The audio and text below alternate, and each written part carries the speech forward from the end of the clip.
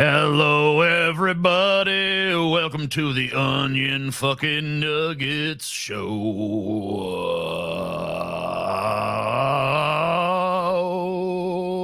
Vafangu. Vafangu, you motherfuckers, you Vafangu. Starring Scotty, starring Paul, starring TJ, starring the chat. Actually, for your name, it says Telon Jusk. Yes. Who is that? Telon. I don't know. It's like people always ask what TJ stands for. So, I always give them a different answer every week. Well, correct me if I'm wrong, you've been pretty down on Tesla in the past, right? And Musk and all that stuff. I mean, I'm not super down on Tesla itself as an entity. Oh, you mean like negative?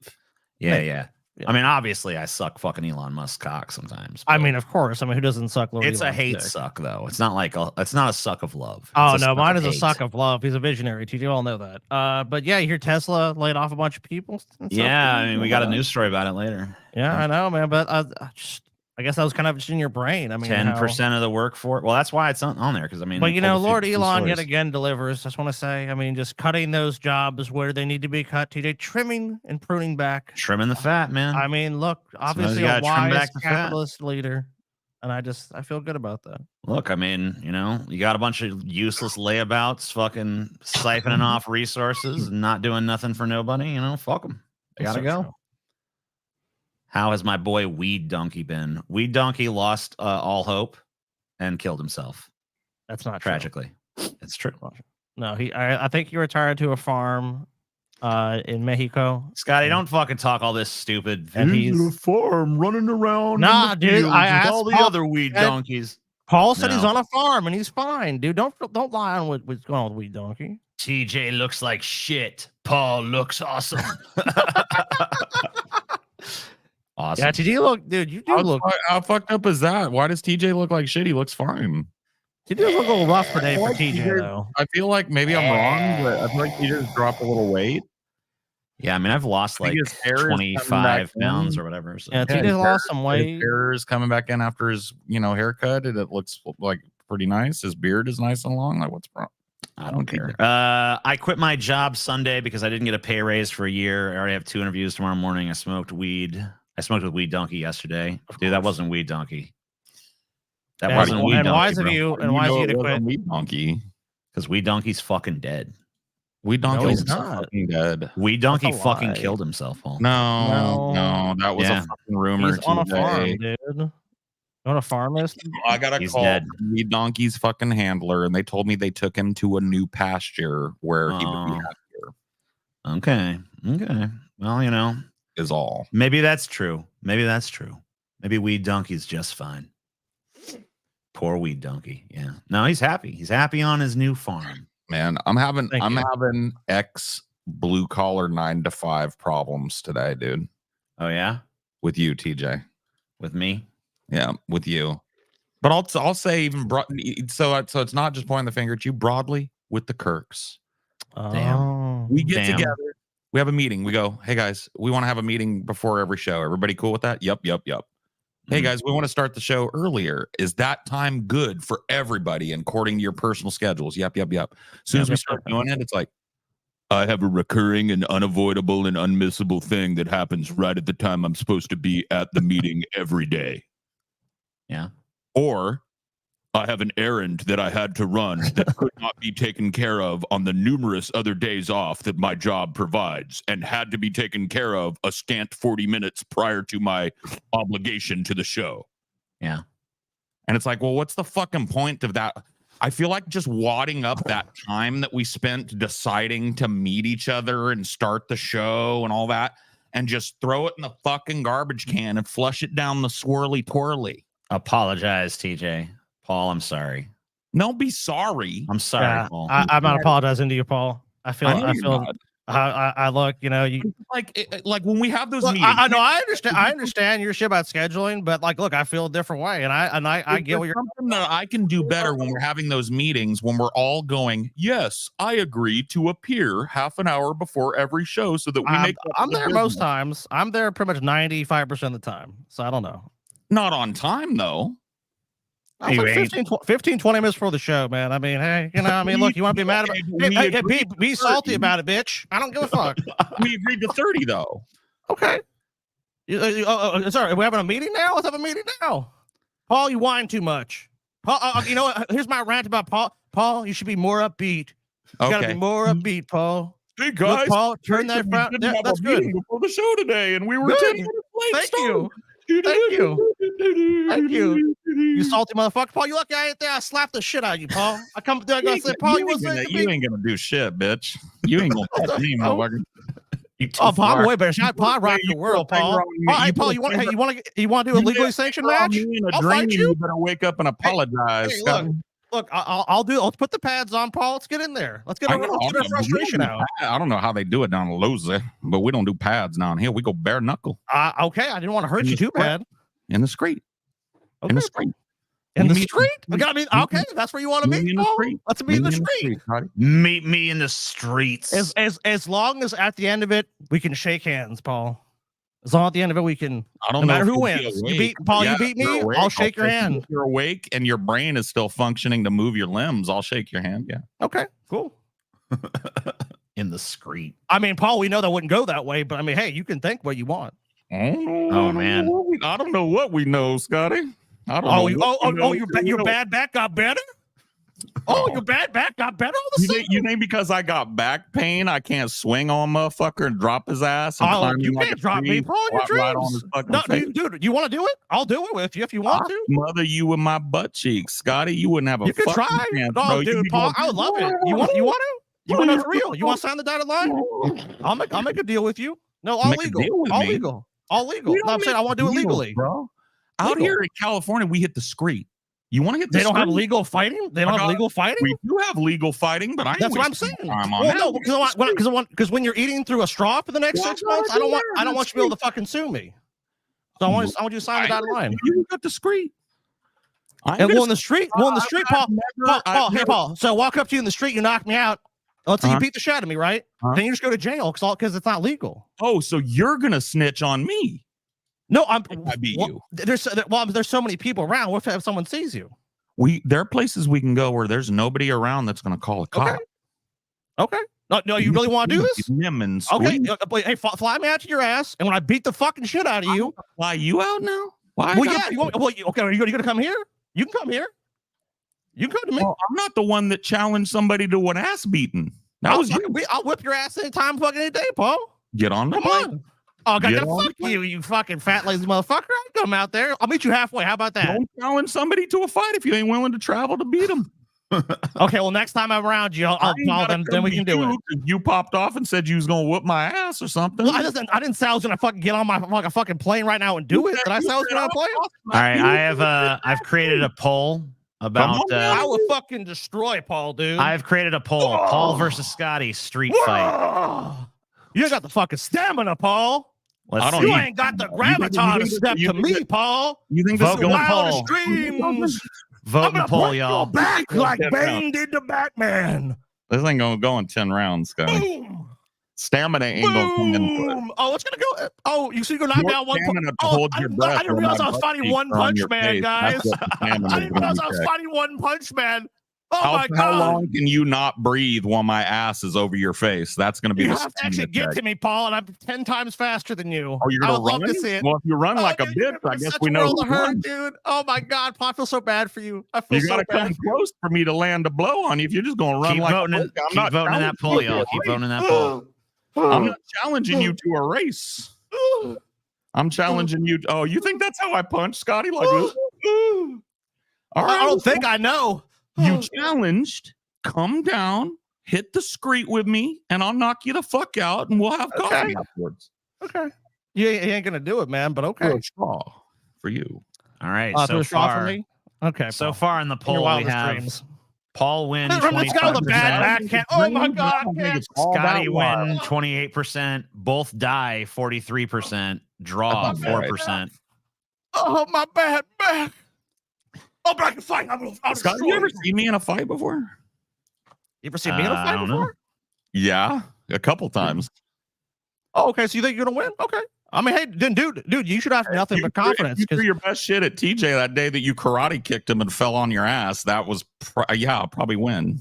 If that was your best heat. Okay, dude, when you were fucking in the ground, I don't know, man. I feel bad for you. In the ground? I don't know. Take it how you want. Now it's gone from a fight. Now I'm murdered. Now you definitely got to fly to me. I ain't coming there to get killed. Come on, no. I didn't say that.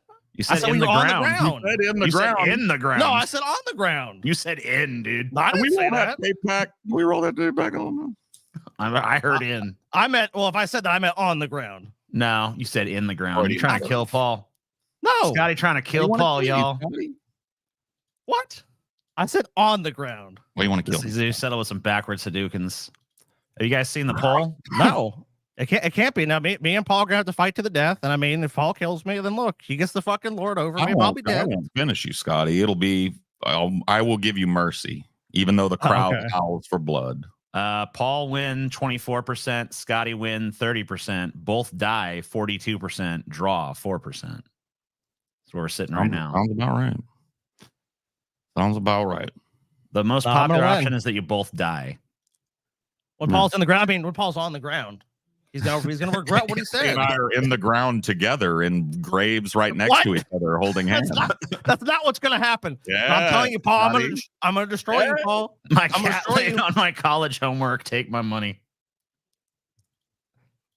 Okay, we will. We'll settle this later, Paul. We'll settle this later, man. If you both die, that means I get a fucking. I mean, look, I know we got to do the rest of the show and shit, but I don't know, man. TJ, I don't know. There's going to be tension the whole show now because you guys have this fight coming over your heads. I know. We have this fight coming up now. There ain't no tension. I'm good with it.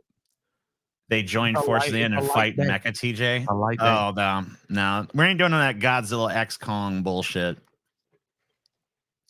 Love you guys. Take some money. Thank you.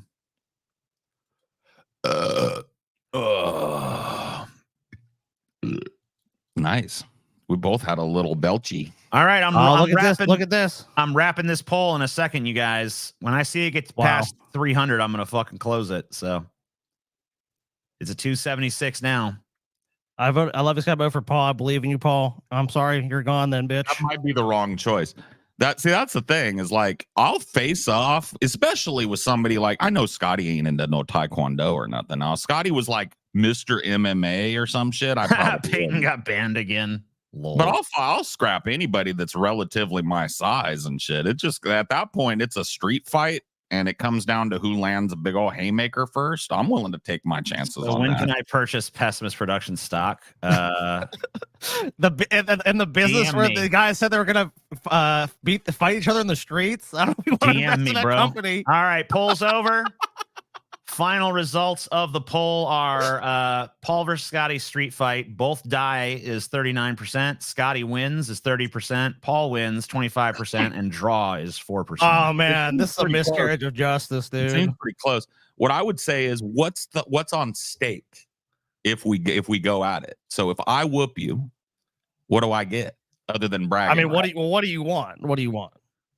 I want you to not be late no more. I want you to, when we have a meeting and you have a recurring thing in your life, just say, "Hey, dude, at 2 o'clock, I got a thing I got to do every." I'll tell you what I want. If I win, I never have to complain about me ever being late again. If I'm an hour late, all you have to do is sit back and like this. Never hear it from me ever again. All right. There we go. Good. Now we got terms. Now we just need come to terms. Now we just need a screet. Screet. What screet you gonna fight on? I think I should fight on Crenshaw Boulevard, dude. White boy fight on Crenshaw Boulevard. That might be interesting. Yeah. Crenshaw is like all little shops and stuff now. You ain't been to LA in a minute. Yeah. Okay, oh, man. That sucks. Well, what's the hard street now? Look, I mean, I don't know if look, this Cali people, man, I fear for my safety. I think Paul might bring some people, might do some shady shit. It's gotta be neutral territory. I figured you'd come heavy or not at all, Scotty. So of course I'm gonna have some. I'm not looking to get whacked by you, Paul. So what I'm saying, we gotta be on neutral territory. I say we meet in Utah and we fight there. Now it's starting to get complex, man. Now I'm fucking. We meet in the Salt Flats. Well, I mean, Paul, that should give that's you. That's not really a screet. That's a flat. That's the flats. I mean, in the. There's gonna be a road by the Salt Flats. There's probably a road to an area that's near the salt flats. I want to fight in the salt flats, man. I'm just saying. That's an epic choice, but I don't know how we would make that happen though. Like, how do we both get there? How do we get the permit to bloody each other on the salt flats? I mean, I thought we said. You said the other day you never heard of so we can Mortis. film it, but then the evidence. I don't know. Yeah, then there's evidence. Like it. Fuck, I don't know, man. It's like Ghost and Heroin Era. 9 Inch Nails had a baby. You gotta do it quietly. Hush, hush. Check out the song Parasite God. Okay. Well, let's say that Write happens. this down so I didn't waste $20. Paul, you beat me. Let's even just say I'll even give it to you. You beat me. Okay. I was but I'll no be one else honest. sees it, right? I can just go around lying. I'll kick Paul's ass. I was feigning. I mean, maybe ignorance between me of and you, Mortis. you would know I was Mortis. lying. One of He's us the dude with the big fake nose. Yeah, true. That is true. I don't know how we're gonna work this out, Scotty. But I don't know, man, because like we don't want evidence of you. You already said that. We said no snitching, nothing like that. But then I beat you. All the members fight for the fried crown to fill out the brackets. Include Peyton, Stevie, and we need to have several. We're going to have several non-snitching witnesses. Several non-snitching witnesses. Yeah. Peyton's banned. Scotty banned Peyton again. It wasn't I nominate my 3 cousins and my uncle. No. For the non-snitching witnesses. Go ahead. I'm letting Peyton back because he's a poor little boy. Peyton? Oh, you banned him? Scotty banned him for saying that you'd banned win. him for saying what? That's for saying that you'd win the fight. I'm gonna nominate my friends. Don't fucking say me. I ain't going. Smith and Wesson. You wouldn't go back your brother and it'd be his corner man? Nah. I'm not gonna back my corner, TJ. What the fuck, dude? And the salt flats. Fuck that. I ain't going to no salt flats, Utah. Scotty, look at me in the eye. You got the eye of the tiger, Scotty. Get back in there, Scotty. What the fuck, TJ? You're not gonna back your own brother in a fucking fight, dude? Man, what kind of you ain't gonna fight. Are you, TJ? Now I want to fight you. I tell you what, I'll bitch slap you around the town, TJ, for not backing your brother up. Yeah, dude, TJ, look, after I'm done kicking Paul's ass, I'm coming to kick your ass, TJ. So either way. Yeah. You guys are both going to die in this fight anyway, so I don't have to worry about shit. The chat has already spoken. Seem to imply that both of us are going to have some sort of myocardial event or head injury that is going to be pretty nasty for us. Scotty is going to try to do some fucking like kung fu kata shit and just fucking crack his skull open, and then Paul's going to like be like, "Oh shit, Scotty, you okay?" And then he's going to have a heart attack and die. I killed Scotty. They're both just going to die. It's gonna be a shit show. Dude, that would be like a fucking Shakespearean tragedy, though, if that happened. That would be. Two friends brought to the brink of violence by hot words. Paul, have you ever listened to NF? He's arguably our generation's Eminem, and he is actually a millennial. Don't agree with his Christian shit, but his lyrical skill is insane. Bro, you guys, please, can I tell you guys a little cheat code? Don't be too triggered by the stupid shit that comes out of my mouth. I'm an old stoner that says shit for reactions sometimes, okay? Your music is fine, guys. I know a lot of you have been coping, seething, molding, etc. since the day that I said that millennial and Zoomer music sucked titty and dick and ass, and not in a good way. But I was just being fucking edgy. Yeah, I mean, Paul listens to more fucking modern shit than me or Scotty do. Yeah, for sure, I'm always listening to modern hip hop, R&B, rap, modern electronica. I like a lot of fucking stuff. Okay, it's good.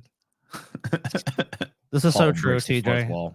You know, TJ, I'm not even mad at Paul anymore because of this. Look, Amazing Adriel sitting there letting Paul attack his family and for Scotty has now drained off onto you. Now I want to whoop your. Now I want to meet you in the street. Yeah, you know, TJ, like, because you know, TJ, look, brother back and piece of shit.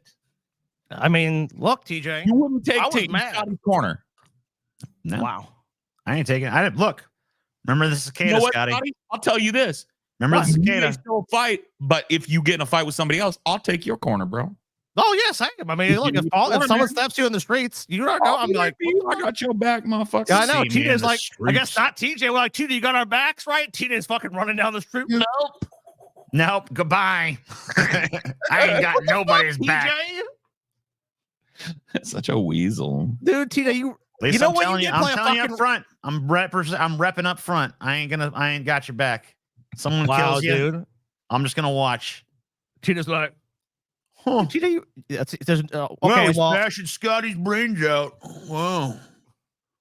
I guess my share just got a little We're not bigger. even if me and Paul ever do this incredulous fight, we're not bashing each other's fucking brains out. Dude. Oh, you're gonna fucking destroy each other. No. Death. No.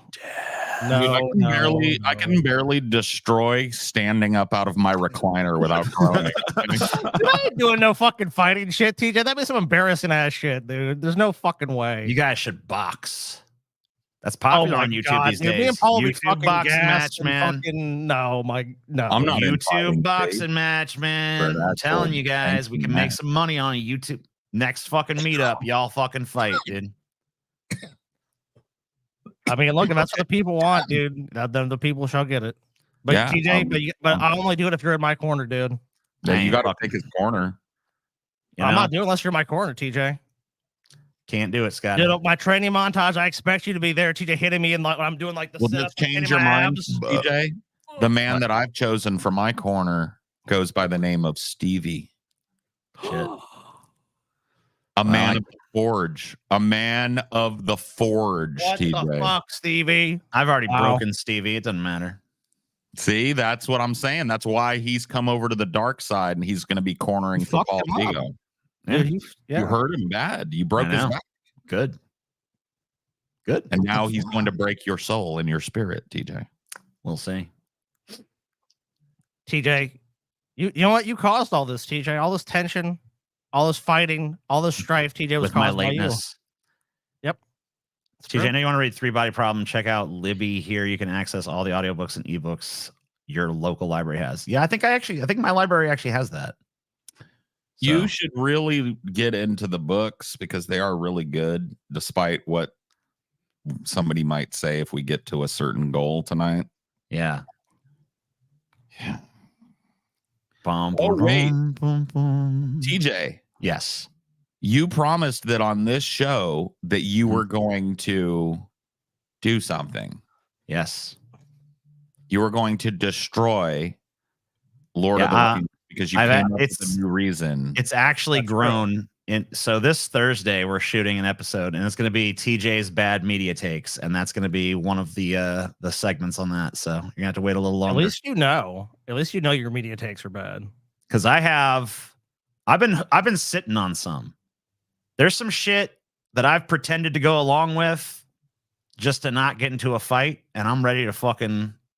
Wow, ready to what a fucking fucking come clean. coward you are. Me and Paul said we're gonna meet in the fucking streets, and you're like, Dude, I this don't know is if the that thing. media take is that's not a good media take. So let me quit it. Thing, like I've I've gotten just been- from TJ, and you know what? Not just from TJ, but from his Tajika fans, right? Mhm. A lot of people, if TJ and I have an argument, and the Tajika fans think in their heart of hearts that Paul's ego won that particular argument, Mhm. they will say, You can tell that TJ just doesn't want to muddy the waters of the business by saying what he really feels to Paul's ego. I'm just like, what a severe fucking dose of cope you've got to take to think that's what's going on. TJ says whatever the fuck he wants. Oh no, there's some things. There's If some you're media held takes. back on him, not on me. There's some media takes that I've held back for a while now. All right. I've even pretended on this show a few times to agree with some media takes I really didn't agree with, just to fucking go along to get along, just to be diplomatic. Wow. But it's time for the truth to be told. You're a little snake. Dude, TJ, this what is you're just saying. gonna be one of these TJ tongue-in-cheek. I'm gonna No. say everything cool sucks. No, every Yeah. fucking opinion you hear on the TJ bad take gauntlet will be well, it won't be a gauntlet. What are you but, willing to do to verify that? I you don't know. willing You gotta have some to- proof that your takes are not just like some bullshit you made up. I mean, I don't know how to fucking Exactly, prove a because take. What do you want me to fucking? if it's just gonna be put it- 2.5 hours of TJ giving fake takes trying to trigger me, I'm gonna know the difference. They're gonna be real takes. You'll know. All right. You'll know. You'll feel the. Like I know sincerity. you don't like Lord of the Rings. I mean, like that. I Yeah. Well, I genuinely mean, that's know. gonna be on there. That's not new though. That's Yeah, true. but That's not new. I've got some new takes on You it. hating The Godfather is not new. You hating David Lynch is not new. Like, what do you got left, bud? I got plenty. Don't you worry. All right. You'll see. Well, I'm ready to be pissed off. That'll be fun. Dude, I don't know, TJ. Like it's weird, dude. I start off mad at Paul, but I'm just getting madder at you by the fucking minute. Not going to be in my corner.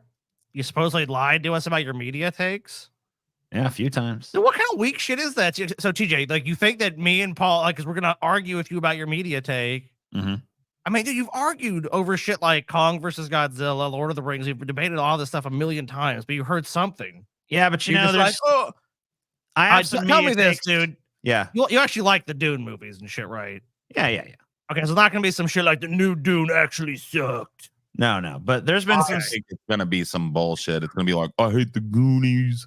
I think Aliens is mid.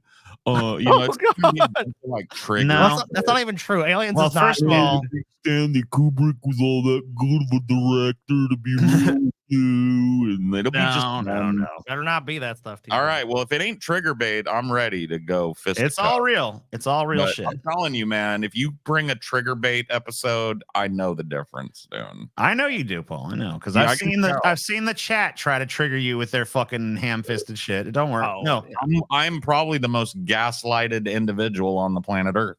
I know. So don't worry. It's all going to be real media takes, but it's all going to be super unpopular stuff that people don't like. Dude, I got in a fucking argument to shill our upcoming fucking thing. Bro, Scotty, we just had a fake argument on the show. Right. Maybe had a tinge of real annoyance behind it, but we made a bit out of it, right? Yeah. This was of course, that's what you do. That's what you do. I told a guy in my Discord, give me your fucking address and I'm going to come over there and beat your fucking ass. And it was over this fucking lolcow gauntlet that's coming up, bro. Well, how did that come to pass? Like, was it just like defending some egregious shit or like? Yes. Well, I was talking about how the lolcow gauntlet, and this is no secret, I've already talked about, is not really going to be about, well, I mean, we're going to watch a lot of lolcow stuff. Sure, yeah. But I'm going to try and frame it in such a way as to like, why is it legal or why is it like a gray area that people are allowed to like stalk and harass these people, a lot of whom are like mentally retarded and physically deformed in a lot of cases. I feel you. So it feels just like a bunch of people that have a license to bully because this person who has mental problems did or said something objectionable once or some shit, and it's like and to keep responding to people because not really realizing like how the content is being created around them. Right, and like it goes so far as to, in the incident that kind of sparked the argument was this dude, and I don't know how serious he's being or if he's just being a troll. But he claims that he is related to a major troll that we're going to cover in one of the upcoming lolcow gauntlet that has trolled a guy named Cyrax for years, right? Right. And this, in my mind, that came to a head a couple of years ago when the dude got an Airbnb in Cyrax's neighborhood, started live streaming and tagging Cyrax, like, what are you going to do, buddy boy? I'm in your neighborhood. I'm right around, and Cyrax lives there with his family. And he's a little like, he's below 5 feet tall. Okay. And a lot of people think he has fetal alcohol syndrome, but he's definitely not right. He can speak. Sure. And, certainly I wouldn't say that he's not completely responsible for all his actions or whatever. He's not like an invalid, but he's not all there, and he's physically hampered in a major way. Sure. And he shows up to confront this guy that's trolling him all these years, and the dude beats him up in the street, holds him down, makes him scream, "You're the king, Marty, you're the king," before he'll let him up, and then sends him home with a broken nose and a busted up eye. Yeah, that's nothing happens to the Marty guy because he just skips town. Of course. And nobody knows what his real name is, and so he's just doesn't exist, and nobody cares enough about Cyrax to follow up on it. No cop is going to try and like crack this case for smacked around the greasy little midget. And so, but there's just this whole horde of people that watch this happen and cheer it on. And what I see is a dude that, according to this guy who says he knows him, is 6'5", so about TJ sized. Oh shit, dude! Beating on a dude that might not even crest 5 feet, who's retarded. That's like beating a child almost. Yeah, really. I mean, that's just like not even a fair fight. Like, well, he deserved it. Blah blah blah blah blah. And it's like he deserved you stalking him to his neighborhood, and then doing live streams and telling everybody that walks by what a cuck he is and everything. Like, he deserved that. Well, Nobody that's like, deserves that. That's called illegal. That's called harassment and stalking. yeah, it is. Well, it's like, imagine if this troll showed up to this dude's house and he pulled a boogie, but he actually he shoots the guy. It's like, then it's like, oh my god, you know, this guy got hurt. To jail. He came out with a baseball bat one time because these dudes were right out in front of his house chanting about how he's a pedophile or something. By the way, there's no actual fucking evidence that he is, but they will call him that and stay out in front of his house in his neighborhood all day. And this is funny to people. You know what they have on this guy? What? To call him a pedo? They have hired female actors to pretend to be his girlfriend. And then after he falls for them, they'll tell him, I'm only 14. And he'll be like, oh, okay, well, that's okay, I guess. And then they go like, pedo. And it's just like, you guys are fucking setting up a retarded guy like you're like, but instead of like an actual operation that has the cops involved, like fucking To Catch a Predator. Yeah. By the way, all the dudes on To Catch a Predator walked because you can't go to jail for not doing anything. You can't go to jail for being tricked. It's called what is it? What do they call that? Entrapment. Entrapment. Right. And so all these guys suffered was the public humiliation of being tied to that type of shit. And that's what they do to this retarded kid who lives with his grandmother. And and they're out in front of his house, and he came out with a baseball bat one day and said, get off my lawn. The guy didn't, and he tanked him with it. Went to jail. The cops came and see these pussy ass trolls. As soon as he fights back a little bit, they call the cops on him. And then they do an FOIA request from the local county and get the body cam footage, and they put that up on YouTube, and they watch him cry as he's being handcuffed and dragged out of his house. And that's just a little sliver of the type of shit that we're going to take a look at that people are doing right now. But didn't you say that you had a fight with someone in your Discord about this? Well, that's what it was about. So I'm trying to fucking show you why. You're trying to give the context of it. Yeah. So like, he claims that he is friends with this other guy, and he told me he was there the day that this guy beat the fuck out of this little Cyrax guy. Mm-hmm. And I said, well, if that's, I started getting heated. I said, if that's the case, and you let your 6'5" friend beat the fuck out of a midget and crush him in the street, and you didn't say anything because nobody on the video stops anything or goes, hey. So that means you were watching by and what? Cheering on as your behemoth of a friend fucking monkey dunks a 5-foot retard? Yeah, like, right. I don't see it that way, sir. Cyrax has done multiple things to deserve what he gets, sir. And I'm looking at this. He's calling you sir the whole time. He called me sir a bunch of times. I'm looking at this dude's picture, and he's like got that MySpace picture that guys take from like above. It's like they're laying on their back in bed, and he's got his pecs flexed. That's his picture. Oh, right? agree, I'm sir. thinking about this dude, and I'm looking at him, and I go, I bet this motherfucker was captain of the football team, fucked every cheerleader, never had anybody pick on him in his life. And here he is, a 30-something-year-old man, still picking on retards all day. And I asked him, I said, can I ask you a question? Yes, sir. You popular in high school? Yes, sir, I was. Were you on the football team? Yes, sir, I was. Did you have a hot girlfriend that you fucked all the time? Yes, sir, I did. Thank you for at least confirming that. It's just like I was ready to go. And I said, so you'd be okay. He was like, Cyrax didn't have to come out of the house. That was on him. And I was like, so you're telling me if I came to your hood and I was like, Brad is a pedophile, Brad's a jerk off, and I had this gay picture of you flexing your pecs and going, and I was like, beware your neighbor Brad, the pedo fucking granny. You're just gonna sit back and go, okay. Right. But watch your grannies around your neighbor Brad. He likes to rape them. And I'm just out in front of your house like, Brad, you rapist, Brad. You're not gonna come talk to me? Well, in that case, I'd come beat your ass. Then why are you saying it's fucking Cyrax's fault then? Well, right. Well, but he's fucking there's multiple times he's been caught in 4K sending his penis to what he thought was a 14-year-old girl. And I was like, was it a 14-year-old girl? Well, no, it was a troll from the community pretending to be a 14-year-old girl that had carried on a 2-week relationship with him. So you catfished him. Yeah, you catfished him and entrapped him then. Oh, no, sir. No, sir. No, sir. No, sir. That's exactly what you did. I wanted exactly to what beat happened. his ass. I said, drop. I said, I tell you what, drop your Addy live right here in the chat. And if anybody, because there was like 23 people, it was blowing up that night. 23 people in the VC, all of them listening to me and this dude go at it. I said, drop your Addy right now in the chat. Don't DM it to me. What does his popularity in high school have to do with anything? If you need to ask that question, I don't even know.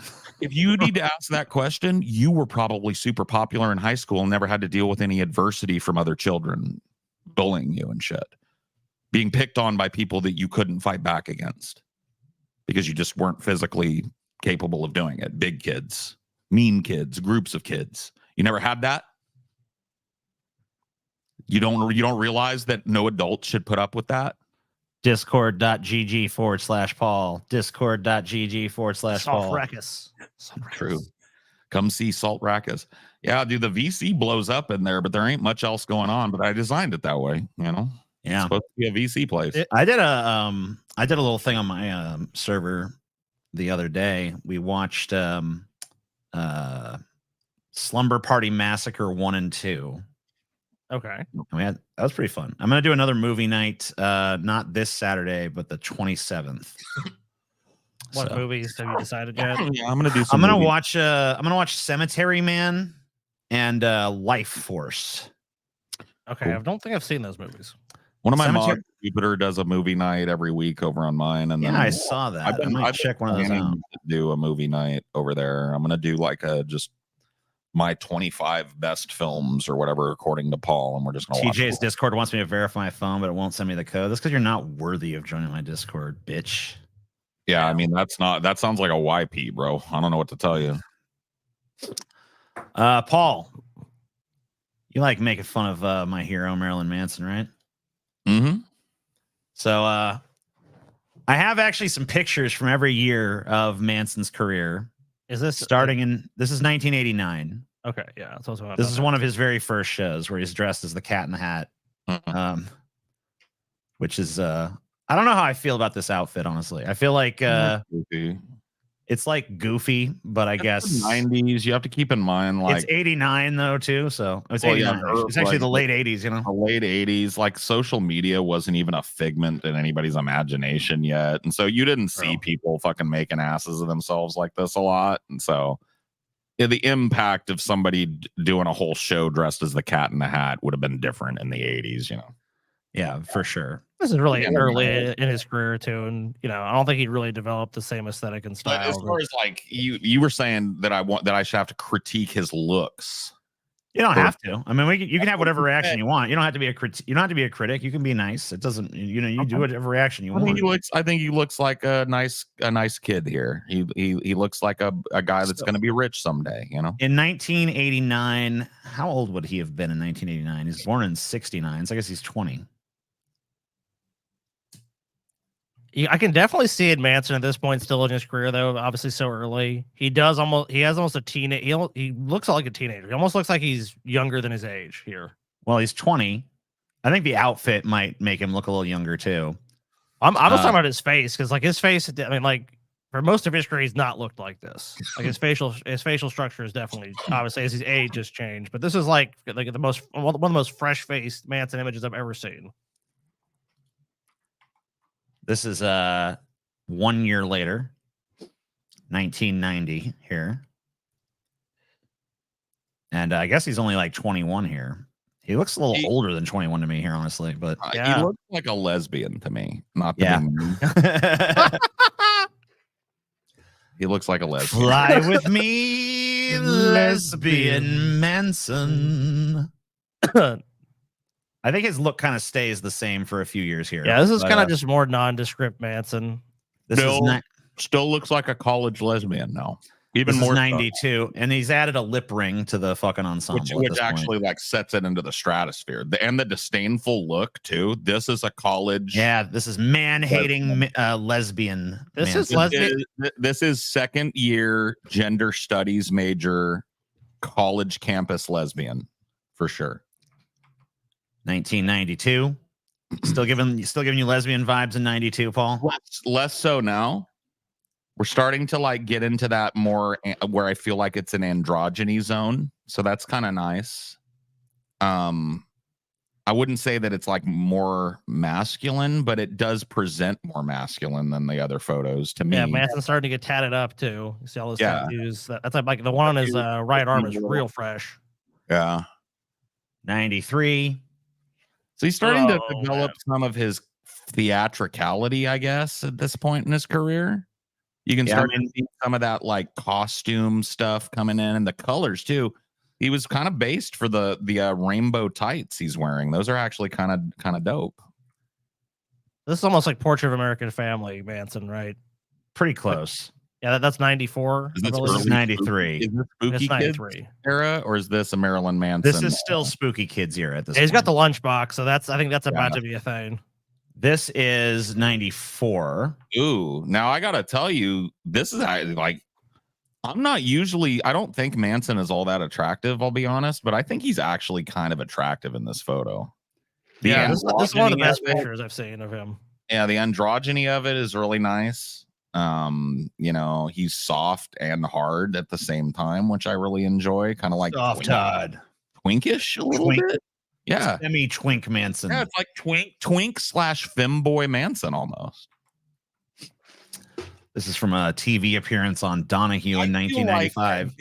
Okay, so this era of Manson, I feel like that Manson was on this shit that he never got off of for at least for a very long time. And you can correct me if I'm wrong. Mm-hmm. Manson was like, I'm going to make myself ugly and unattractive to people on purpose. Like, I'm going to shave my eyebrows.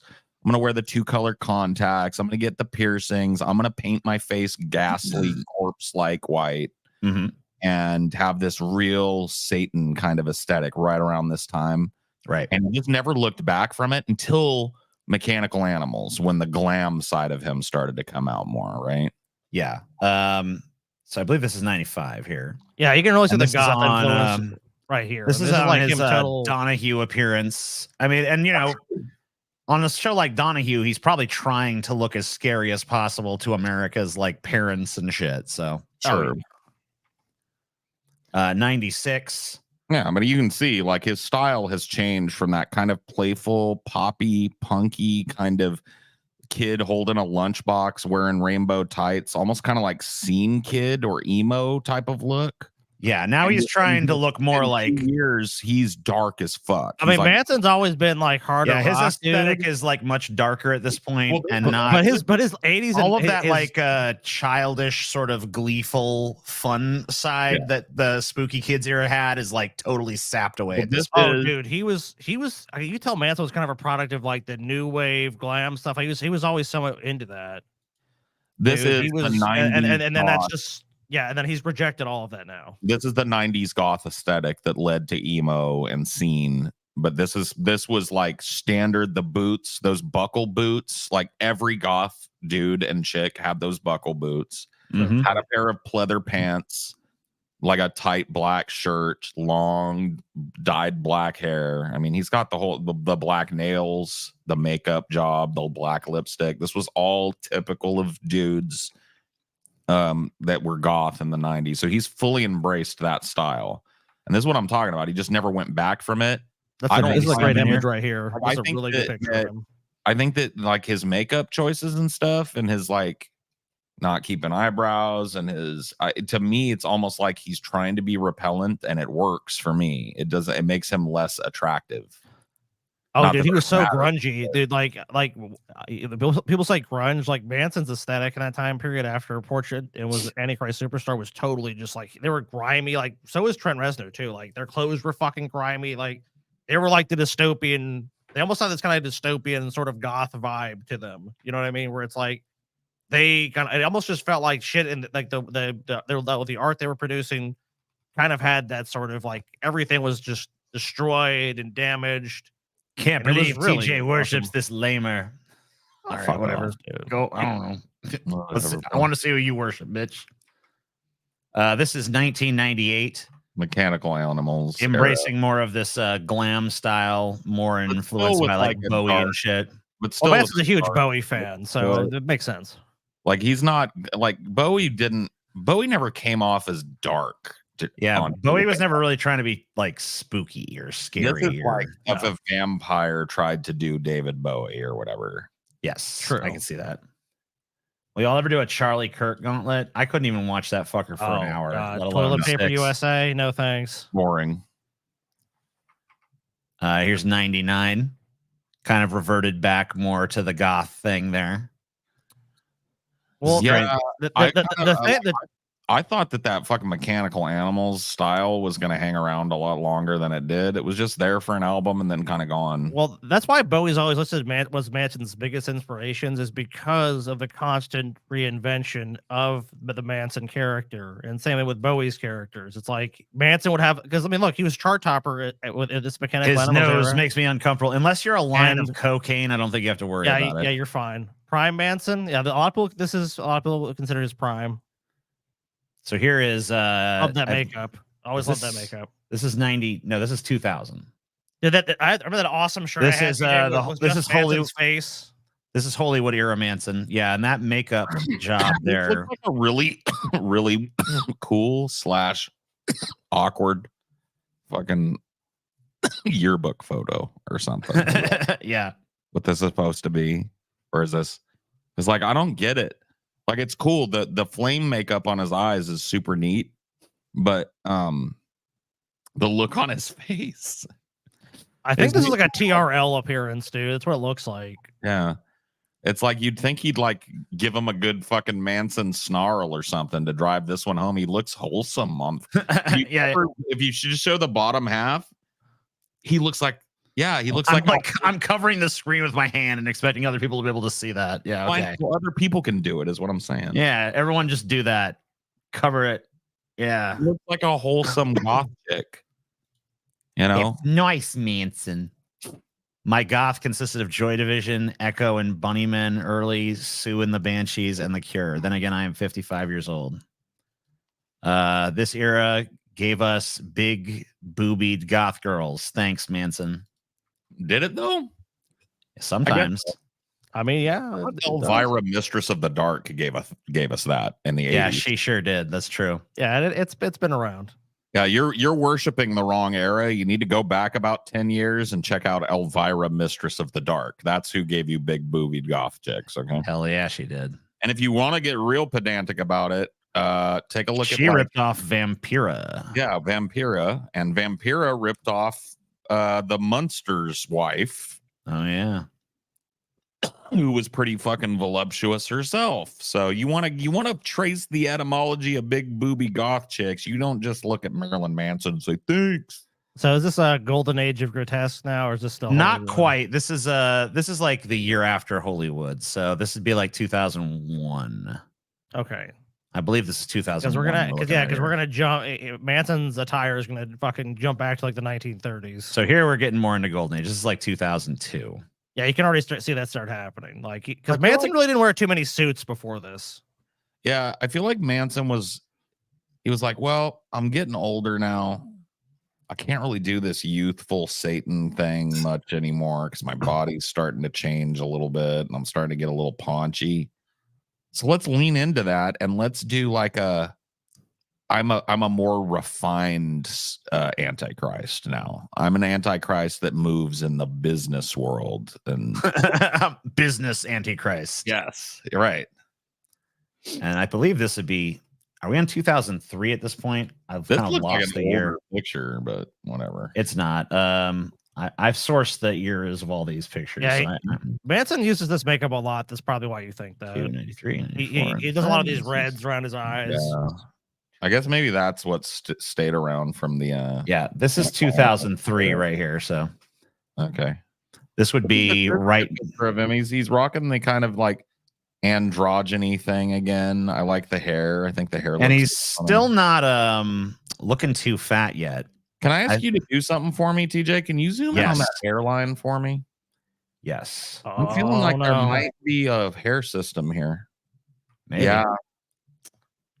Yeah. Oh, yeah. What the fuck? Is that looking like a hair? It could, but it's kind of pixely, so I'm not It's hard exactly to know, sure. but yeah, it looks almost like Maybe if we That's can fair, find that's it on a more high res yeah, image. maybe Maybe so. he just That's got a his head suspicious shaved hairline. and he was wearing like a maybe he does that a lot. Do you know him to do that, TJ? To like wear wigs So instead of 2003, this will put Manson what? So he was born in 68. So 2, 30. So 69. 35. Oh, 69. Okay, so 31. So 34. Yeah, he'd be 34 here. 34. Something like that. Yeah. So here's another. We can. I mean, it's kind of hard to tell because that's it's what I'm flipped saying. over. Maybe So this is a hair system as well. Like maybe I his don't know. head is just shaved and they've put a toupee up there. could You be. can do whatever you want with a fucking toupee. It's true. Yeah, maybe he's just a bald dude, and they just give him different wigs for Do you every think era. that might be true. Have you I have ever no thought of idea. that? I've You ever not- looked at Manson and been like, that might not be his hair right there, though. Not in the early maybe. days of it, but like here, it's like, yeah, that is questionable. I mean, unless you pulled on it, I mean, who the hell knows? What would this be? 2005 or so? Well, some of these hair systems, even if you pull on it, it'll stay pretty. You'd have to yank it. Yeah, because they're like glued in, right? It's like, Yeah, basically, they put a glue and a strip of like tape down and all this shit. yeah, The so Bald maybe. Manson conspiracy. This would be 2005, I believe. So now he's like kind of leaning into, I don't know what this is, like Satan's little drummer boy, I guess. I don't know. He looks this like is a a confusing era. definitely like a marching band jacket that he's wearing. Well, Wasn't, Manson was about bringing about some big art revolution in America, and of course that didn't happen. So Is that Kat Von D next to him? that's Dita No, that's Dita Von Teese. I think what Manson A lot was of doing Vons, during- you know. Yeah, I think Manson during this era was motorboating Dita Von Teese's titties and that was the art revolution that was going on for him. I think you're right, dude. Now, And I think like snorting lines off of Dita Von Teese's shapely ass as well was probably part I of think it. I think- can't blame him. I think this is where he starts to get fat. Not here, but like after Yeah. this. Yeah, So he this starts is to get like fat because 2007. I He think gets that very public divorce after that very public marriage, and then you start to notice him ballooning up. Yeah. So, it's not. I don't think it's quite happening Not yet quite- here. Yeah, well, I mean, he's hiding it though. He's starting to wear. There these is a little bit clothes. more of There's upper body going on. You see it? yeah, And there's yeah. a little bit of a fold there under the chin that he's very like strategically like. ridiculously It's like- cocking. right now it's a head little bit though. It's like he's got a little. But it's not. I mean, you know, it's not like He's something where you'd be like, pushing, "Oh though. man." You gotta be honest, dude. When you start chunking up, you can hide it for about 20, 30, Yeah. 40 pounds. You can hide the chunk for a little bit, Yeah. That is true. but you know, eventually it gets out of control, and we'll see. Yeah. See, look, Starting dude, to that happen. jawline is starting to That look chin, smoother. the Yeah, chin that and chin the line. face are starting, like the neck and the face, the chin, they're starting to merge. They're starting to become one. It But looks overall, like, he still honestly, looks thin. if I didn't know better, I would say Manchin was taking some HRT at this point because it looks like he's like it gives the kind of like optical effect of him like feminizing almost a little bit. It's that jaw The chunk can only be quelled so much. moving in. The lard is starting to accumulate, and that's all it is. It's getting there. Oof. now it's when this is that when it's jaw really starting to shift. jawline is almost gone. Yeah. Yeah, his jawline is gone. There used to be a chin, like there used to be a His shirts jawline used to here. be like A tight, sharp tighter on him. jawline that went You- straight down a You notice point. now it's like it's getting all like this. It's getting all pooped Yeah, you out. notice that the shirts that Roughly. were once very fucking form fitting are now getting, you know, poofier You know and what's poofier. hilarious too? What? His lips are getting fatter. Like his lips have a little extra lard in them now. They look like fat guy lips that you would use to slurp up gravy. I love me a goddamn milkshake. The beautiful pizza, the beautiful pizza. No, yeah, we gotta pay attention. Tina, can you go back to like one of the earlier Triple ones of his lips? pepperoni, and then I'm gonna eat you. Yeah, let's compare like a couple years ago his lips compared to All this right. one. This fucking guy. Lips, Yeah, then. see? Oh, dude, yeah, look at it. I mean, he's got bigger lips for sure. He does have bigger lips, but I'm telling you, go But back. yeah, look at there. It's like he's starting to get Early like Manson? goofy. Manson, what's going on? Oh my god, TJ, do me a favor. Yeah. Search for Charlie Marno. All right. Tales from the Crypt. Charlie Marno, Marno. Yeah. Tales from the. If you look at this image, what year is this? You did 2007. Yeah. So I'm like, see, not only do you see the bigger shirts, like he's wearing like these big jackets, and you notice like before, like he was wearing these tighter suits. Oh no. Oh no. Dude, this looks a lot like this looks a lot like the penguin, actually. It does. Like the new penguin. Yeah. I love this episode. Dude, is there another one of him with his lips? Because like his lips are giant. They put like prosthetic lips on him. So when he like made kissy faces, it was like I'll try to find a giant lip picture. Big old soup coolers that he's got. Because that does happen. When you get fat, you get some big old soup coolers on your face. Yeah, I don't see any that really emphasize his lips. Sorry. Charlie Marno, baby. Dude, I mean, the more I look at this dude's makeup job, the more it looks a lot like Colin Farrell's penguin. I thought that's what you pulled up initially. It's Jeffrey Tambor, yeah. It's Jeffrey Tambor. I'm telling you, then Jeffrey Tambor was the model for the penguin. Yeah. He can do it. He's a talented actor. God damn it, what year am I on? I lost my year again. We're 2007 now. Are we? Okay, you keep track of the years, guy. You're better at that. Close enough. Let me see. I remember this. This, the image. No, this was 2003, 2004, 2005, 2006, 2007, 2008, 2009. 2009. Okay, here we go. Now we're getting into Fatson for sure. Oh, look at that arm, right? Enhance. He's got lunch lady waddle under his arm. Yep. Oh my god, dude, Manson. He's got lunch lady. The fucking and his chin is bro. gone. His chin has been eaten by the lard around him. I got no chin no more. I also don't like the way he's dressed in here.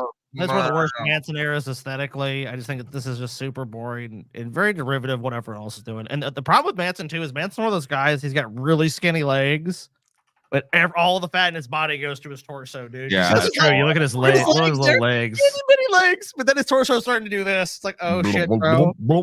He's trying to cover the bulge with that fucking absurd scarf tie ascot thing he's wearing around his neck and that spiked collar, but it ain't working, bro. Also, that his cut, that jacket he's got, that's also helping to hide the love handles, dude. That's his love handle shield. And I will eat you, and I will eat you. Put some sauce on you, and I'll eat you. Put some whipped cream on you, and I'll eat you. But ostensibly, he can still pull off. He's not fat. A beautiful sandwich. A beautiful sandwich. Oh man, it's so good when you make it with manwich. What do you guys think the food is that actually makes Manson fat? Dude, he is trying so hard to lean into that fucking young Severus Snape thing right now. He's pursing those big Charlie Marno lips. He's doing this. Did you know anything about Manson's eating habits? Like, what does Manson eat? As far as like fast food. Oh, okay. That explains. So Manson is like a typical American. He wants he's like every time I've seen him eating shit, it's been McDonald's and Denny's and places like that. So okay. That explains a lot then. I don't know. Maybe he probably eats fucking nice. Oh, well, when we get to the end of it, but I think Manson has cleaned up his diet. I mean, you know what he's eating, Scotty. Didn't you catch his album Cheesecake Factory in Hell? Haven't you? Yeah, I did. you can what was that thing? What was that used to get the Cheesecake Factory? We menu so big, but I will eat it all. Cheesecake Factory in Hell. Dude, did you see this? Song. It was I think it was chicken and biscuits, and we looked up the calories. She's like, "I'm counting calories." It's like your entire 2,500 calories. It's like your entire daily allowance of calories in one fucking meal. Until the Cheesecake Factory. By the way, the reason I'm using some of these Alamy photos and stuff is because the year is like very verified on them and stuff. Right. Sure. But you can see there's no chin anymore. It's gone. It's all and like he's really holding his neck up. Like in every picture, it looks like he's kind of like angling his chin forward to give him any kind of Adam's apple or neck anymore. He's punching his jaw. He's doing that. Remember that thing when the guy's like, "Here's a technique to improve your jawline." He's doing that literally. And he's wearing these big, thick, heavy clothes that kind of like drape over him in a very baggy way, so it like hides his lard. What do we say? This was 2008. Yep. Yeah. 9, 9, 10, 11. Oh no, Manson. So this would be 12 here. Oh, no! Dude, the Dude, jacket has been zipped up he now. looks like- There's not even the open jacket. I think this anymore, was. Manson. I think this is like a jacket he bought that was probably like loose when he bought it, but now it's tight. Oh my god, this does not fit whatsoever. He can't even raise his hands right. Like, I it's mean, just not bulbous gut, dude. This is the point where not Manson just has a ripping himself gut. out of this. This is horrifying, bro. What is this? 12? We said this is 12, right? Bro, you know what he looks like? He looks like a fucking rejected extra from Beyond Thunderdome, bro. He looks like somebody was like, not this guy, get him out, you know? Oh man, He doesn't fit the aesthetic. please. It's a little too paunchy. Get him out. Yeah, you're too fat for the apocalypse, man. What do you want me to say? 2 men enter, 1 man eat. Oh, no, man. This would be 13. 2013 here. No. Man, this is like, Don't do it. I gotta be honest with you guys. You guys are gonna think I'm crazy. It's a straight line. How tall is Manson, TJ? He is like 6'2". 6'2". He's pushing 300 pounds Maybe. at this weight right here. No, there ain't no maybe about it, bro. He was probably 180. Look like at how the curvature years of his ago. face just keeps going. Yeah, it's just you remember, go back to the first one. I mean, Look Manson has an for angular the first one, face. you know, the first good face shot. Look at how Yeah, he's- angular his face is. How well defined that jawline is, and look at the shadow it casts on his neck. He's Yeah. a skinny ass. That's why it's so notable with Manson. Look how skinny he is. I mean, Manson. See the musculature in his neck. You can see his Yep. Adam's apple. All of that is very clearly visible all through his. I mean, he might have been a little chunky there, honestly, A little bit, but not. but I mean, he not, still has a not chin. appreciably. He's still got it. You know, still got it's starting to soften up a little here, though. Softening, Rounding, softening, rounding up, rounding, Oh, gone, gone, Oh. gone. no. I mean, these are That neck, not a great angle, not a great look for Manson. It has bullfrogged into existence, bro. He looks like a tube of toothpaste that somebody has squeezed all of it out of the bottom, and that it's all left in the top. I'm Manson. Oh no, yeah, give here me all Manson your is just- cheeseburgers, bro. dude. Manson Let me is get super an fat order here. of chicken fries. Let me get an order of chicken fries. Dude, if you Paul is a cool dude, for real. Bro, did, I am a cool dude. now, Manson should not wear white at this point. Dude, if he took that jacket off, oh my god, the man titties, the gut, dude. I'm surprised How, he how bad, how thick and yellow do you think those pit stains are right now? He's been in that nasty, jacket all dude. day. Oh, dude, Might have fallen asleep in it last night. I hope, dude, if Manson was out partying all night, you would not. TJ, look, you're probably one of Manson's biggest fans in the world. Mhm. 2 nights of Manson partying, hitting up the clubs, cocaine, all that. This era, this fat.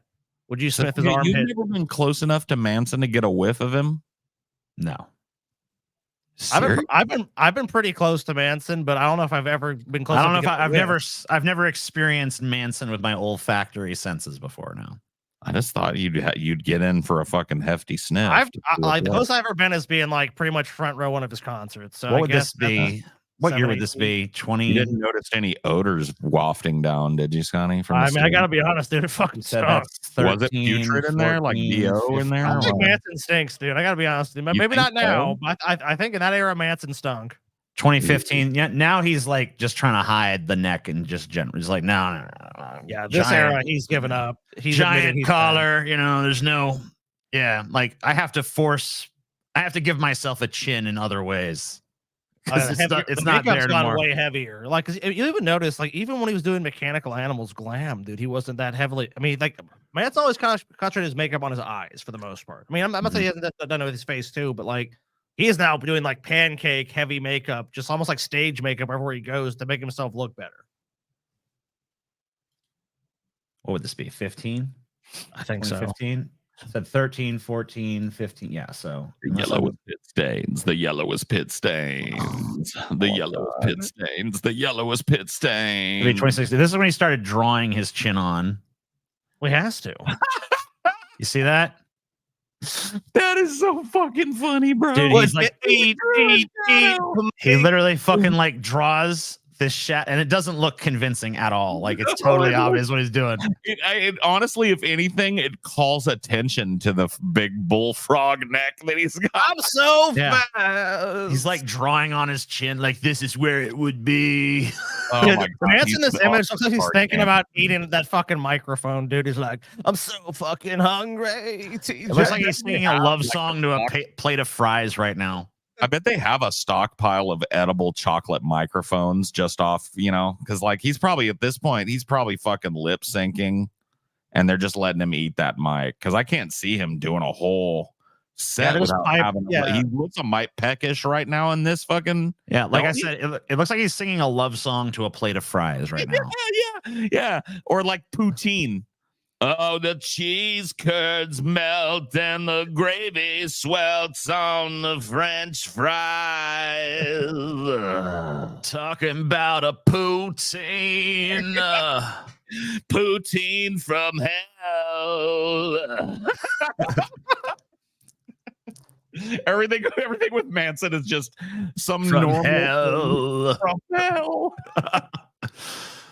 This is the poutine of darkness, baby. Eat it and consume its hellish calories. What year did we say this was here? This is 2017, 2016. 17. Yeah, okay. That sounds about right. Oh no, God. this is Manson's fat grandma era, dude. Oh god.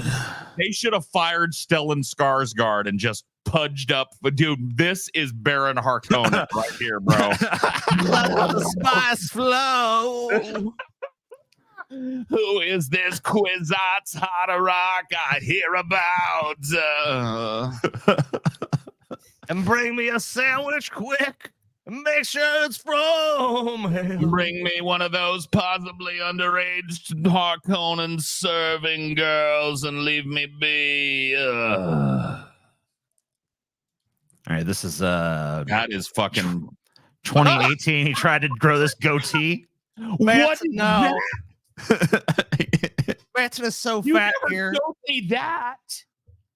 I'm This showing is it to you now. Manson's- This is Manson's like old West card Bro, shark. Bring up Boogie fat 298. dude. Yeah. He has Boogie's fucking fat guy Van Dyke with the fucking hair down on the bulge and the like stretched all around the lips. He has the Boogie hair, bro. Boogie. Yeah, here we go. Boogie 2988 Van Dyke, bro. That's fat. You cannot tell me he's not 320, 330 here. Yup, there it is. Oh shit. Okay, he's not the Boogie's level clearly, but he is. Well, yeah, I mean, not many people I mean, are. he's not. I mean, but dude, he's on the path. Here, it's like, yeah, you're right. Manson's got to be pushing like, Oh I my don't know if god. it's 300, but I bet you he's like, And you know 280. this, and you know this 290. goatee was like an attempt to like have a chin Right. again. He was It's like- seeing if he could grow hair on his face in a way. Maybe I can hide my chin with this beard. Like, dude, I don't trim this shit. Look at my beard gives me like a natural jawline, you know? Yeah. There's nothing there but large, trust me. But I can pull it off. He was trying to test to see, can I hide it with a little Fu Manchu? And then the No, I answer- can't. No, I can't. This was a terrible idea. Yeah, and it went, Dude, Manson looks rough, dude. Manson It looks like went a away. hobo that asking for $1 at a bus stop. Can you spare some change? Oh shit.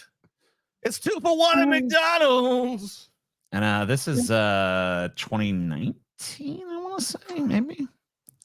At least this is his aesthetic, dude. I went to Mac just to cheese.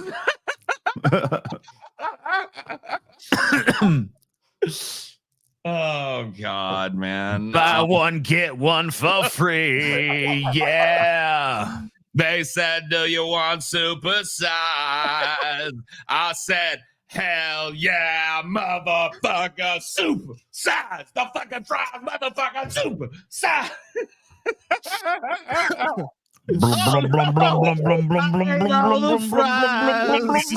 TJ, you accidentally got a picture of James Gandolfini the day before he died here. That's not Manson. The day after he died, you mean? I'll make you an offer you can't refuse. Nobody's got a. This was on a TV show too. So like, this is like the best they could do on like a TV show, because this is on the new Pope. So they're shooting him as flatteringly as they possibly can, and this is still like the best they could do for him. Who let a beached whale onto the set? No, that's shock rocker Marilyn Manson. He's on the show today. Marilyn during this era should have dropped an album called Jesus Christ Famous Star and had the fucking Carl's Jr. star with like black makeup or something on. You know what I mean? Dude, Manson's a fucking blimp. He's a blimp here, Jesus dude. Christ Famous Star, bro. Oh my God. Oh no. Oh, Manson. But I love him so much. I love him so much. The year 2021, it was after accusation. COVID. He pretty much vanished from the public eye. He just like stayed in his basement. So there's no public photo. I mean, if there is, I wasn't able to confirm any photo from year 2021. Wow. For that reason. Okay. That's crazy. So here he is in 2022 at that Kanye thing. You know who he has the energy of here, in my opinion? That fucking Marcy Darcy from what's that show? With Married with Children, dude. The little fucking you mean the haircut? Feminist.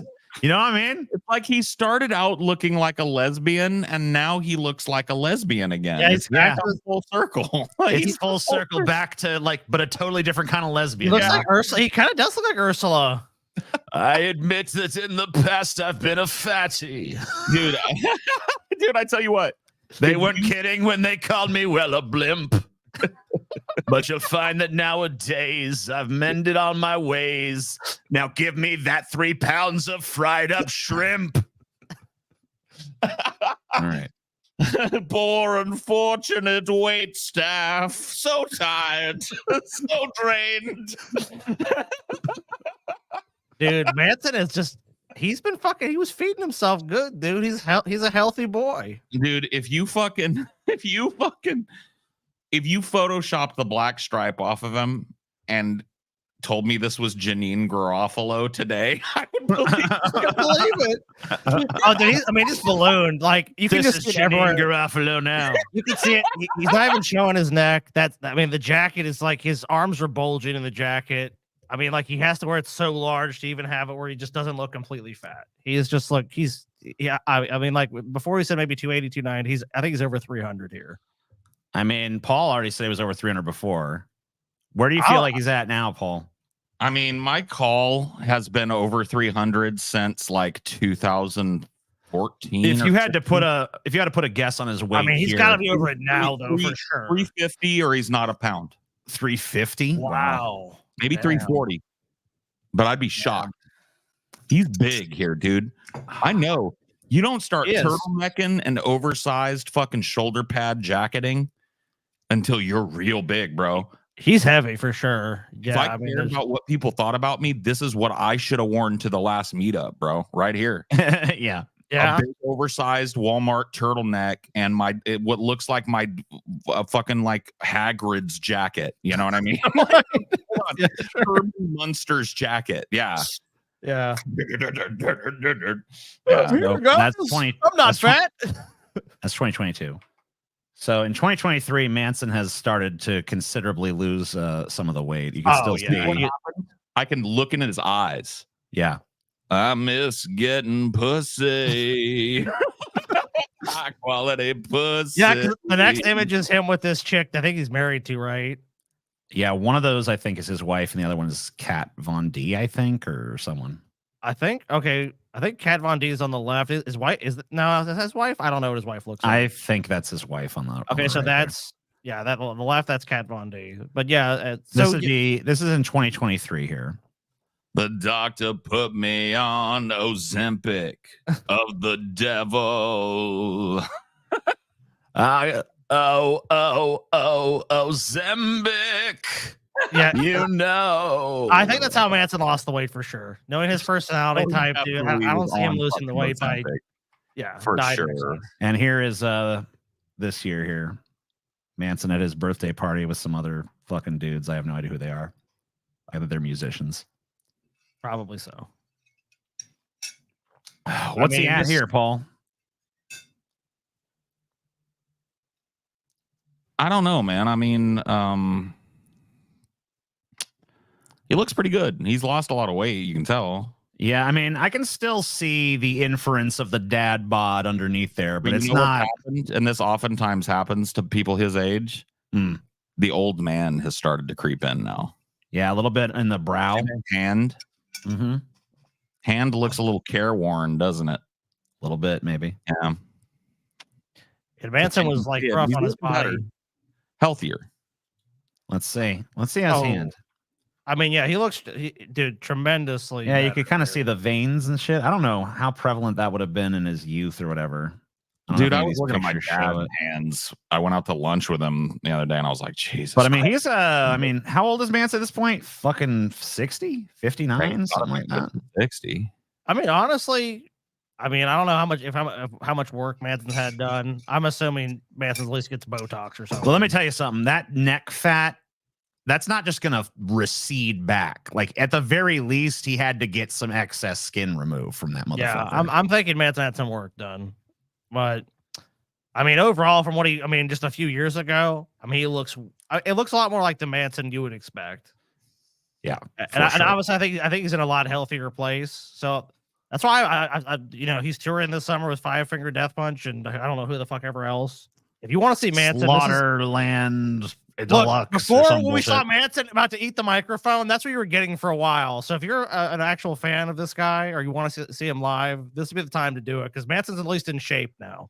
He needs to age into being an old dark wizard. He can't grow a beard though. We've already seen. We've already seen what happens when he tries to grow a beard. He should not do that. It's no good. Yeah, some people look complimentary on them. He does not look complimentary. He's only 55. I mean, 55 is pretty fucking old. He's getting close to 60. Shit, Mick Jagger's still doing. He's like 88, dude. That's true. Mick Jagger, man. I mean, I do love making fun of Fat Manson, but good for him, dude. I mean, I love Manson. I don't give a fuck. He can be as fat as a goddamn house, and I'll still go see his ass. But whatever. It's still fun to make fun of him. You saw him when he was like, what was it, Voodoo Fest a couple years ago, 3 or 4 years ago, or something? Yeah, he did a pretty good job. How were the energy levels? Would you say? It was fine. I mean, it was one of his better shows, I think, from that era. So he did a pretty good job. I mean, a lot of people went to his shows, and Manson was just like drunk and falling over himself. He didn't seem fucked up, really. I mean, he seemed like he was pretty together for that show. So I don't know if I just got lucky. He seemed like he was pretty good.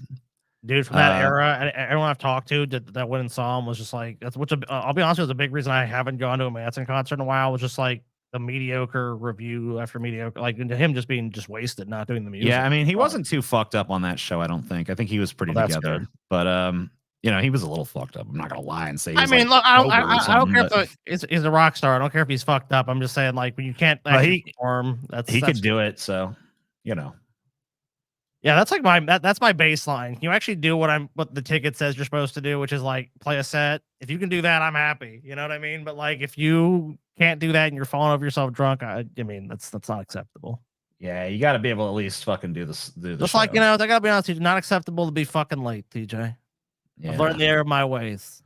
I haven't. I'm gonna be later and later every show. No, I'm not saying that I wasn't personally late. You know what? I'm gonna be 1 minute later every fucking show from now on. I'm gonna fucking gradually move the show later and later. We're gonna tell you a minute earlier. Nope, Scotty. Nope. We're gonna tell you a minute earlier. I went to God just to see, and I was looking at Scotty. Yeah, saw heaven and hell were lies. Can you show the Eastbound and Down pic of him? Go, hey, you know what's your friend? Google image search, bro. Just go do that. I had it on my Minicam for a long ass time. People are like, who the fuck is that? That was Manson dressed as a waiter on Eastbound and Down, which Manson used to If be you able and to. Manson, okay, I have a question for you, TJ. If you and Manson had to there was a Denny's, and there was only 2 people that worked there, but like as far as the wait staff was you and him, who would do a better job? You had to serve half the tables. You can't quit and walk out. There's like goons. If you try to walk out, you just get the shit beat out of you and you're teleported. But back. who would be a better waiter? Yeah, like who can do a dinner rush or a breakfast rush better? Who do you think would be better? I don't know. I think that would just be a shit show on I both would pay to sides. see that, man. Oh my fucking god, that'd be great. No, I don't. I think that would be a disaster. Do you want a grand slam? I didn't want a grand slam. God damn it! I don't want some fucking goddamn what is it? Chicken tenders. I want triple Texas toast. Oh, I don't give a fuck. You're getting a grand slam. Everyone gets a grand slam. I don't want a grand slam. Fuck you, you piece of shit. Hey, Denny's in Edmonton. Are you like what was it you made? I think you only made it through one table. Actually, did you make it through one table, TJ, when you did your brief stint of that? No, I served a few tables. It's terrible. It was terrible. It's terrible, Scotty. I went to Arby's to see, buy one and get one free. I know they've got the meats. You guys want to see a little preview of our DVD here? I'll just show you a few seconds. This is Scotty. Scotty, you want to sit here? Here you go. I'll show you a little brief smidgen. Little kid at this time. He's 6 years younger than me. I fucking circus. There you go. That's what you get. That's your little preview clip. Fucking circus, dude. Are you guys for real? Like I know we've said time running out, guys. So you feel like we're like a broken clock on this one? Today's it. But this actually is your time run out. Tomorrow is the episode last day. Like I said, it's on the website to be pulled off. Like I don't have to even do it. It's like automatic. Yeah. So if you guys don't want to have to do that shit, bitch. that's fine. But don't come crying to me. Oh man, don't come crying to Scotty, y'all. I don't have this. I don't want to hear, me lords, when will the non-special edition DVD be going on sale? whenever we feel like it, motherfucker. And I'll tell you, not till every single person that ordered this signed, personalized, limited number, limited edition, not until they all get theirs. Until they're all like, you know what, guys, we're happy, we've got it. Thank you. Thank you so much. I'm going to stick my tiny penis through the hole of a random selection of these DVDs and make love to them. What? Wow. That is a hell of an offer, guys. Paul is literally gonna make love. You'll know you got one when you pull it out of the fucking DVD case and it's a little sticky. It's like, you're like, oh, what the fuck is that? That's weird. Why is there I got a special sticky? Paul edition. Someone says, wait, Scotty has legs. The hell? Obviously, I do have legs, bro. I mean, like, what's wrong with you? Damn, Scotty. You want to see how fat I am? There's a great way to do it. Buy the Blu-ray. Want to make fun of how how we just treated Manson? Like, God damn, man, I've watched Scotty for like a couple years now. I mean, gotta be honest about that guy. That's checking out that footage from that fucking meetup, bro. I was worryingly fat. Holy fuck. I've lost a significant amount of weight. I'm gonna find out here pretty soon how much that is. I gotta do the old weigh-in. Well, I go to the doctor here soon, so Oh, okay. I think at the end of the week, I think maybe. Oh shit. Or no, it's next week. It might be next week. I don't remember. It's soon. The day of judgment comes nigh. We'll see how much we've lost. Paul's gonna have gained 10 pounds. No, That can't be possible, bro. It just isn't. Like I fit into clothes I haven't fit into in 5 years. Like it can't be possible. Look at I'm not like I might have lost less than I thought, but I'm pretty sure if I had a guess. So I was 364 last time I weighed myself. Oh yeah, you're nowhere near that, dude. If I had a guess, I'm probably like 340, maybe 330, somewhere in that zone. I feel Dude, pretty good. If you've been sticking, I'll tell you what, to be honest with you, dude, you've been sticking with pretty much eating very little meat, right? None, really, unless you Okay. like I said, lacto ovo pescatarian. So I will eat fish. If you've been doing that, dude, I guarantee your ass is gonna. I mean, like, unless you're just on the side of it eating like just cheesecake or something. But if you have a normal diet and just I don't eat sweets anymore, really. Like, so that my craving you're golden. for sweets have gone off. Like, I don't quite. I've never been a big sweets guy, but like when I was not getting good rest, it's like my body wanted that easy energy. So I was Skittles and cake and ice cream and all that shit. I haven't eaten anything like that in a long time. Oh, dude, if you're eating like that, Paul, then I mean, I'll tell you like the easiest ever time I ever had losing weight was any time I was vegan or vegetarian, just because it was like the amount of bad shit I would eat. It's like there's still obviously shit that's bad for you can eat that's vegetarian or vegan. I'm not saying that, but it's just like you really have to go out of your way to find it. You know, it's like okay, I got and like just the amount of protein you're eating drops significantly. You know, you eat a lot more fiber and stuff, so you get full way quicker. Yeah, it's just I mean, if you follow that diet, there are little things that I'm noticing. So it's like Amelia and I have these little lunches that are easy that we like. We basically eat lunch a couple of days a week, like an 8-year-old would. Like we'll have nuggies and tater tots, or today we had a grilled cheese and some tomato bisque, right? That's good. A little bowl. And typically when we do grilled cheeses, because she makes them with normal bread, you know, like you're supposed to. And I tell her, make me 2. And today I was just like, just make me 1. And dude, I didn't even finish the soup. So it's like my portion size has fallen almost in half and more in certain cases. And I'm not eating. I have the only meat that I've eaten in the last 4 months now was on St. Patty's Day. I had a portion of my mom's corned beef and cabbage. That's it. I had shrimp at lunch yesterday with my dad. I had shrimp and broccoli. I'm eating really good, dude. That's your major thing, man, Paul. If you can just eat it like really healthy, like you've been eating, dude, the weight's gonna come off just because like you're just not eating bad shit. Like people think it's crazy. People think it's crazy that's the biggest thing you can do. Like if you do anything, you want to do anything for your health, it's your diet is the easiest thing you can fucking possibly fix of anything you do. For me, I gotta say though, like as a dude that definitely has an unhealthy relationship with food, it was not easy until I've got my energy back. Sure. Feeling good to me, feeling good when I wake up in the morning is the greatest antidote to me sitting around and being a fat fucking curmudgeon all day. I don't eat until I'm hungry. And when I do eat, I stop as soon as my stomach says it's full. Sometimes that's with half a plate of food in front of me. I don't give a fuck. I don't need it. Clearly, my body would tell me, keep eating that, Paul. And if it's saying like, hey, man, we're full up in here, I'm like, fucking done. So, I got some Velmas for you. Tell me if it is true. Yeah. Sorry, everything's Manson now. Holding a vape. This is a weed vape, but whatever. Everything's the reflecting God. Yeah. Sorry about that. Like we're talking about Paul's health, dude. I don't know if I want to take this vape and smoke it, I'll do it. If I want to take it and crack you upside your fucking skull for saying stupid shit, I'll do that too. Scotty's health ain't in fucking. Scotty's health. I'm not coming to Paul as like a paragon of health and saying anything to him. Anyways, I'm saying I'm glad he's doing it. That's what I'm saying. Scotty's been in better shape than me as long as I've known him. So if I was gonna get advice, my weight down, I'd probably go to him.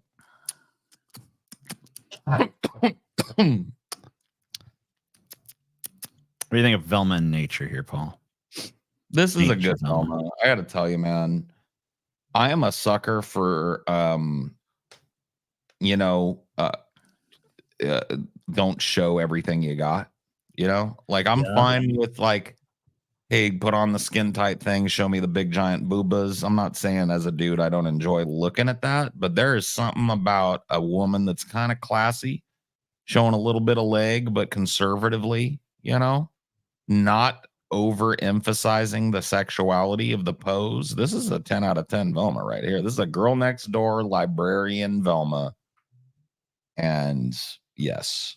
And then here's the TJ Velma. Here's the opposite for you. Goddamn shoe on head Barbie doll fucking Velma. Sweet baby Jesus. I mean, this just looks so plasticky to me. 10 out of 10. I don't know, man. There's something about dames that look like this. I bet most of them are really bad in bed because they've never had to work for it, you know.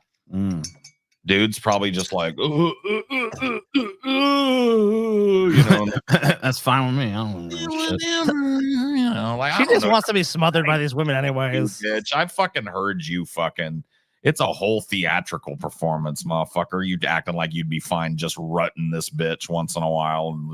Come on. That is true, TJ. The noises we all lived with you before. The noises that emitted from your room were. Bro, I've heard things come out of your dungeon, bro, that would shame a goddamn lunatic in a fucking lunatic asylum. Cool.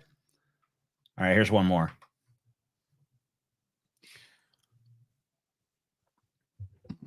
I once heard TJ moan, blow a Holocaust in my ass. I don't know what that meant, but oh yeah, blow a Holocaust in my ass, baby. Okay, man. That's wow. I'm gonna ask you, did you actually say that? Blitzkrieg them booty meats. I was coming downstairs late at night in the fucking Beauchamp house, the tinderbox. Right. And I heard the fucking telltale squeak of the bed, sure, and the grunting, and then I heard TJ very clearly from the stairs say, and I quote, "Blow a Holocaust in my ass, yeah." And I was like, "Oh, okay. Well, you know, I'm gonna go get a Pop-Tart and think about doing a ideology on the back porch because I'm not going back up those stairs." I do not want anyone to hear that I'm awake right now. Yeah, those moments you like don't want anyone to know. You're like, I don't want anyone to know I heard this. I'm just gonna creep down, get a Pop-Tart. What is a Holocaust? How do you? Would you say something like that for real? I don't. Did you say blow a Holocaust in my ass? I mean, I don't remember saying that, but you know, I don't know. Maybe. Okay. Could be true. I don't know. Oh my god, TJ. Fuck, dude. Oh fuck me, dude. I don't even know what that means. I don't know what that means. I like blow a Holocaust in my ass. Yeah. What does that even mean? I don't know. I don't know. That's what I fucking heard. Okay, maybe it was something else in it. This is par for the fucking course with TJ. You say some shit like that's like TJ's like, oh, I mean, I guess I might have. I mean, like that just sounds like my regular Tuesday. To be honest with you, I might have said that. Dude, you're an edgelord even when you're having sex, TJ. What the fuck, dude? Oh shit! That's gonna be on your gravestone. Sorry, I'm charging Holocaust on my ass on my gravestone. I love it. That's gonna be TJ. We're gonna walk to the cemetery. That's beautiful. Dude, you should get TJ a custom gravestone with like get his ass plaster casted and have it on the back of the gravestone and put a cum sock or whatever in there that people can come and butt fuck TJ's grave. Like have a pipe go from that to down, you know, down into the Bust a Holocaust in my ass. TJ Kirk, R.I.P. Wow, yeah. And TJ's loving this idea, dude. Even in death, you can bust a Holocaust in my ass. Holocaust in my ass. Blow a Holocaust in my. Dude, I just know that Paul was just like, you know what? I just know the whole process. I want a Pop-Tart. Yeah. Oh yeah, blow a fucking Holocaust in my ass. And then he's like, it's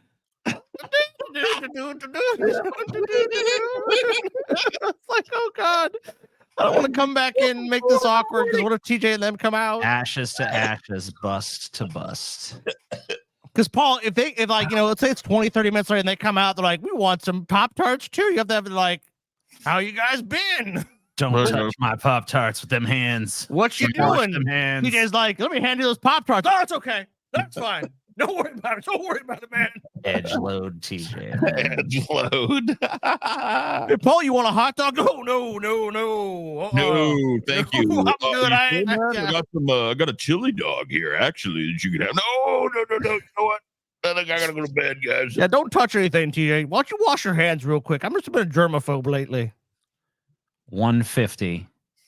We have 19 cool inventions from the 1920s and 30s. For 300, we have who's buying SUVs and trucks assholes mostly. True. For $4.50, we have disgusting school lunches. For $600, we have a little preview of the Lol Cow Gauntlet coming your way. For $7.50, we have British anti-SJW says the 3-body problem, Paul's new favorite show. Sucks ass. It's a garbage show for pseudo-intellectual morons. Right. And for $900, we have Here's Why Raising the Minimum Wage is a Terrible Idea by our good friend Matt Walsh. By millionaire Matt Walsh. Yeah. I love it every time there's a show that comes around that's a little bit smart. All the chuds that don't get it have got to go like, Oh, look at these fart sniffing intellectuals watching the smart show. it's just like, oops, did the show challenge your brain a little bit? My bad. Here's another superhero drama, you know, like you fucking empty-headed baboons. I'm looking forward to eviscerating this. Afterwards, we might not even get there, Paul. You might not ever get your chance. The 3-body problem does not, by any metric, suck ass. After this show, stay tuned for Sloppy Seconds. And then on April 30th, we're going to be doing the Lol Cow Gauntlet. Lol. And our patrons get access to all our previous gauntlets. And the last thing I'll remind you guys of is to go subscribe to the Onion Nuggets channel down fucking below. Do it. It's not this channel. Totally different You channel. know what, TJ? Let's wait for a second. Let's wait. Okay. Yeah. I'll wait. I want you guys to go subscribe to the Onion Nuggets channel right now. Yeah. Fuck you. Do it. Like, you guys always complain, you know, like, look, you guys are greedy. You just want money, super chats. Yeah, we want those things. That's true. But you know, we want to something that's totally free to you. You go subscribe to the Onion Nuggets channel. Yeah, and hit them fucking alerts and all the bells and whistles over there Yeah. so that you can come and watch those. Because I see us that's do these the shows. I only don't see anyone thing- doing it. I see like a couple people go do it, but it ain't acceptable, guys. We're not That going is to accept the only content that this show has that has any chance of making any kind of ad revenue is on that channel, because this channel is fucking blacklisted, and that's that. So YouTube ain't changing their minds, guys. You know how YouTube is.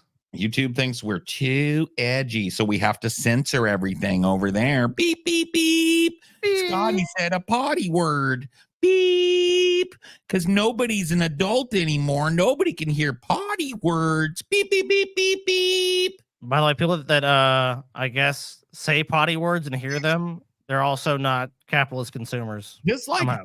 look, I was watching one of our videos on the Onion Nuggets channel the other day, Scotty, and I was just getting so sick of that beep. And I was like, this is so retarded that I live in a world where I'm treated like a 6th grader as a 40-something-year-old man. I can't say fuck, shit, tits, piss, ass, whatever I want. Come on. Like, come on. We're not branding this show for children. No. Not a show that appeals to children. If a child watches it, it's because their parent isn't doing their job. It's not our fucking fault. We presume we're talking to adults. And That's what we want to adults, talk when to. they're talking, they can say bad words, okay? And it's not the end of the fucking world, dude. You go on YouTube and they've got movies that are filled with violence, sexual violence, gore, explosions, heads blowing off, people fucking corpses. You know, we're not doing anything like that. We're just honestly just talking like normal people talk. People say fucking shit a lot when they're just talking. It's a thing. Oh yeah, man. Oh, that happens to me all the time. Taylor gets on me, so I'll go to something with they call it mixed company, and I'll be like, "That's some bullshit." And she's like, "Oh, don't say that." And I'm like, "Okay." Dude, That's I was like- having this whole ass talk with my dad yesterday because he was like, you know, your mom was telling me. He and my mom are talking now again after all these years. Sure. Because they go to this, they're going to church now, to the same church, which is fucking another one bites the dust. Anyway, and he's all like, yeah, your mom wants me to find out how to talk to you better and how to get you to come around more. And I was like, she could quit making everything that comes out of her mouth church. That'd be a starter. Yeah. I mean, you know, it's nice to hear about it once in a while, but I can't have a whole ass fucking 8-hour conversation about church 3 times a week. I don't go when I ain't interested in the gospel. Well, I understand that. Like, well, then tell her, make her understand it then. Yeah, You it's like just married to her, figure it out. it's like, yeah, you. Well, I know exactly what you're talking about. It's like, yeah, I mean, like, someone like, look, your mom believes that whatever they want to believe, that's their business. You know, like they want to, but it's like, yeah, I know, I get what you're saying. You go over there, it's like you have nothing to add to that. It's like I can't have a conversation about a group experience that I don't want. I don't want to go around a bunch of fundamentalist Christians. Like if you want to do that, I'm not looking to meet the whole goddamn church every time I go see my mom. I don't want. And then last 2 times I've seen my mom, it's been inundated with people. I have to be the stranger at my own family get together.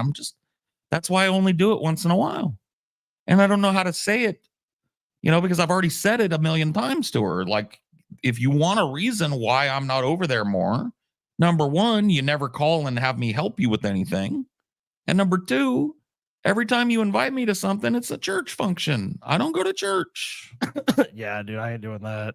I mean, I'm lucky. I mean, like, I honestly don't really know what my mom believes on that stuff. I'm not really sure. We don't really ever talk about it. I mean, obviously we do. I like, my opinions on those things. I'm like, it's like bullshit. Yeah.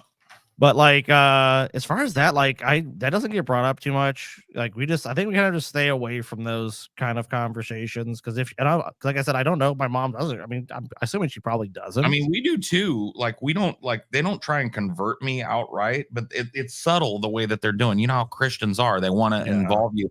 Come see your niece's confirmation because it'll get you in church for 2 hours. It's like, no, it's like, I'm not interested. I'm not interested. And that's the thing I told my dad. I was like, there's this imbalance, right? When I go to see mom and my sister and all my nephews and stuff, I'm thinking, wow, it's going to be nice to eat a meal with them and see them and check, know. And they're thinking, how do we save PJ's immortal? No, they got some ulterior motive. Like, PJ, you don't want to roast in the fires of hell, do you? I'm just tired of it. I'm tired of the bullshit. Oh, dude, I know. Like Taylor's had conversations with her parents where it's like, and Taylor's like, she's asked him, like, so you think I'm going to hell, right? And they're like, yeah. And it's like, she literally think that because I don't believe the same things, I'm going to like roast in hell and just suffer for all eternity. Like, yeah, we don't want that. We're sad about it. But like, yeah, that's what's going to happen if you don't change your ways. And you're right. A lot of people come into it with this, like, sort of, like, at the very least, it's like they feel really bad for you. Because, like, Paul, you're going to suffer for all eternity, buddy. You're going like, to hell. I'm fine.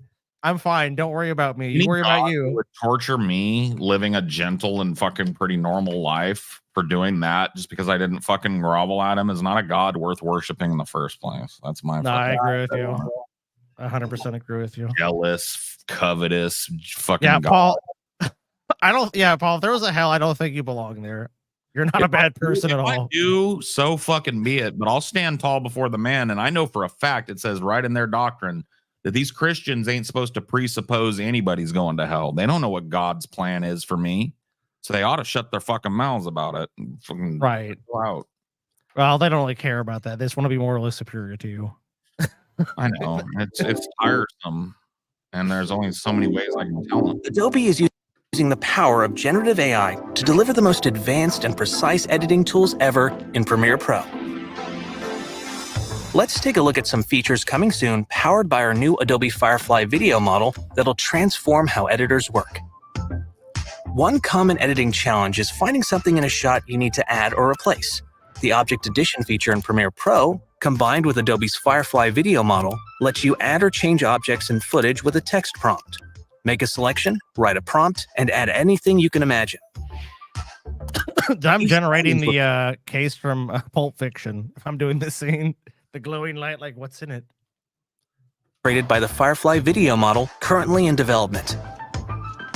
And not only can you add objects, but you can easily remove them too. Object removal with AI-based smart masking makes selecting and removing objects across frames quick and precise. Here, this distracting utility box is removed with Firefly. Remove unwanted props, crew or gear, or copyrighted elements like brand logos. And with Premiere Pro, all your edits are non-destructive, so you can always get back to your original footage.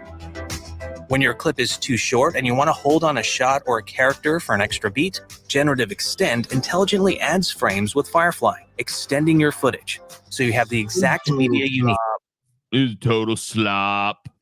Slop is garbage, lazy garbage. Everybody can do it. Lazy garbage, no art. It's slop. Slop. Well, a lot of studios are already doing this. They're just having editors that are talented, do this kind of stuff, and they're just using blue screen or green screen. Like they're already all this like the ton of movies are already made this way. They're just making it accessible to people who are making just everyday stuff. Really. This is AI slop, Scotty. I don't even know why you're explaining it to people. It's just bullshit, corporate nonsense, slop, Scotty. And you know what? I can totally tell those diamonds were fake that they put in there, Scotty. Those diamonds were fake. Honestly, it seems like it's gonna make it easier for it's number one if it's a movie or a show. It's like there's just called suspension of disbelief. You're not actually supposed to believe that people are doing the things they're doing. Yeah, but Scotty, when I saw him walking towards that stairwell door, I knew that junction box was still there, Scotty. I could see it, Scotty. This AI slop, cheating. This is gonna destroy the need for editors, Scotty. The editors in shambles. Editors no work no more. Let's say it'll make the editors' jobs easier. Actually, if it's an actual if the tool is actually usable and functional, I think it'll make a lot of their jobs actually simpler. Yeah, their jobs making hog slop for the dumbass masses, Scotty. Slop. Woman, a few frames. As we continue to innovate, we're committed to transparency through the use of content credentials.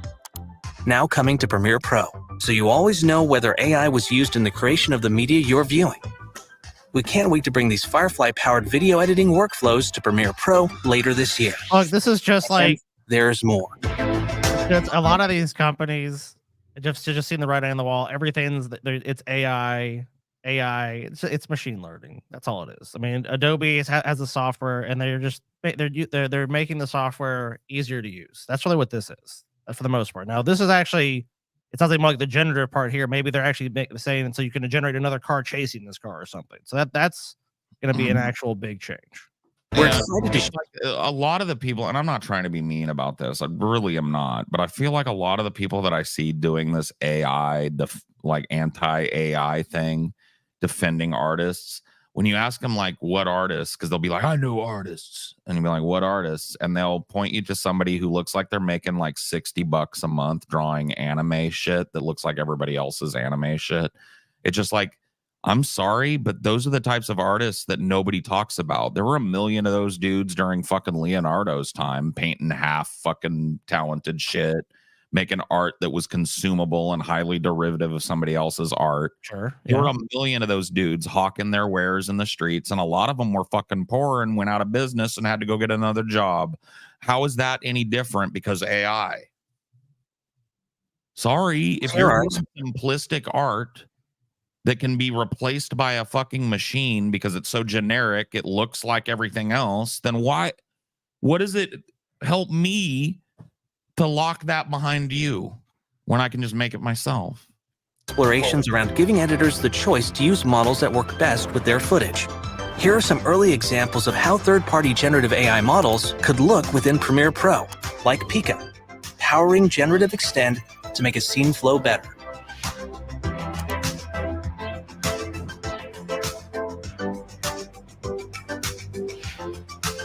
From OpenAI, here's an example of their Sora model, currently in early research, generating B-roll for any scene.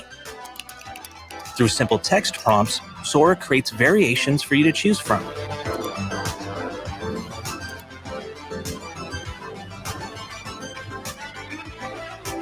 Here's the same use case now using Runway AI's video model, generating a new video clip and adding it to the timeline in a snap. And content credentials coming to Premiere Pro this year will always make transparent whether AI was used and what model was used in the creation of media.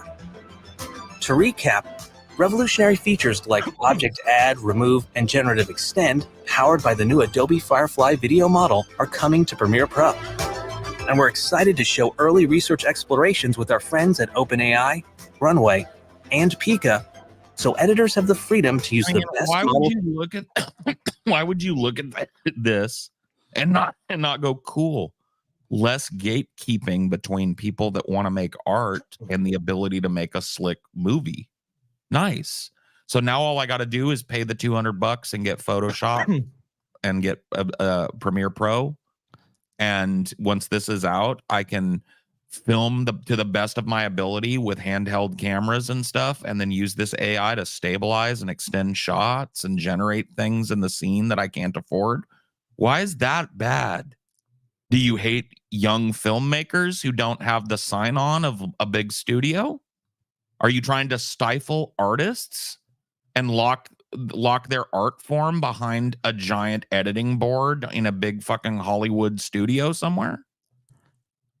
Do you want to know the context I found this video under? What? I found an article that was called Premiere Pro's terrifying new AI technology. I'm like, why is this terrifying? I'm not terrified. I'm sorry. I don't get why. Yeah, I'm why? be terrified by it.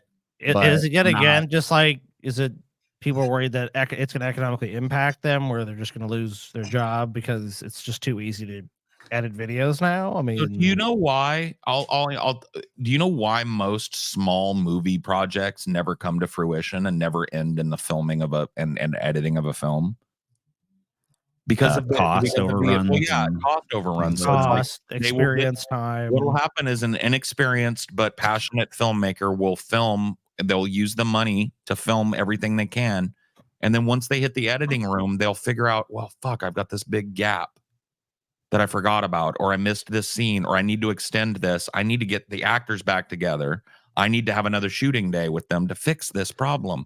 Plus, and that costs almost as much as it costs to film the movie. dude, the cost of B-roll for these film projects can be insane. And this basically just if this can automatically generate B-roll for little scenes you need like that, like that's fucking great. You don't need to pay money for B-roll anymore. You can just use this. So for like one fucking price. I subscribe to Joe Bob Briggs' way of thinking about this type of shit. Joe Bob Briggs is on the record saying this is the best time in human history to make a film. You've got better access to better cameras, better editing tools at your fingers, less money, like more places are desperate for people to come shoot there, so it costs less than it ever has to secure a venue to shoot. Yeah. The editing tools available are things that used to be locked behind the walls of giant corporations, and now it's just everybody's got it. And this is just another one of those. This is a cost overrun tool. Are big companies going to use this? Yep, you bet your ass they will. But will some fucking young, aspiring, non-fucking corporate affiliated filmmakers use this shit? Abso-fucking-lutely they will. And will it save them money and make sure you get to see some cool movies? Yup. So what are you bitching about, and what are you scared of? No one watches big movies anymore. That's retardedly wrong.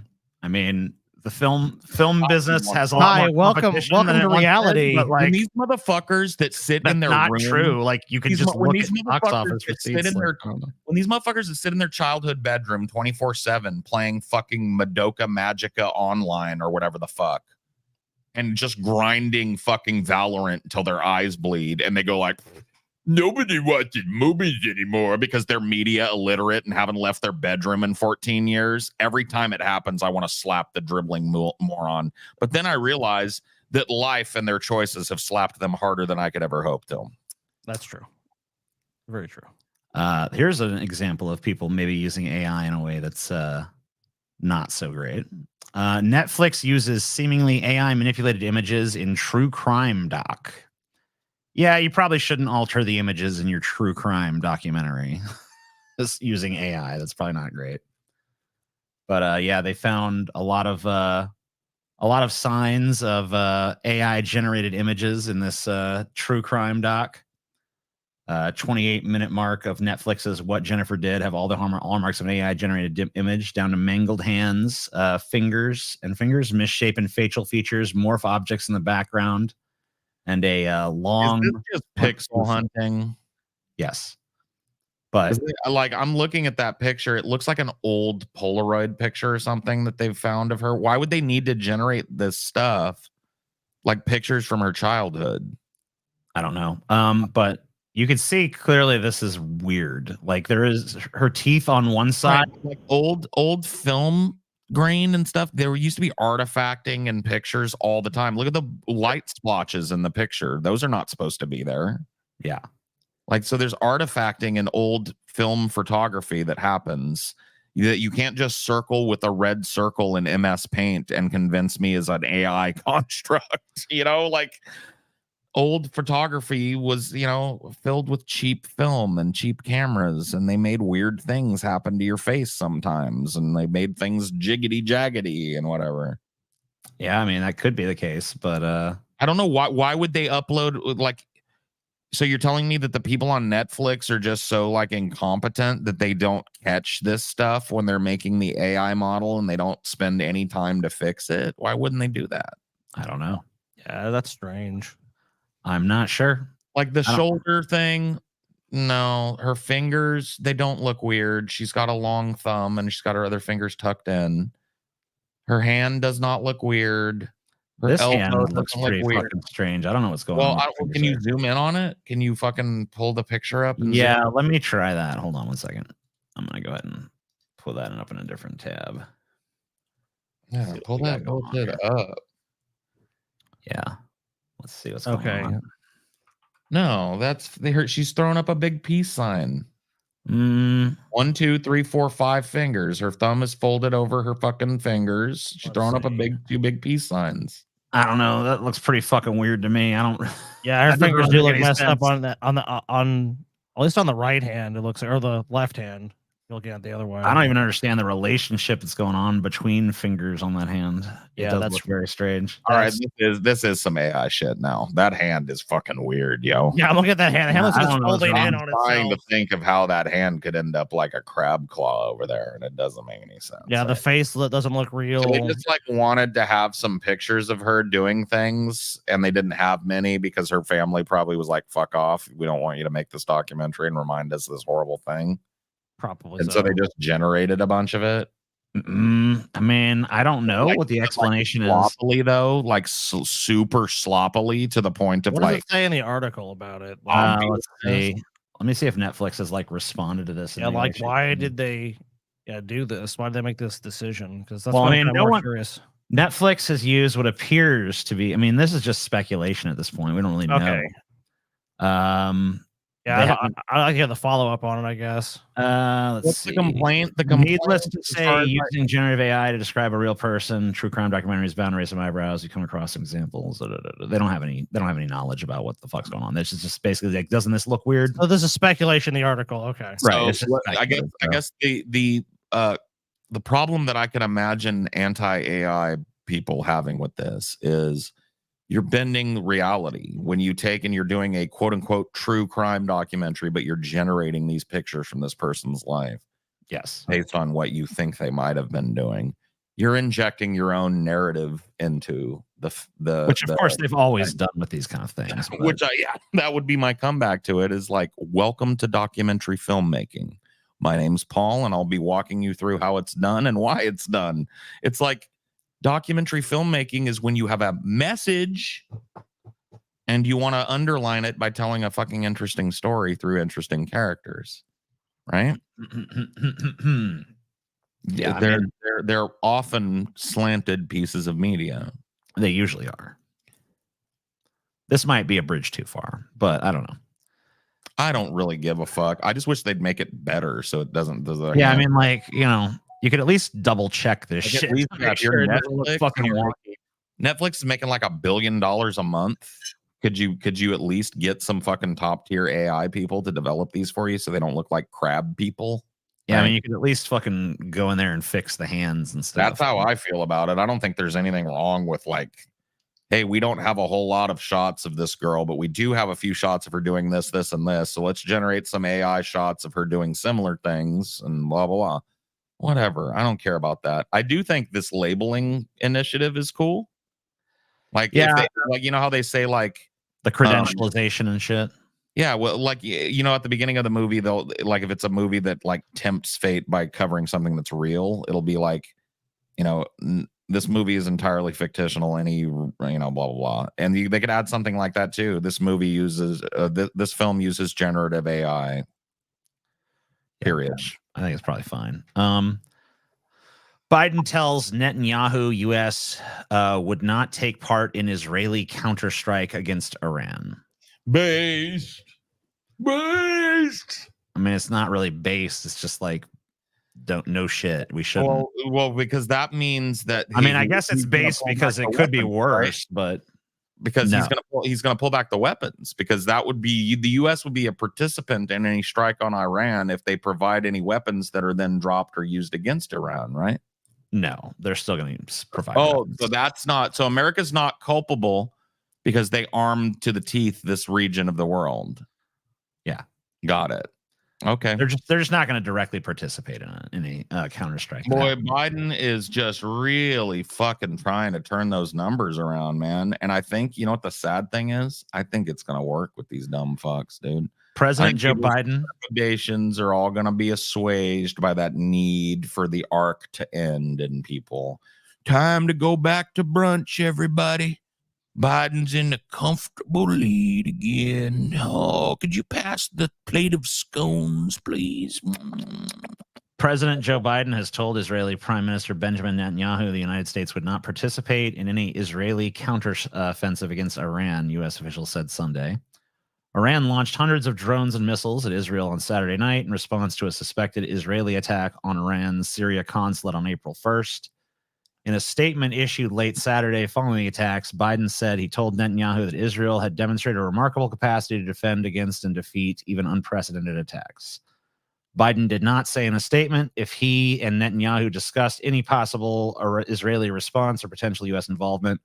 We believe Israel has freedom of action to protect and defend itself in Syria or elsewhere. That's a longstanding policy, blah, blah, blah, blah, blah. Alex, say thank you for the $2 and tell Demon Mama I want to go on her show soon and destroy her live on about AI. I'm ready. Paul's ready. I'm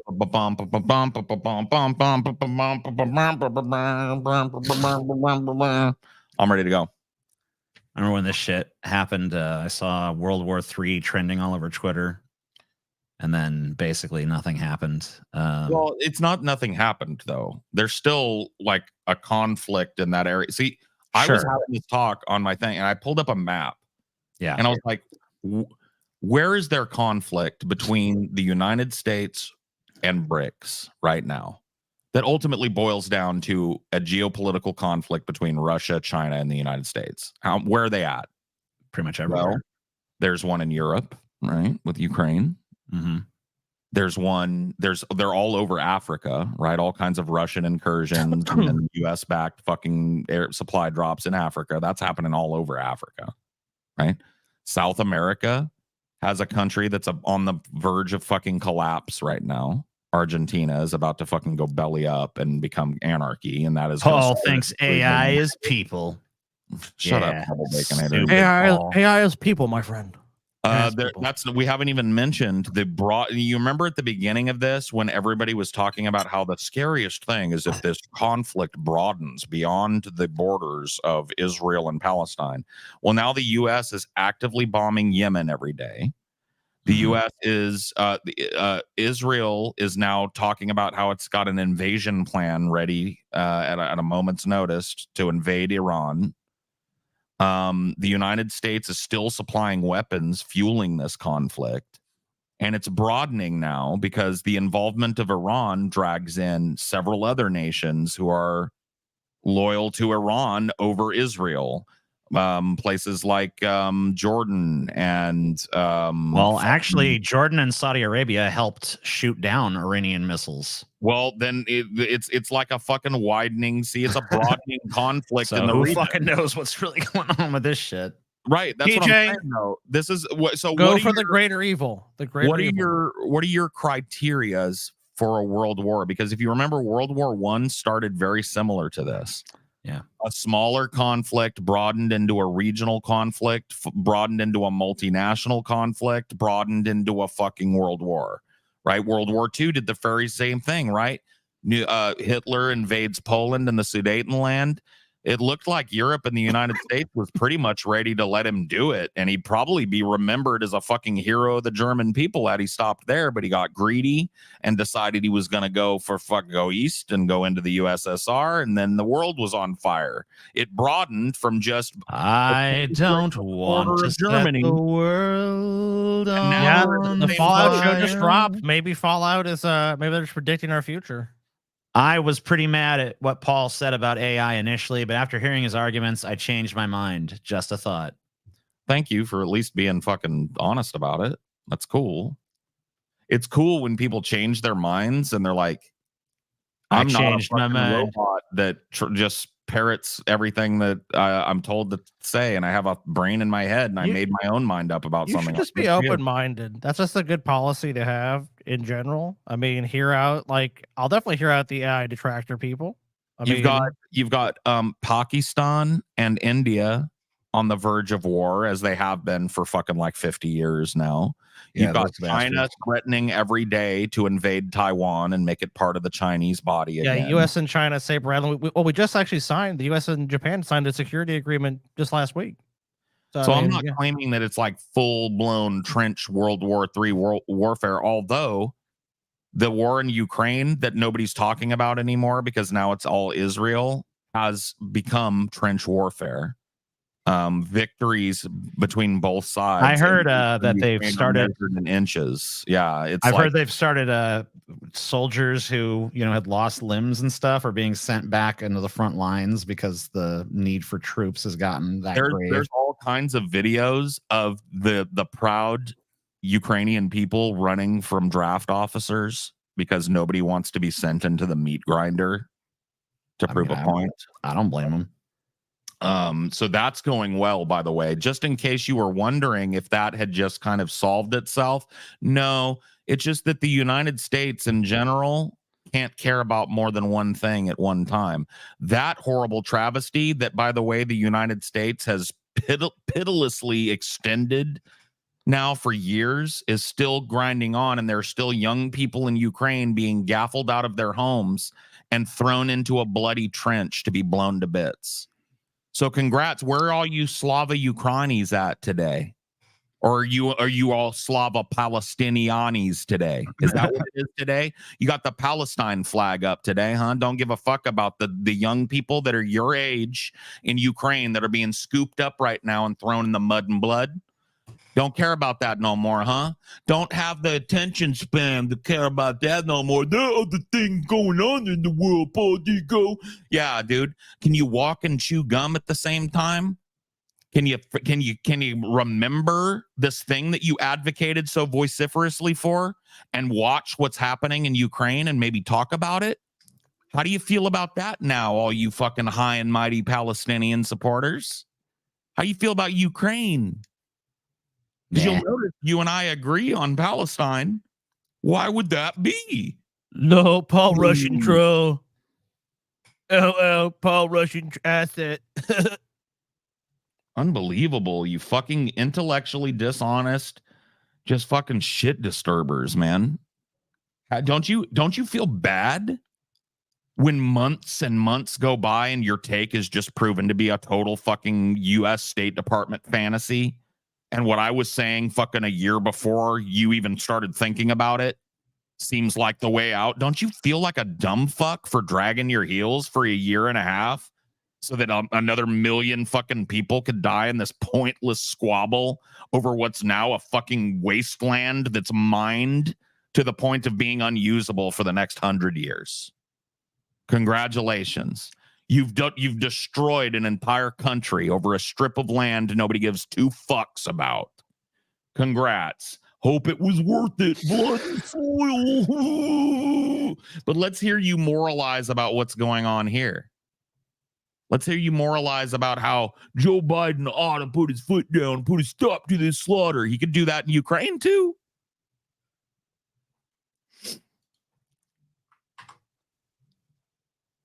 Did Donald Trump fall asleep in court? Why the trial is posing challenges for reporters and the public. Excuse me. Yes. What's up, Scotty? You got to go take a nap? No, well, I'm going to take a nap in a minute, but I respond with those things Paul said. Oh, sorry. I think I have a very loquacious and a well-reasoned response. And I like to say that now, if it's fine with you guys. Go ahead. Who's Paul even talking to? No. And how does Putin's dick taste come out of your fucking mouth, Paul? I love this. Traitor to America. I love this, like, fake incredulity. Who is Paul even talking about? I don't remember a 6 to 8 month period where the entire show was the chat screeching about what a retard Paul was for his Ukraine takes. I don't remember that happening. Do you? And we can go back and go look. Just look at the Dylan Burns episode. Go look at that episode in the Go take a comments look and there. See how well Dylan Burns' arguments have ripened on the old Vine. Can't get Streamlabs to work, but this Paul speech is too good. I love you all. Thank you. Thank you, man. I already wrote to us on Twitter. We do need to get him back on the show. I'm done. Because I mean, yeah, that'd be interesting. Because now, I mean, honestly, he asked like maybe a month after he was on, and I was just like, we have other guests planned. And I just felt like enough time hadn't, because especially if we're gonna talk about the Ukraine, like more stuff has to develop and happen. You know what I mean? I think that's definitely. I mean, it's just a fucking bloody grinding war. Paul doing his pro-war stuff again. Yeah, Paul loves war, man. Well, that is guerrilla payroll agent. I mean, that why are you always sucking war's dick? War is peace. That's true. Oh, by the way, you guys need to see the new Kong Godzilla movie. Not because like a cinematic master. You got to watch it, TJ. I ain't seen it. It's a fucking thing of beauty, my friend. I refuse. I'll force you to at gunpoint. I fucking refuse. Then you'll die. Because I'm literally gonna take a gun, TJ. I'm gonna point it at you and I'm gonna force you at gunpoint, Scotty, like a bank robber or something, and I'm gonna make you go sit down in the theater seat. I'm gonna strap you to the oh no! And you have to watch the entire thing. There's gonna be I don't know what fucking Dylan Burns droppers. They're gonna hold your eyes open to you like Clockwork Orange, and we have droppers in your eyes. You have to see it. Oops. But TJ, it's an amazing thing. 100% one of the best movies of all time. An intellectual film, TJ. Yeah, it sounds like it. You know, I agree. There is some beautiful moments in the movie like that does come up, but I mean, ultimately, you know, I think everyone comes together and they do some beautiful things, and look, a lot of things is. What's Dylan? Donald Trump literally just is Dylan Burns' main channel the Dylan Burns Live channel, or is it the like whatever his other one is? Oh yeah, I think so. Actually, I was gonna say no, but I think no. I think he has two. Well, I know he has two channels. Like, which one's his main one? It'll be the one that has the most views. Okay, it's like ours. Main channel gets more views than his. I only see his live channels coming up. So let me just sleepy, man. Sorry, guys. Dylan Burns TV has more subscribers. Let's see. It looks like no, he doesn't upload there at all anymore. It's been like 2 months since he uploaded anything. So yeah, the Dylan Burns Live channel is the one that's active. Okay. Maybe. You know, Donald Trump literally just called it. Rip-a-doo-ah. Paul. Oh shit! What are you doing, Paul? Where are you at? God damn it, Paul! God damn it, Paul! You're doing this on purpose. Paul, where are you at with the only Donbas being proven wrong or Russia wouldn't invade being proven wrong? How did you be doing? Where am I? Where am I at with only Donbas? So you know, when a country invades another country, they want to make sure that that other country can't immediately counterattack, and so they strike targets outside of the zone that they're trying to take. Right? This is commonly known when the U.S. does it, but for some reason it's a big mystery when Russia does it. I'm not saying it was right. I never condoned Russia's invasion of Ukraine. I think it's illegal and I think it's wrong. That being said, I think that there's a lot of people in Ukraine tonight that are eating their boiled potatoes and borscht alone that had a husband or a brother or a son or a father or a daughter that's died senselessly in this fucking bullshit. And I think that the fact that we have devoted so much time to dumping internationally banned munitions, by the way, I guess that doesn't matter when it's us doing it, on Ukraine and contributing to the mining of the east of that country for the next 150 years. Instead of doing that, I guess we could have probably applied a little bit of pressure, you think, and maybe stopped it. Going to watch from the beginning, so here's some cheddar. Thanks. So that's what I think about it. I think that, yeah, I didn't think nobody thought Putin was going to fucking come across the border. There were very few people that saying he's going to do it. And I was wrong about that. Yeah, he did it. I don't think I was wrong about the Donbass thing. You see where the fucking fight is still centered, and you know what the Russians have fucking claimed and shit is that that's what they want. So give it to them. Be done with it. You okay there, Scotty? Is he having a little sleepy doo-ah? Aw, poor Scotty's sleepy, just like He's Papa sucking his Trump. little thummy. Oh yeah. Did Donald Trump follow a sweep into court?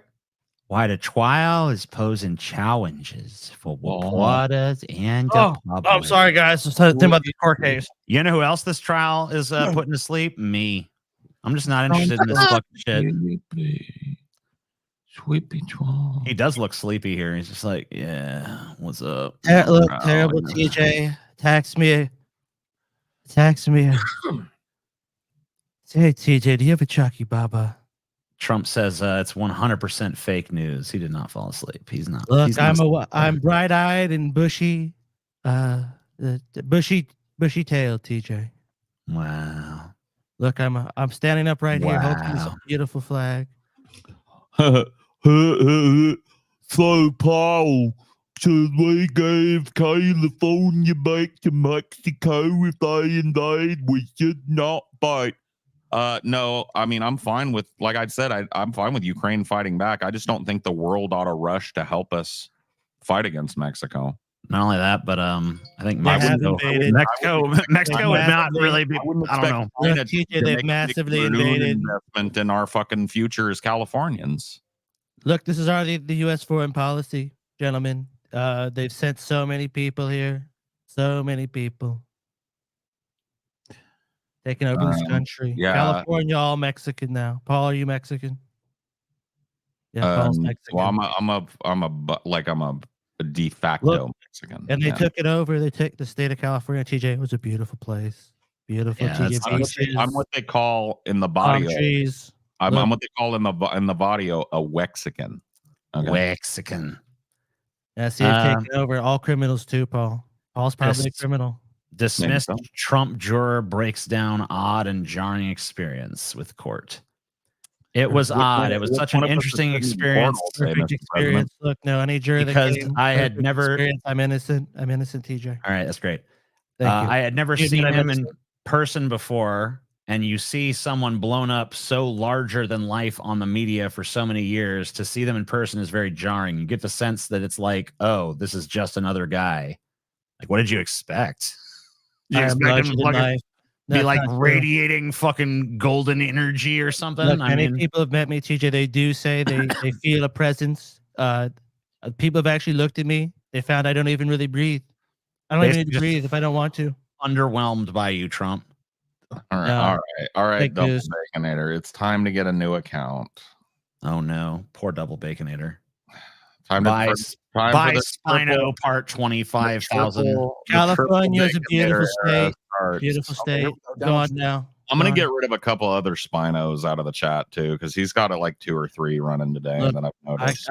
I personally can't stand Paul, but he's right about Spino. Ban him. Terrible. Ban Spino. Look, I'd argue with Paul, but you know, broken clock is right twice a week or something. Here we go. I think I just got 2, but we'll see. Ban. You're fired. You're fired in the chat. This is Trump leaving the court yesterday, I think. Look at that energy radiating off him. Beautiful.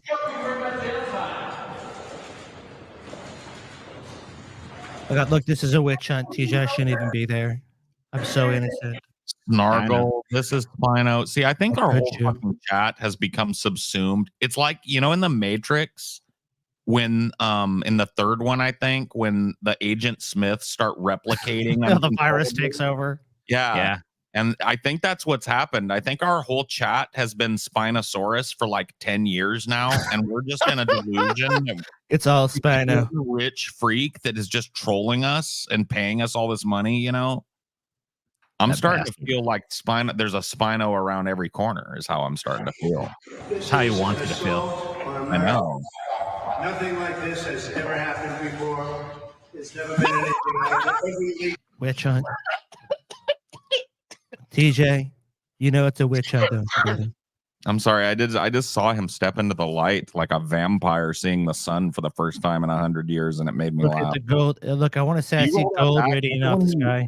Look at when he fucking walks in, the way he tries to wave away the sun like it's a servant of his. Wow. It is my servant. This is an assault on America. Terrible Nothing assault. like this has ever happened before.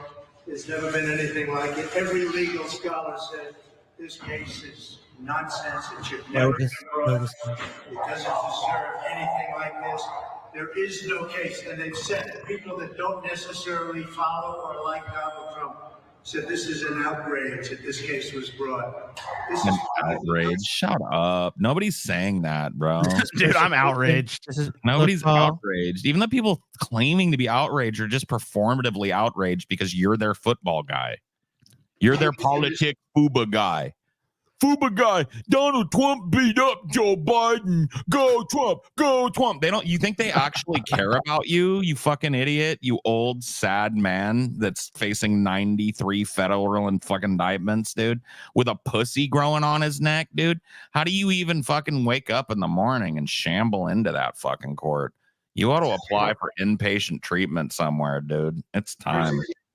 Look, Paul, it's a lot of tough talk. You better hope I don't become president again, Paul, because if they give me immunity, you're one of the first to go. What you just said Bring about it the fuck. all lies about me. I don't Terrible understand lies, a single word. terrible Well, lies. that's why I've put the closed captions on Look, for TJ, you. You can TJ, read the words. TJ, you better be very careful what you say to me too. Be very careful. Sorry. I love you, Mr. Trump. You're great. Thank you. President Trump. President Trump. Yes, I'm still the president, actually, TJ. You know that, don't you? Never been brought. It's an assault on America. And that's why I'm very proud to be here. This is an assault on our country. And it's a country that's failing. It's a country that's run by an incompetent... Remember, 3 years ago, the country was winning, but now it's failing. Yeah. This case. This is really an attack on a political opponent. That's all it is. Yeah. I'm very honored to be here. Witch hunt, persecution. Trump has done nothing wrong. Look, every single legal scholar in history, from the first Chief Justice to the last one we've ever had, has all examined all these cases, TJ. And it's crazy that the media won't report this. They all said I did nothing wrong and I'm innocent. That's crazy, Mr. Trump. You right. Trump's tie is red. Wow. Is it? One fish, two fish, red fish, blue Dude, fish. Oh my fucking God. What? We have a Giuliani story. No. And when I started playing it, a video when I clicked on the page, a video started playing. Yeah. And I saw Giuliani walking down the street. And the moment I saw it, I was just like, what the fuck? All right, you got to show us. Hold up. Hold the fucking phone. No, TJ. You got to see this motherfucker walking down the street, dude. You got to see this. know. Now Look to at this Rudy shit. Giuliani vowing to appeal after a jury awarded two Georgia election workers What the $148 fuck million. is he doing? He looks like on the hunt. Dude, what the fuck? Hold on. I got to Somebody see this lock shit. this thing up. Look It's at it. gonna kill. Look at him looking at these people. Look at the After a look on jury his face. awarded two Georgia Oh my election God. workers $148 million Get in their back. defamation lawsuit. Back, demon. Jay O'Brien is in Washington with the reaction to the Fuck. What the fuck was that shit? What's wrong with it? Master, the hour draws near.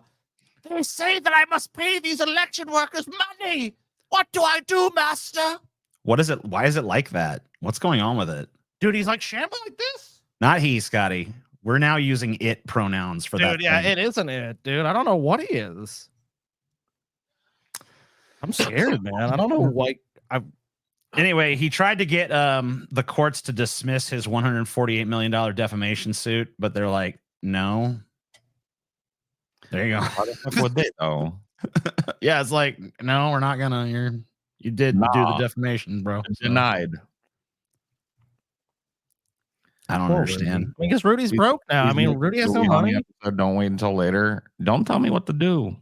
Yeah. Look, I don't feel like while we're still covering an emergent Judy or a Rudy Giuliani story every week, and the fucking fall doesn't even seem to have hit critical fucking speed yet. It feels like we're still plummeting faster and faster every week.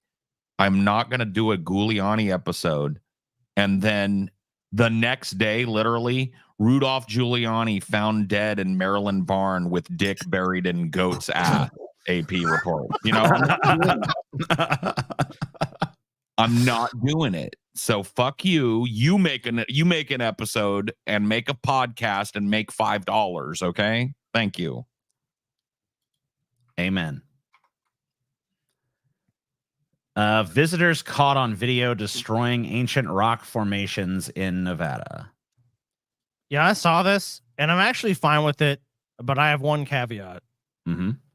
We can go ahead and play it, and I'll say it. Let me see. Now authorities are asking the public to help find them, but it's just the latest incident of visitors damaging sensitive sites. Liz Kreutz has more.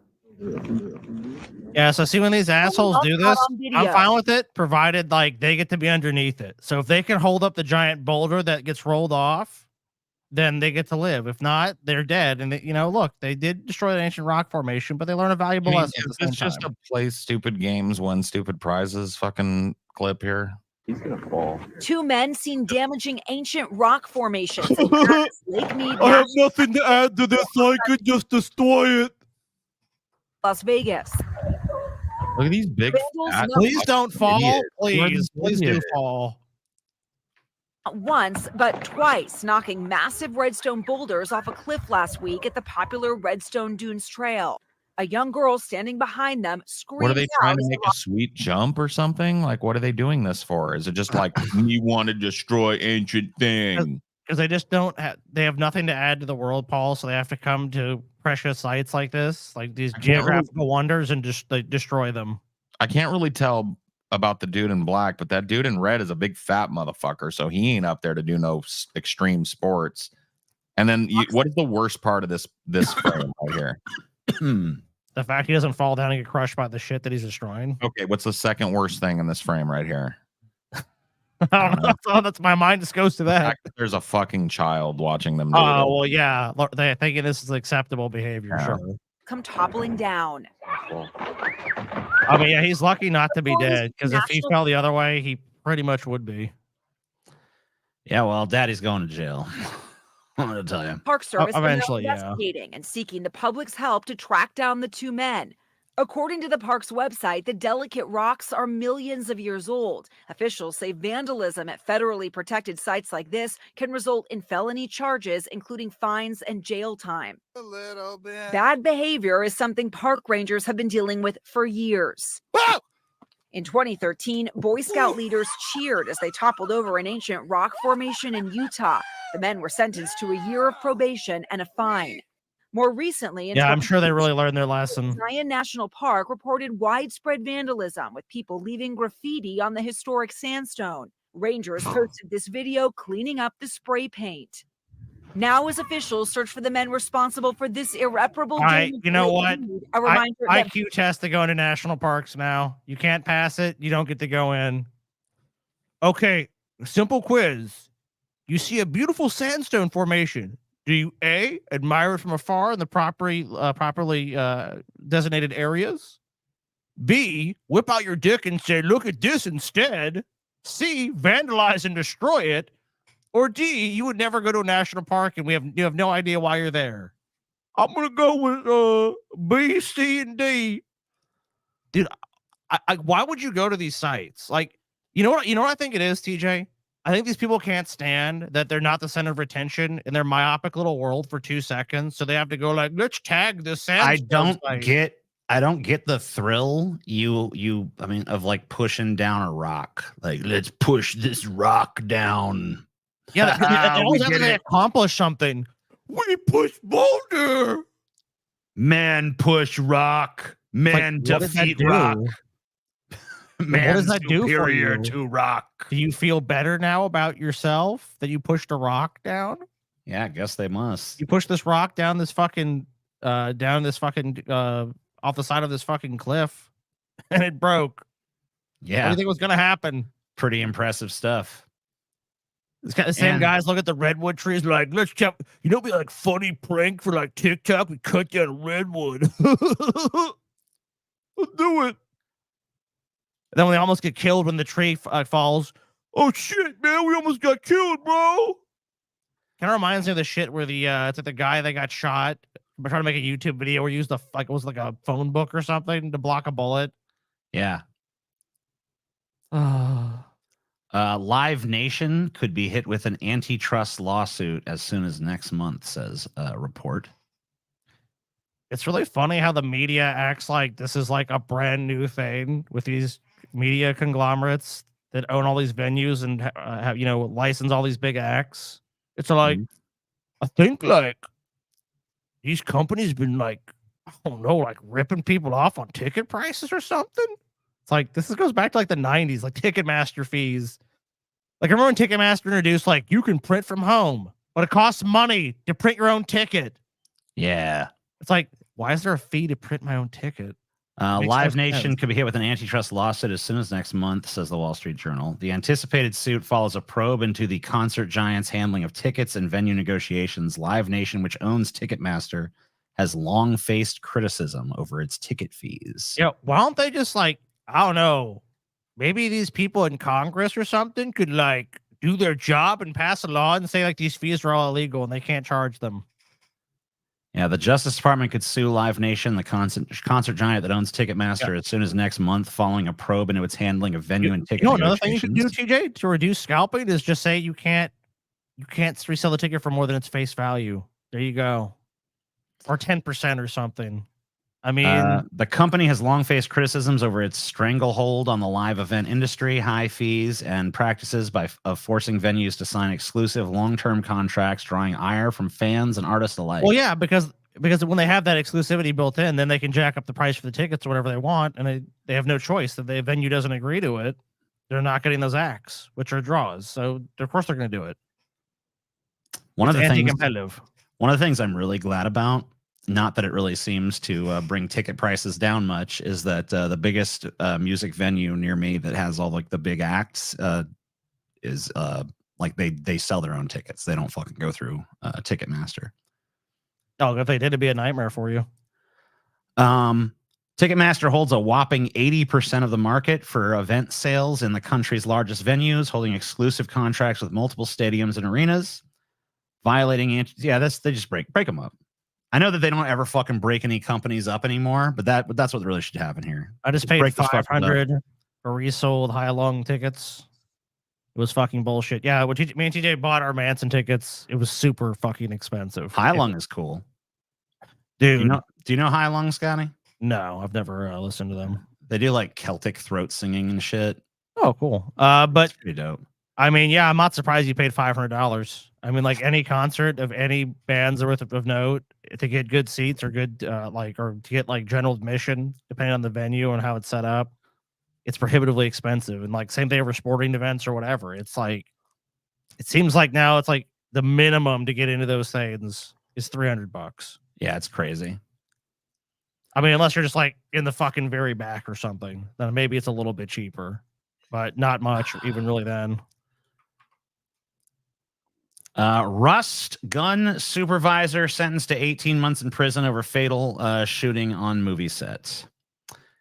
A movie weapons supervisor was sentenced to 18 months in prison in the fatal shooting of a cinematographer by Alec Baldwin, who hasn't been sentenced to shit, by the way, on the set of the Western film Rust during a hearing Monday, in which tearful family members and friends gave testimonials that included calls for justice and punishment that would instill greater accountability for safety on film sets.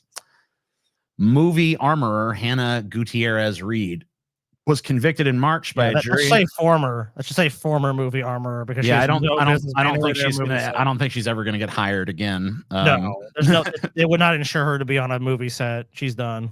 Prosecutors blamed Gutierrez Reed for unwittingly bringing live ammunition onto the set of Rust, where it was expressly prohibited, and for failing to follow basic gun safety protocols. She was unsuccessful in her plea for a lesser sentence, telling the judge she was not the monster that people have made her out to be, and that she tried to do her best. Blah blah blah blah blah blah blah. I don't think she's a monster. I think she's grossly incompetent and negligent, and that gross incompetence and negligence resulted in someone being killed. She got the job via nepotism too. So like she didn't actually have the skills to pay the bills as far as being an armorer goes. She just had a famous movie armorer father, not even famous. Who would even industry respected? Who would in their right mind, TJ, if you were running a film production with lots of guns, would ever allow live ammo, live fire onto your set? That's insane. Baldwin has pleaded not guilty to charges of involuntary manslaughter. He is scheduled for trial in July at a courthouse in Santa Fe. No, he's a rich piece of shit, so he'll probably end up beating it or getting. Even if he gets convicted, he'll get okay, Alec. Yeah. Because he'll appeal it to the fucking Supreme Court. So I mean, his ass will never. I mean, I doubt he'll ever see a jail cell. If he does. You mean being a skilled armorer isn't an inheritable talent? No, apparently not. No, you can't just make a little nematode and eat the other one's brain and be like, "Oh, I've just gained all not armorer knowledge." Or you can't just level up your armor knowledge by like running around a movie set. Yeah, but let's remember, someone's saying that Alec Baldwin, it all falls on the armor. But let's remember that Alec Baldwin is not just an actor in this film; he was the producer and stuff as well, and he basically Alec ran Baldwin, the set. So. Definitively, by any metric you look at, if she's sentenced to 18 months, well, go ahead. I was just gonna say, if she's sentenced to 18 months, his sentence should be fucking longer. You know, it won't be. It probably won't be, but it should be. Now, Alec Baldwin is gonna. I mean, even if he's convicted, is gonna get the biggest fucking slap on the wrist. He's just gonna go to court and be like, "I didn't do it. I mean, the gun went off." Well, this FBI report and all the forensics point to you pulled it. It went off. I think that there's a reason they tried her first, though. I think that they know that her getting found guilty is going to make his it's going to make it easier to convict him. Alec Baldwin has got the fucking best trial attorneys you can imagine. He has fucking probably 5 lawyers working on this goddamn case. He's got political connections. They're going to be putting pressure on him, even if he is convicted, to get the most minimal fucking sentence. He'll end up getting fucking pardoned or some shit anyways down the road. I'm thinking a fine is coming his way. Probably, yeah. Probation or fines or some shit. Yeah, that could definitely happen. I don't think Alec Baldwin's in a fucking jail cell. You're probably right. But he probably should. Oh, God, he definitely should. The Supreme Court effectively abolishes the right to mass protest in 3 U.S. states. Woo! Yeah, America! It is no longer safe to organize a protest in Louisiana, Mississippi, or Texas. Hey, guys, is it time to do some fucking unprecedented mass protests yet? Or are we going to wait until this is all 50 states? Let's wait. Okay. Let's wait until it's everywhere. Every state, dude. The Supreme Court announced on Monday that it will not hear McKesson versus Doe. The decision to not hear McKesson leaves in place a lower court decision that effectively eliminated the right to organize a mass protest in the states of Louisiana, Mississippi, and Texas. Under that lower court decision, a protest organizer faces potentially ruinous financial consequences if a single attendee at a mass protest commits an illegal act. It is possible this outcome will be temporary. The court did not embrace the United States Court of Appeals for the Fifth Circuit's decision attacking the First Amendment right to protest, but it did not reverse it either. That means that at least for now, the Fifth Circuit's decision is the law in much of the American South. The Fifth Circuit is widely known in the federal court system as like the most conservative. So, and it's not surprising with the current Supreme Court makeup that we have, where we have 6 conservative justices, that they're just hoping. Dude, it's basically like, as far as the judiciary is concerned, on the conservative side, they feel like they've got a golden ticket. They're just going to push as much legislation through as possible. Well, the reason they're saying it's not is because what they're going to try to do, and I think it's apparent, is but it's not legal to commit illegal acts. And they're not saying the government is stopping you. They're saying you're open to legal liability in the civil system. Right. They didn't enumerate mass protest as something that's banned in these states. What they've done, be sued for it. They've effectively opened up legal challenges to anybody that participates or organizes one of these things. Yeah, and I mean, agent provocateur, that's like the ideal thing. So you have a protest, right? I come in there and I start causing mayhem and destruction. I run off. They say, look, you had a protest and all these people did it. We're suing you for $10 million and you're going to have to go fucking fight this lawsuit. Didn't we see that in Charleston during those riots where they were like paunchy, middle-aged looking white dudes with black hoods on, kicking in windows and kicking over trash cans and shit, rioting? Oh, yeah. You know that's going to happen. I mean, especially if you protest in these states now. I mean, because like... Well, when something like this happens, you have to drive up the monetary cost as high as it'll go. Because that's what they think is going to make people care enough to sign away their civil liberties. Somebody else's some corporate property downtown, some corporate glass window and a couple of displays. Yeah, if you have 100,000 people go to a protest, how can anyone that organized that protest possibly guarantee that everyone that shows up is going to follow every law? I mean, how could you do it? I mean, even if they did, all you have to do is just send one agent provocateur in. That's what I'm saying. Even if the 100,000 people did do it, or the 10,000 people all did follow every single law, like they didn't jaywalk, they got all the proper permits and everything like that. One person rolls in with a Molotov cocktail. Oh, you're all liable now. I'm ready to go, and I've been ready to go on a fucking mass march on Washington to put a halt to this madness that's going on in this country and abroad. I'm ready to go. I don't have the reach or the capability or the organizational or leadership skills to lead something like that. So you can't put it off on me, but I'm ready to go. You tell me when and where it's happening and I'm there. But this idea that the like material conditions argument or whatever, it's like, what are the material conditions then? So they're literally like stripping you of your right to gather and protest against what they do to you. Is that the red line? Is it genocide? Is it the rape of the national coffers and the transfer of wealth that's happened over the last 30 years? Is that the red line? Apparently it's none of those things. What about the fucking just like any second could turn into a butcher shop bullshit going on in the fucking American border, at the southern border? Is that the line? What's the line? What's the red line, my guy? I want to know. Somebody please tell me. Like, you're gonna wait until the smokestacks start belching out fucking ominous purple and yellow smoke when they start burning the fucking SJWs and shit? Like, is that what it's gonna take? Is that your line? Like, when these like giant absurd factories start belching like pink and blue. Well, actually, Paul, we'd be pretty happy if they'd done that.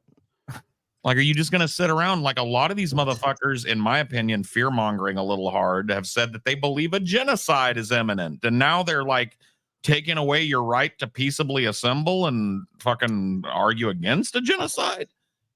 And is that the line? Or are we still going to find a reason that we all need to sit through another fucking cycle and bitch about things on Twitter? Yeah. I'm going to sit around. I don't use Twitter anymore. A 40-something-year-old guy who's ready to fucking go. If you tell him where, look at me. I'm a hippie. I don't have kids. I'm ready to fucking go and get arrested with you. But where are we going? Who's Tell us leading it? where. Tell us when. Tell us why. There is no line, Paul. Everyone has been subjugated. I know that might be hyperbolic in your fucking comment, but that's actually kind of my argument.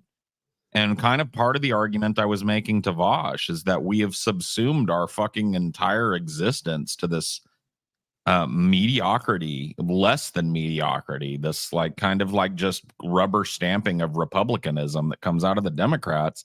And I think it's very doomerish to insinuate that that's the best we can do as fucking leftists. We need to hit the streets.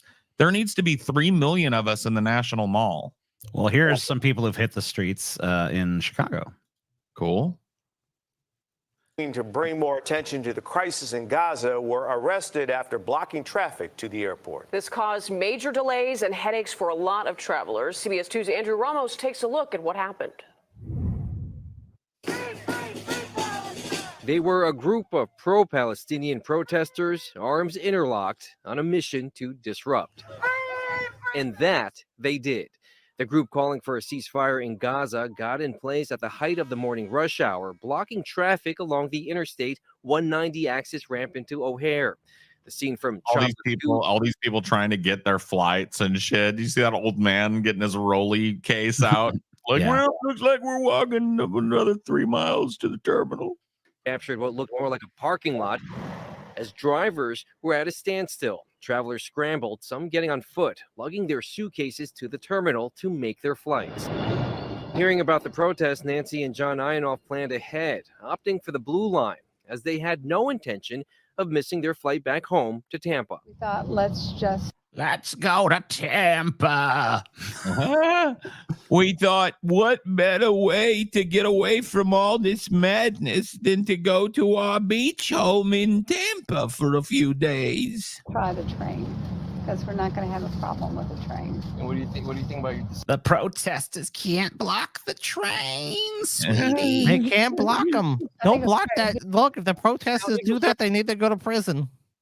9:20 a.m., more than 2 hours after the protest began, when inbound traffic into O'Hare resumed. But Bro, can we talk about this facial hair thing that's going on where these patchy little weird puby beards are being sported by like otherwise good looking dudes? Sure, go ahead.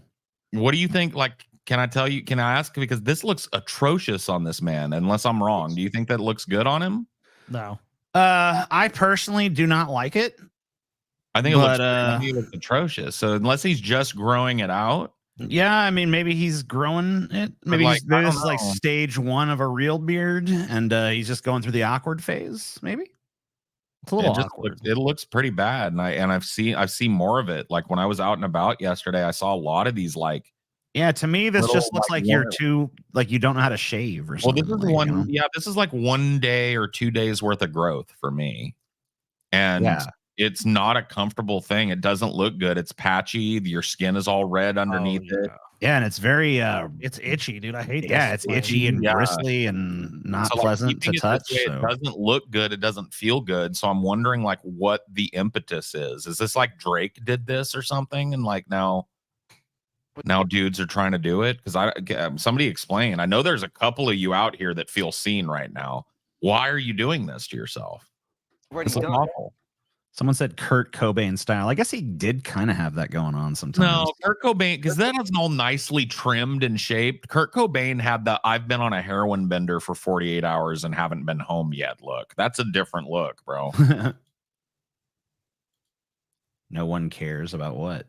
About these protests? Traveling with her son Or about Liam this to dude's facial Panama. hair? They missed their 11 a.m. flight. Test that theory. Yeah, you got to be more specific. Flight Test now that theory about no one caring. just got If rebooked. Captain Howdy cares about being banned out of here. The third Minotaurus alt tonight to get the fucking axe. 45, which puts me 7 hours in an airport with an infant. Renee Costin is in the same boat. Oh my god, who cares? You fucking It's the same thing when the unions protest. It's always the same thing. The people protesting are pieces of shit and they're ruining everyone's lives. Oh my god, this is truly the trail of tears, isn't it? Oh my god, get out of the way, man. Fucking Palestine. What about the atrocity going on at O'Hare?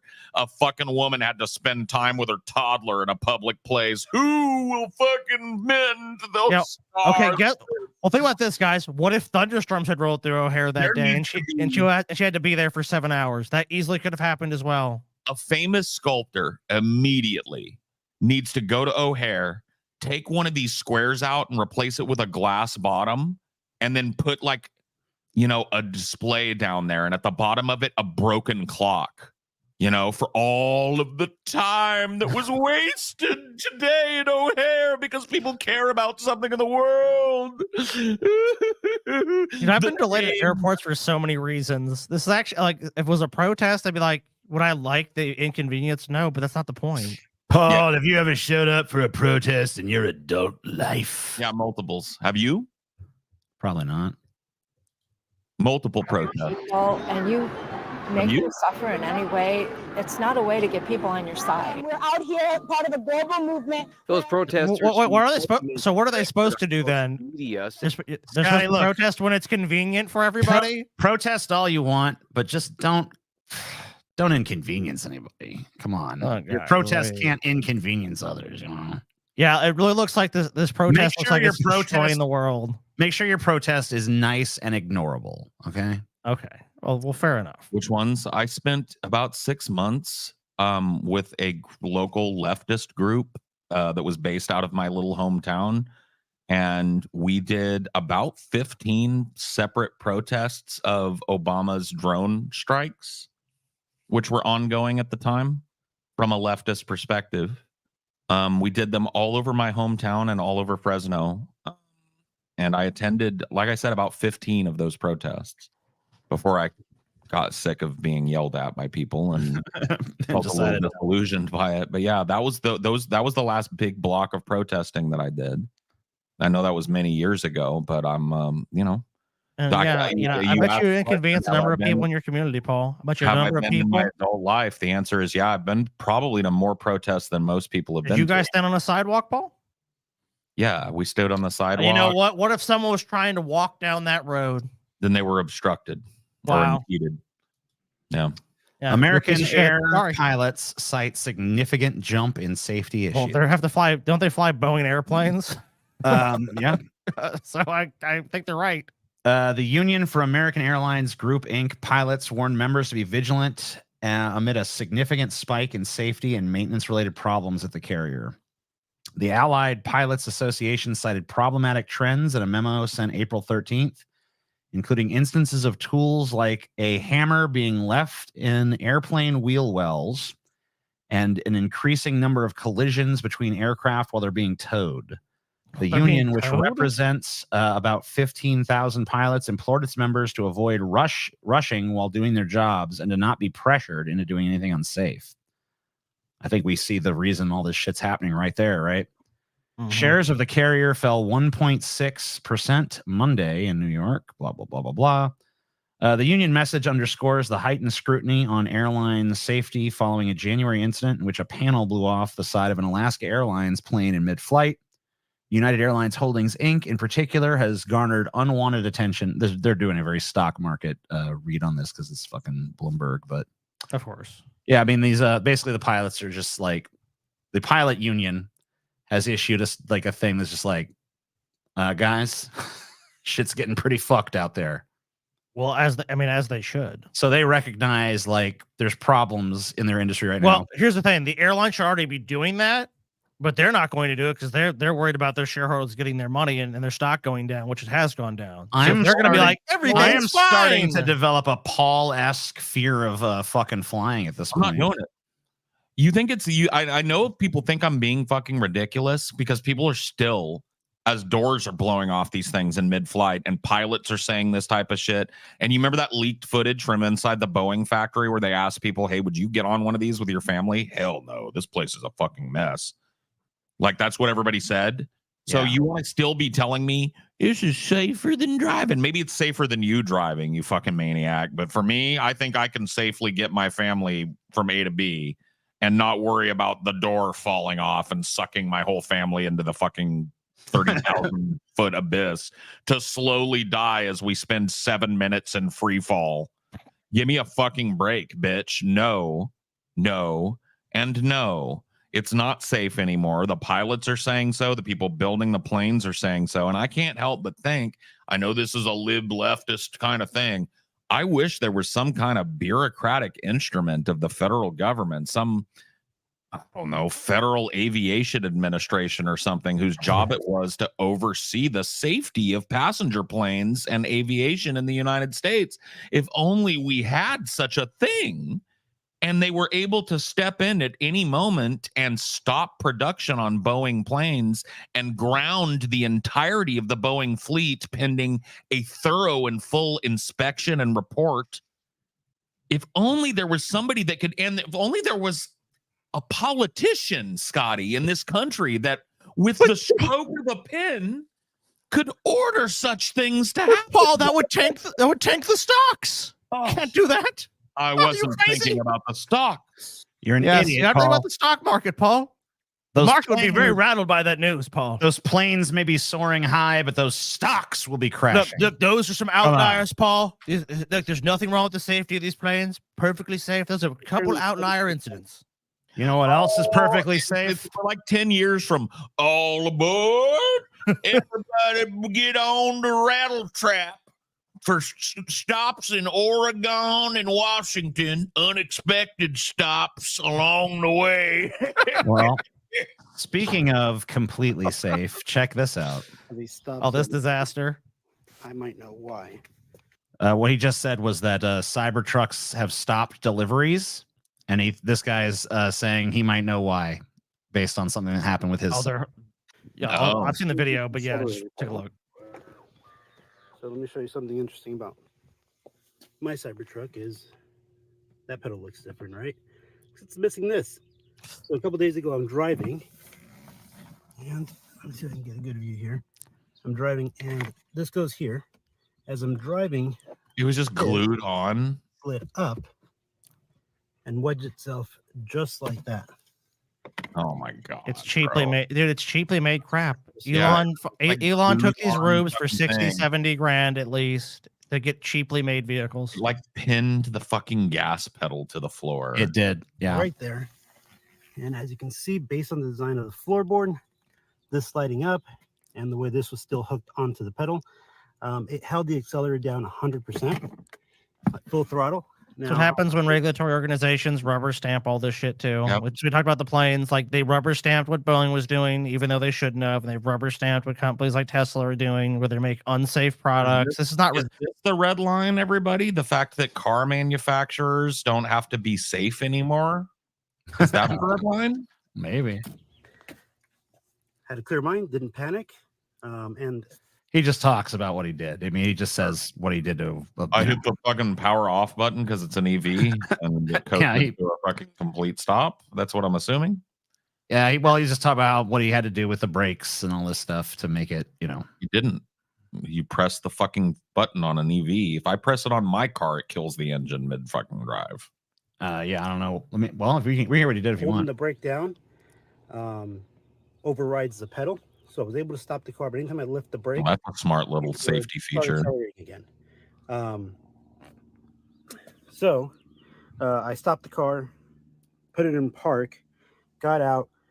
At first I thought the pedal was broken, but then I realized that nope, this was wedged down here under this little section here, not allowing this pedal to come back up. So under no circumstance should any car manufacturer make or design a gas pedal like that.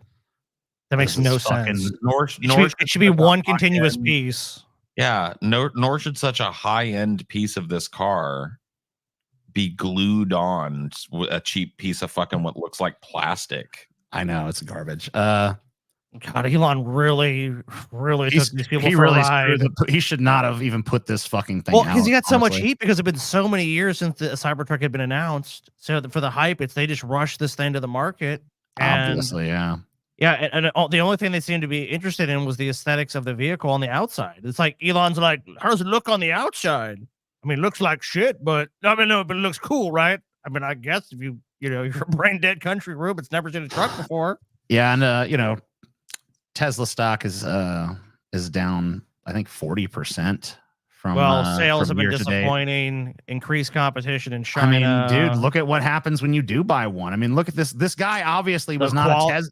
This guy was obviously not a Tesla hater. He bought a fucking Cybertruck, and look what the fucking result is. A few short years ago, Consumer Reports and other automotive magazines, were saying Tesla had high build quality, few problems. I mean, like they were like lauded as like vehicles of the year. Now they're putting out shit like this. It's like it's 80 grand for a car or a truck that's falling apart. Yeah, I mean, look, remember the rusty coloration on the panels. Just from experiencing rain. They're down massively in the stock market, and as a result, they're laying off. I think 10% of their workforce. Look, TJ, gotta tighten the old belt. Elon's gonna tighten the belt there. The company's stock closed down more than 5% on Monday alone. As we prepare the company for our next phase of growth, it is extremely important to look at every aspect of the company for cost reduction and increasing productivity. Tesla CEO Elon Musk said. So we need to outsource more stuff, create more shitty, unworkable cars, and let's run the company further into the ground. Look, I'm not saying that no one, Elon should be laying off whoever yes manned him on Cybertruck. That's 100% who the people that were like, so is this a good idea? And they're like, yes, Lord Elon, the Cybertruck will be the next greatest vehicle. It will be songs. They will sing songs of it for 1,000 years. Now, someone should have went, Elon, this is a horrible idea. Like, maybe you should make like 100 of these, like a promotional thing or something. I mean, they just would have been fired, right? That's what, dude. Cybertruck should have been some exclusive thing that cost a bunch of money and should have been like hand built. That's what they should have done if they really wanted to build the Cybertruck. Trying to mass produce that hunk of junk doesn't work. Clearly, and the perception of these things, like you see this on TikTok and social media, anyone that's a potential buyer, I'm not surprised Tesla's fucking stock is in the toilet, because what you're seeing here's like, you take away the slick marketing campaign. Most people, if they're going to go research a car, they're going to pull up their fucking phone and they're going to go, what do people think about these things? What's the reliability on them? Like, what's the safety on them? And they're going to see like, Cybertruck piece of dog shit. I was driving down the road and the pedal just came apart and then it like wedged, so like I could have died or something, but luckily like I didn't. They're not safe. They're poorly built. They're expensive. The CEO of the company is a fucking whack job. You guys do realize the demand for the Cybertruck is insane, right? Yeah, well, I think the demand was probably based on the false premise that they were like worth a fuck. Okay, hey, buddy, you do realize that Tesla, demand is probably diminished greatly. You do realize that Tesla's missed all of its sales quotas, like, and anything that the stock market predicted, analysts looked at for their numbers, they've missed all of those. So if the demand is so insane for maybe that one product, it's not for the rest of their product line. Why would Elon Musk be cutting 10% of the workforce if Tesla is just, oh man, people just can't get enough of the Cybertruck? No, the demand is still incredible. Okay, great. What's your source? The demand is still incredible. Citation needed. And then why? And you can't even argue. Oh, so you're going to argue that Elon didn't cut 10% of the workforce? You're going to argue that the analysts in the market didn't price that in already? If demand was through the roof for this shit, then their stock wouldn't be down 40%. No, he's just they wouldn't be laying off 10% of their workforce. You're a moron, dude. You're a fucking idiot. Even if that just one statement you made is true, the statement about the companies you can't refute. And if you do, you're not looking at reality. You're delusional. Sorry, buddy. Why would the stocks be going down if it was booming? Look at Nvidia. Look at all these companies associated with AI. Why are their stocks booming and why is Tesla's stock down? You think all the people looking at the numbers are just going, oh my God, Cybertruck demand is through the fucking roof. The stock market would love that shit. And if demand is still high, then those people are morons. And it's not benefiting the company in the long term, in the long run, because their profits are down, their sales are down, but demand is through the roof. So even if that's true, it doesn't functionally fucking matter, retard. Anybody who actually wants a Cybertruck at this point, let's go look. Is a moron. Let's see. Demand for Cybertrucks. This guy's claiming. Oh my God. So let's go look. Maybe I'm wrong. Look up the number of pre-orders. Okay, go ahead. Pre-orders do not equal sales, though. It's not like you pre-order a game. Yeah, pre-orders from how long ago, too? Okay, here's the thing. You can pre-order something and put a deposit down. Doesn't mean you're going to buy a Cybertruck. That means you have the right to buy a Cybertruck if they contact you and say, hey, the factory has allocated this number of Cybertrucks to your part of the country. And do you want to purchase one still? You're on the list. Put you on a giant list. It's not a status symbol when the things are pieces of shit. Yeah, and the Cybertruck was announced years ago. We're talking about all the time falling that's apart since then. When a fucking like slight little rainstorm causes it to turn into a rust bucket and the fucking gas pedal goes falling off. I mean, I guess it's not a gas pedal, but the acceleration pedal goes flying off every fucking time you put your foot down a little too hard. I don't know. I don't think it's all that much of a status symbol anymore. It's more of like an I'm a dumbass symbol at this point. I see something there was 2 million pre-orders, but I don't see anything about the actual sales figures. Let's see if Cybertruck sales. Yeah. See it. Okay, sales figures.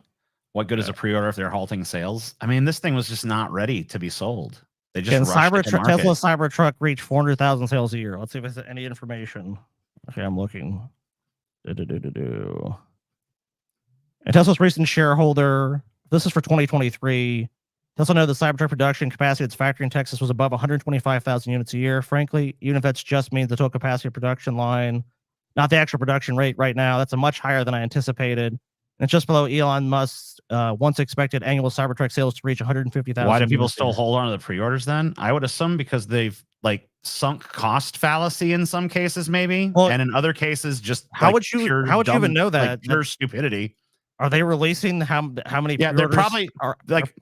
Yeah, I don't think Tesla's putting out fucking sales figures about how many pre-orders have been canceled in light of like all of the terrible news about this thing. Not to mention this person's never acknowledged anything else that's been said about Tesla as a company. So it's just like it's a myopic view of one part of the business and going, that's the business. I don't think it's Spino, but I'm just gonna say it's Spino and ban his ass. Goodbye.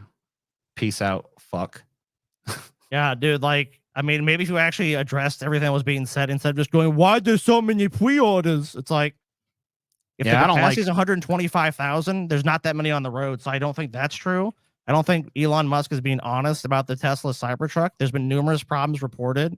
If people want to hold on to pre-orders, I mean, that's definitely their option to do so. But I think they'd be idiots to do it until they straighten out the problems. Now, look, maybe somewhere down the road, if Tesla fixes all of those problems and builds a functional vehicle, that could be a thing. There's virtually zero info about actual sales returns, and even the pre-orders are mostly from years ago. Right. Yeah, because I did find info. There was pre-orders of up to 2 million, but I mean, like people if the capacity people thought it was going to be fucking cool. They didn't think it was going to be a total piece of fucking junk. Yeah. Dude, initially when it was first announced, I was like, dude, I'm going to get a Cybertruck. TJ, you want to get one shit? But then everything I've seen about it, dude, there's no way in hell I would consider getting a Cybertruck. No, they suck. They Cybersuck, bro. Well, and that person can actually point to sales figures too. It's like they're just saying, "Oh, look, man, there's pre-orders." Dude, it's just a little Elon fanboy that doesn't give a shit about reality. Okay. Yeah. Governor Reeves proclaims Confederate Heritage Month in Mississippi. Cool.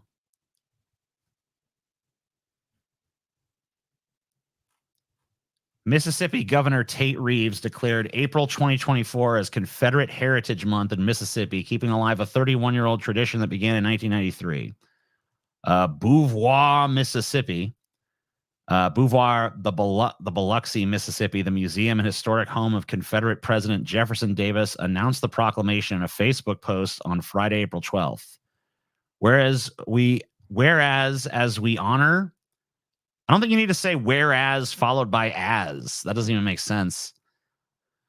Whatever. You're the Confederate Museum. I don't expect much of you.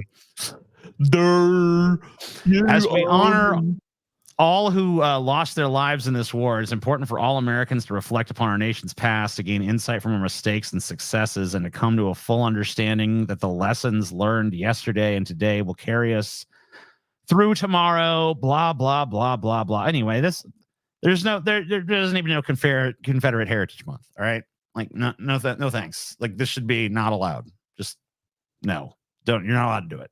Just fucking stop. Mississippi, quit being fucking backwards as fuck. We need to fucking get the federal government down there. We need to fucking do some more what's it called? Reformation? No. Reconstruction, baby. We need more reconstruction. You guys, we pulled the pie out half baked, man. And this is what happens. I'll tell you, it's Mississippi. I'm not expecting anything else. See, I'm still stuck on the shit because the Cybertruck shit. Scotty. So all right, here you go. I looked into this. Yeah. Right. It says Tesla Cybertruck wait time shorter than expected, almost sold out for 2024. So that's what Tesla was pushing. Tesla executives told media and investors in the morning, this is like from January this year, the U.S. electrical car giant expects to soon sell out of all builds in 2024. You can still order one right now. And by the way, all that means initially the deposit, this is 2019, so it's 5 years ago, was $1,000. They dropped down to $250. So clearly, if they drop the deposit, if they say their capacity is 120, they can build 125,000 of these a year. And by the way, it's the minimum cost you're putting into this now is $60,000. That's your cheapest if you buy cash. you finance it or whatever, it's going to release. It's going to be more. Yeah. If you look at all that, this isn't adding up. This is not adding up to be huge sales. Maybe they did have a bunch of pre-orders, but I don't think it's translated to actual sales of this vehicle because I have not seen anywhere you can find. Oh, dude, there's tons of these shipping out everywhere. Like you're starting to see them slowly creep out of the factory, and they have tons of problems. I bet you when they actually review these vehicles and look at the number of problems per 1,000 vehicle, it's going to be through the fucking roof. Is there a fucking disaster? I hope so. I think the people that bought the first generation of these are some of the biggest fucking dupes on the planet, man. I think they look cool, but I might get one, but it's gonna be the Cybertruck 3 or some shit when they've ironed out all this fucking bullshit. I ain't getting the first one. Paul, I'm glad to see you in a good mood. I'm actually not in a great mood, but I guess in comparison, I'd be in a better mood than I usually would get into when I get in a dark mood. My mood is a little dark today. I'm going to be honest with you about something. I'm going to admit something. Admit. Some of you people in chat that are just trolling me by just nut-eyeing me basically every time I say something that makes sense, you got to me today. All right? Touche, trolls. They got to Scotty, too. You made a dude what is really trying to think about things on this planet and what wants to fix things if he can from his limited scope. And you made him angry and sad inside today. Congrats. You done good. I'll show you guys something. All right. Okay. So here, this is basically this comes directly from Tesla. He's fucking on the case. Fucking does not give a shit about anything else right now. Until your vehicle. My case against this fuck. Okay, Elon Simp. Until your vehicle is delivered to you, you may cancel your pre-order at any time, in which case you'll receive a full refund of your pre-order payment. Until your final configuration is matched to a vehicle, you may make changes to your vehicle configuration. So what you just told me there, son, is until the vehicle is delivered to you and you've signed on the dotted line, the pre-orders don't mean shit. Fuck off, moron. Wrecked right in the rectum. Hey, Paul, I'm not sure if you're aware, but there is a lol cow called Dragon Borard. He lives in Germany. He's been pretty aggressively harassed by a large quality of people after doxing himself. I am not aware of this guy. I have got to be honest with you. I have what I think is going to be more than enough with the lolcows that I've decided to cover. But have no fear. I'm covering a broad spectrum of lolcowery. All right. We're going to look at it from multiple ways. We're going to enjoy some of it because there are some lolcows that I think it's okay to say and do mean things to them because they're kind of like monetization model is. I mean, one of the original ones, hate watchers, and I rile them up, and then they send me donos that are mean, and then I go, Keane, right? Brett Keane's a lol cow for sure. I mean, well, yeah, I mean, he's a. I'm not saying we're covering him, but I'm saying, but we make fun of Brett Keane every time we ever covered Brett. We fucking ripped him to shreds. But I mean, he deserves it. Not to spoil it, but we will cover a little bit of the old Brettster. I mean, how could we not? Oh, not for long. Oh shit! We're not going to be 2 hours on Brett, and it's not going to be some kind of comprehensive history of Brett Keane. But we're doing a lol cow gauntlet. How could we not? The lol sea cow himself. I mean, he is the king of the manatee, the landlocked manatee. Yes. How could we not cover him a little bit? So yeah, not to spice up the deal, but we're going to be taking a look at some Brett Keane and talking about that implication and probably making a lot of fun of him. Well, I got to be honest with you guys. I'll tell you one of the videos we're going to watch because I love it. You guys remember that video where he was playing fucking Elder Scrolls Online and that dude was following around trolling him with his mic open and he was like, turn your fucking mic off, you idiot. That's my favorite Brett Keane shit. Like I love how mad that troll got him. So we're gonna watch that for sure because that's lol cowing right there. That's him killing the rats and shit. Dude, he was so low level in that game. He was dog shit. Yeah. Turn the fucking goddamn thing off. The guy's just fucking following him around with a big fat echo and a bunch of white noise. This fucking idiot, get out of my group. How do I kick him out of my group?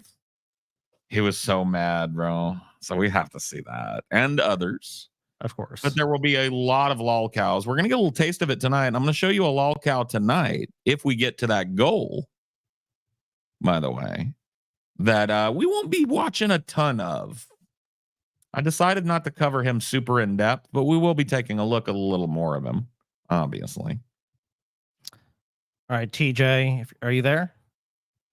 I think TJ shit his britches again. You're taking a piss or a shit or something. Hopping in the shower real quick to clean his ass crack out. Throw on a pair of sweats.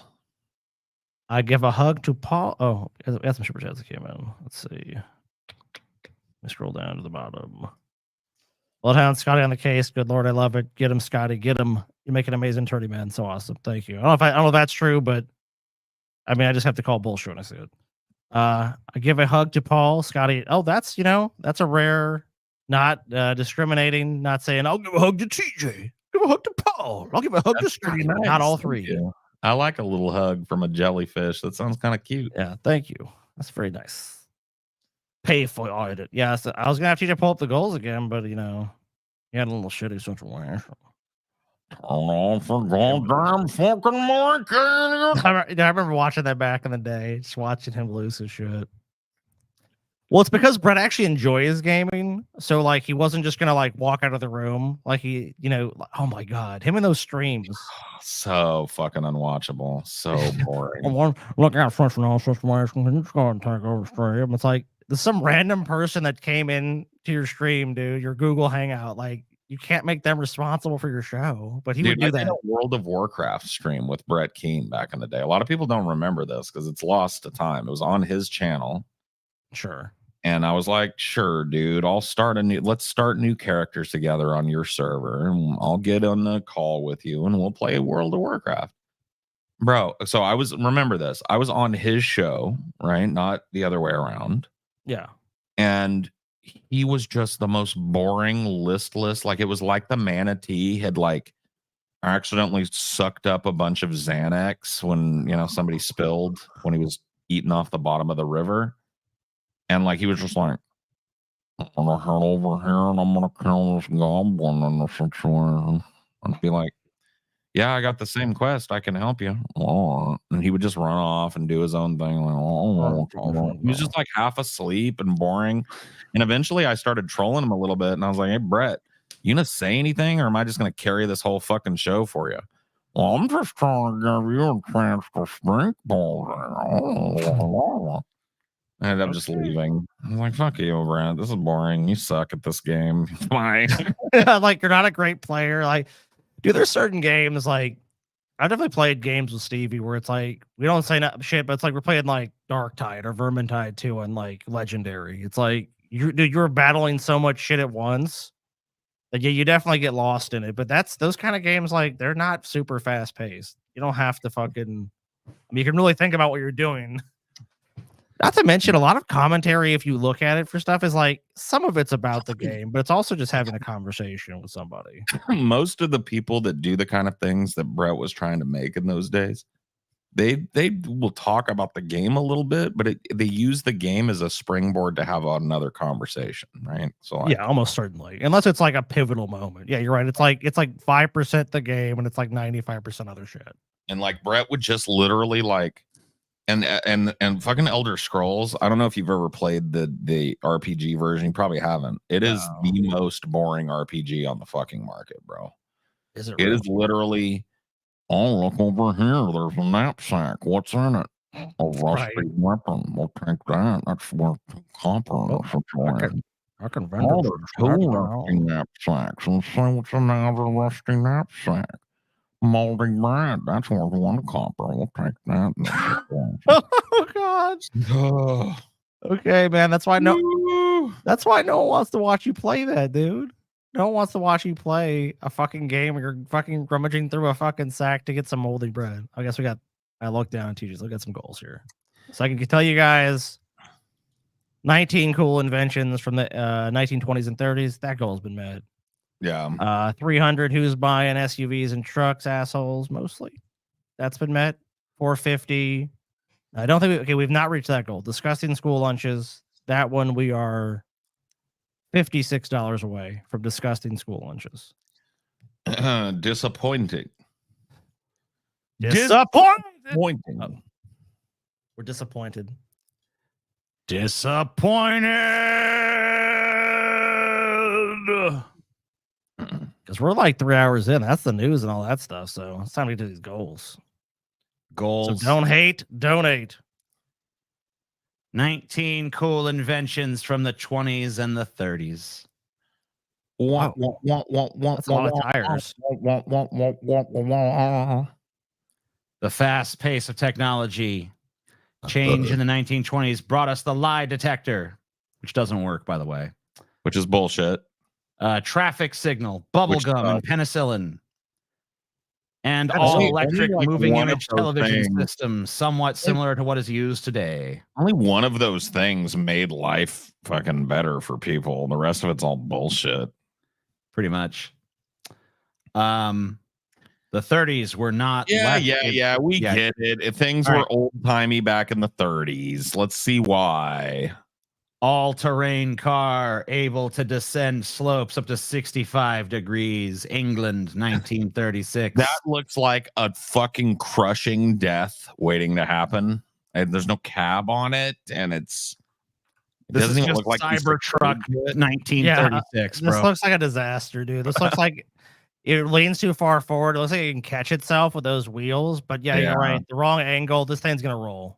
This looks like a serious roll hazard. And it's going to crush whoever's Well, sitting. there's a reason you don't see this shit today. The design doesn't make a lot of sense. That's why. You know what I bet this thing didn't have, though? A gas pedal that would get stuck to the floor because it's made out of cheap plastic nonsense. Probably not. Yeah.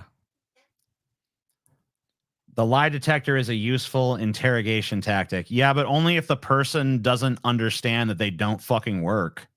Dude, I got to be honest, the more I'm looking at this truck, the more I'm thinking this might be the flyest fucking vehicle that we ever came up with. Dude, can you imagine pulling up in this motherfucking thing to the club and having a couple bitches hop out of it? And then you blow the horn, and this thing had one of those kind of horns, you know what I mean? Oh shit, yeah. You blow that fucking horn, dude. Awooga. You hit him with the awooga. Yeah, dude. I think this might be a fucking dope ass car to have. The awooga horn. See if I can find that sound effect. Yeah, awooga, dude. You know what I'm talking about. What is this?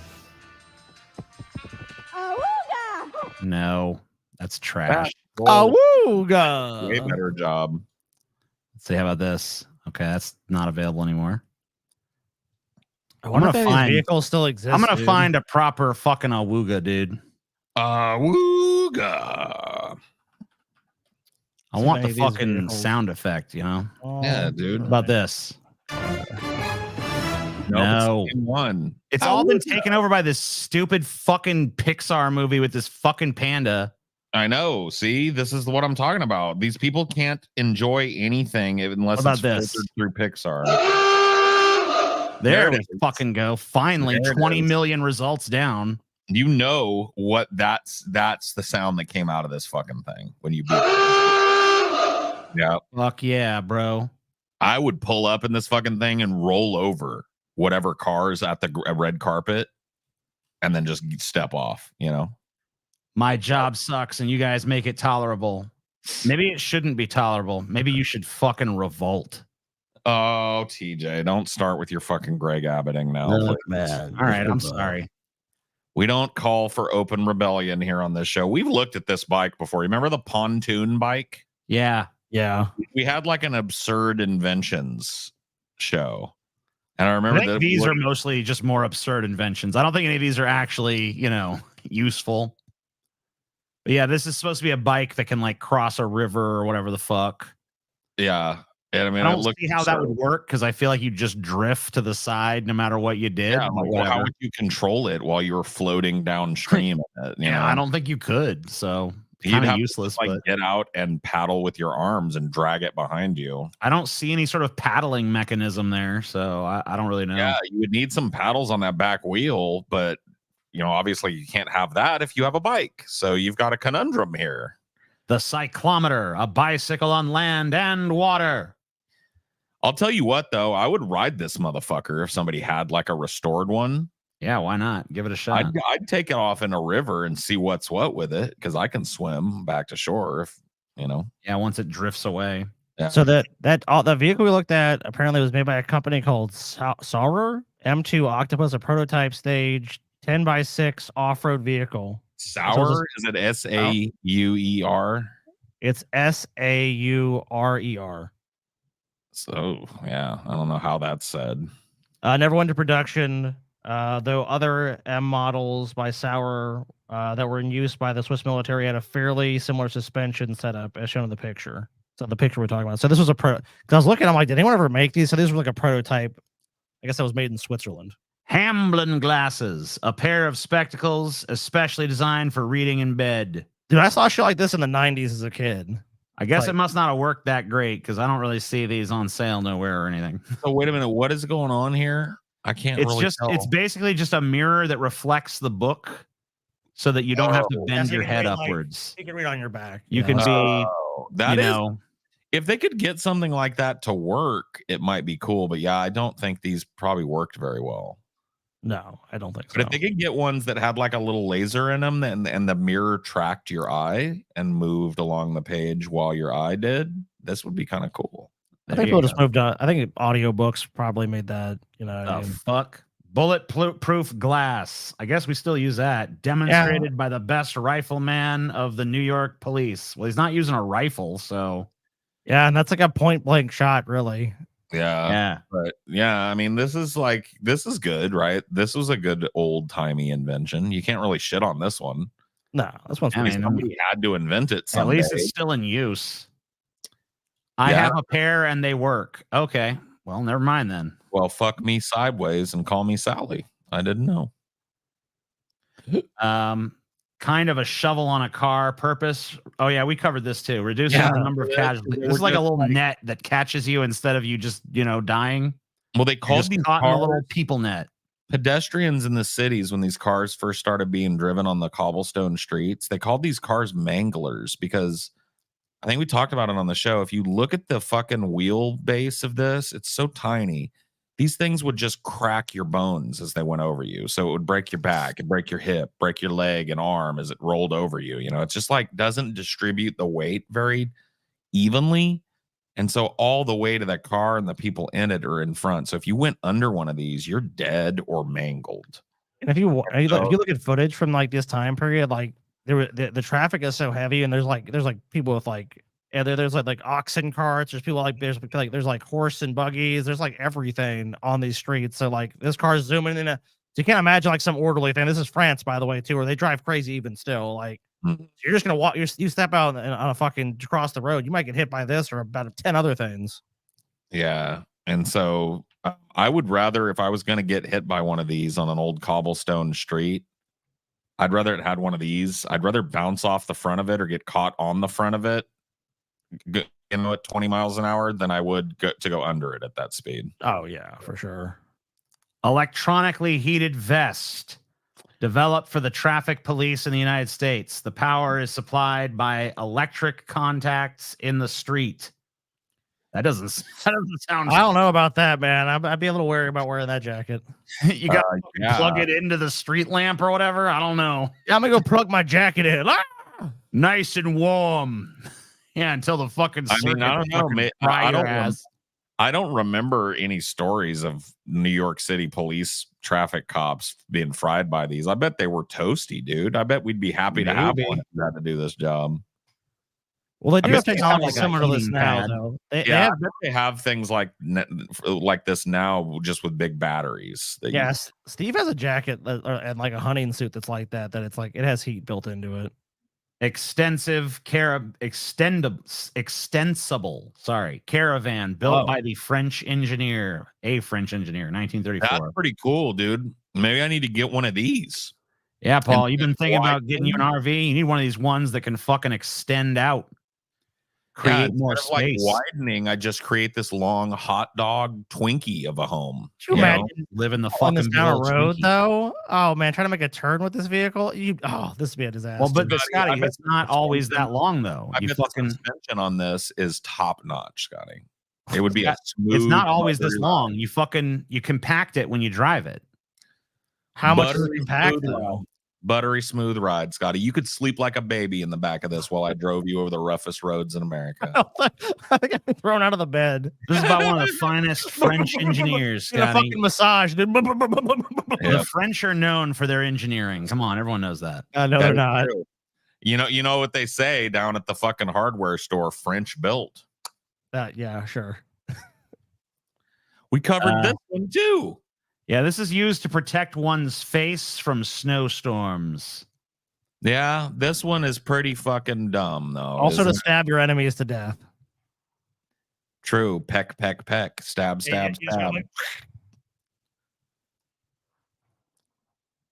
But yeah, these women look absurd. In 1938, the first wireless newspaper was sent from WOR radio station in New York. Whoa, it's the photo internet. shows children reading the children's page of a Missouri newspaper. It's the internet, dude. Yeah, it's pretty cool. Early internet. Yeah, they were surfing the web, but the paper web. Paper web, baby. Look at that shit. That's pretty dope. I wish I had one of those. Have you ever wanted Folding one of those bridge for Have you ever- emergencies, You know what I'm invented by L. Delft, can easily be transported on a hand cart. Have you ever seen those fucking things in movies where it's like the telegraph machine and they're like, must come soon, stop, send as much money as possible, stop. And it's like, tick, tick, tick, tick, tick, and it's like it's coming out. Can I get one of those in my house instead of a cell phone? Do you think they could make that happen?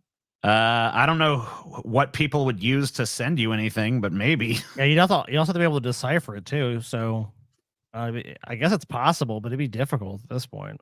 Oh, thank you, baby. So a folding bridge for emergencies. I mean, that kind of looks cool, but also like, what if something happens? You know, well, I mean, this is for when something happens, guys. I'm It's an saying, emergency what if bridge. it snaps? It snaps back together. Like that kills everybody, right?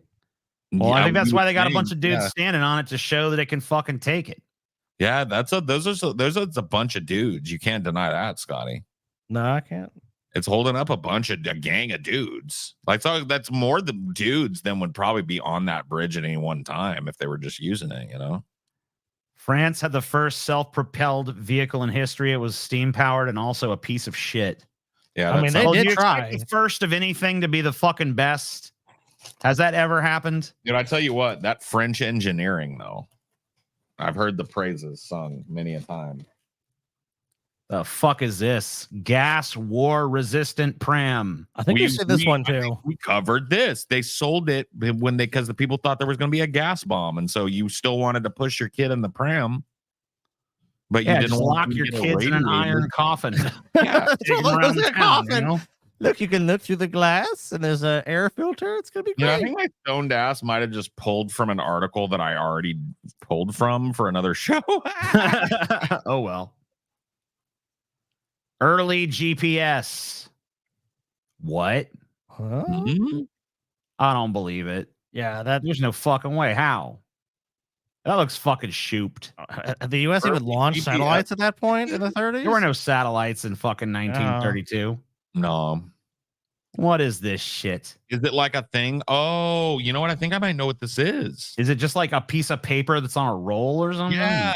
And it like you put the roll in for your neighborhood, and as you roll, it shows you where you would be based on how many wheel rotations. Oh.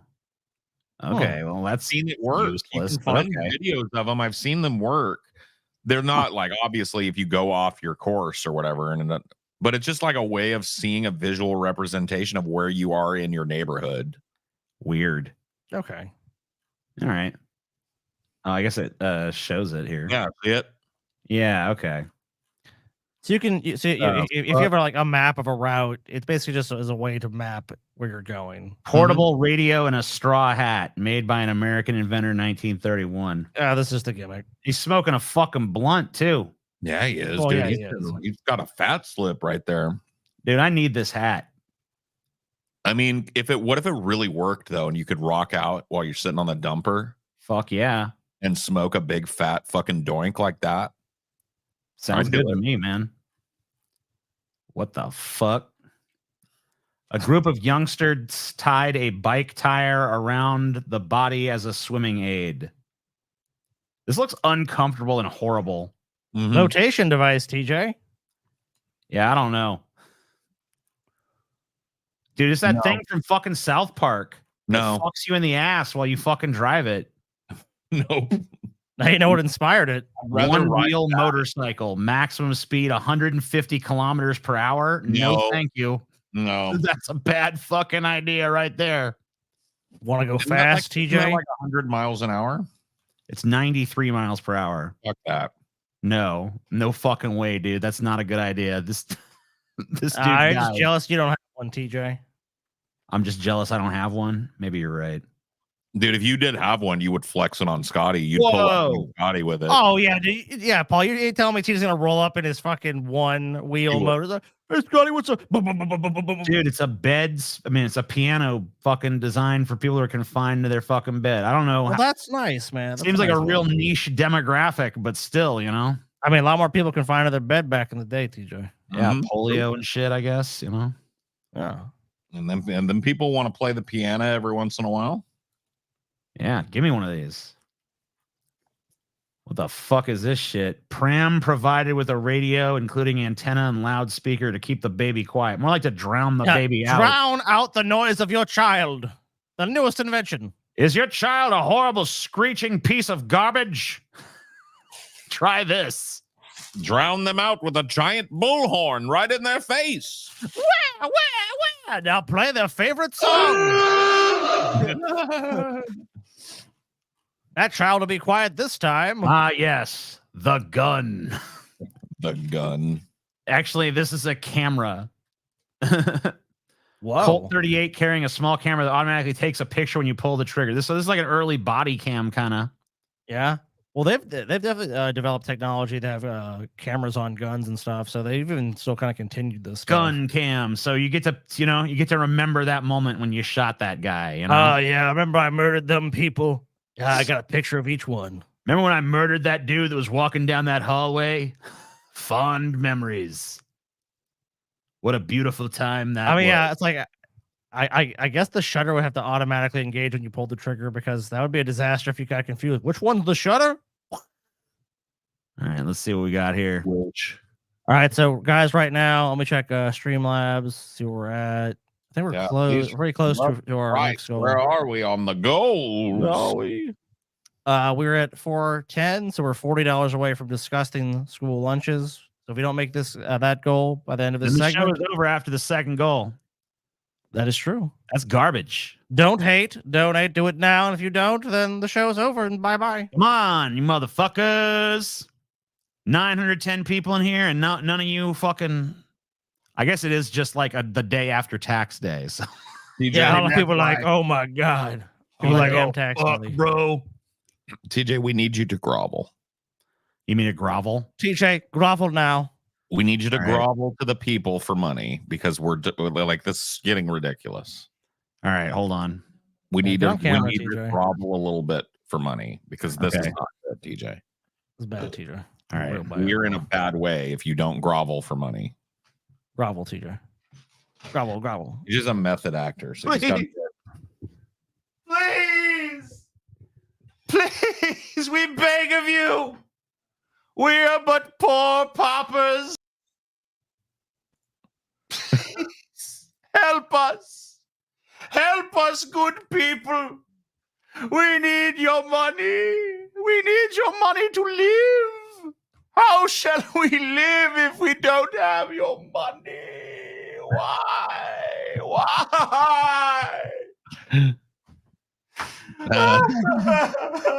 God, no. As a total aside, though, TJ's bought a Cybertruck. He really needs to make those payments. I mean, how is he to pay his Cybertruck note? Yes. Look, guys, we joke on the show a lot, but expected to live. But me, TJ, and Paul recently ordered Cybertrucks. We've got look. They're expensive. We need to pay for them. Look, look. Let's say you that's guys think 60 this grand RV each. that I'm talking about that's going to be 120 grand is going to pay for itself. Come on, people. You got to give me money so I can live my dream. Yeah, Paul has to be an RV across America, dude. He's gonna make up for what TJ fucked. Look, TJ fucked up. He If never you went on get that me trip. there, I will make good on the promises of my compatriot TJ. The false and self-serving promises that TJ made and used to buy a lambskin jacket.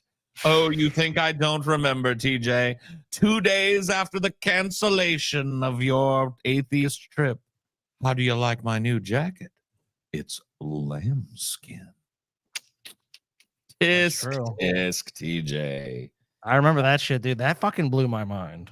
I When know. TJ, it's like, give me money. Then it's like, my new lambs. It's like, TJ, are you fucking for real? How You do have you a fucking like my new lambskin jacket? coat? It's lambskin. Oh, this was a gift. This is a gift. Yes, just don't mind me. I just get $700 jackets handed to me constantly. Dude, TJ's the only guy I know that's lost two $700 jackets. True.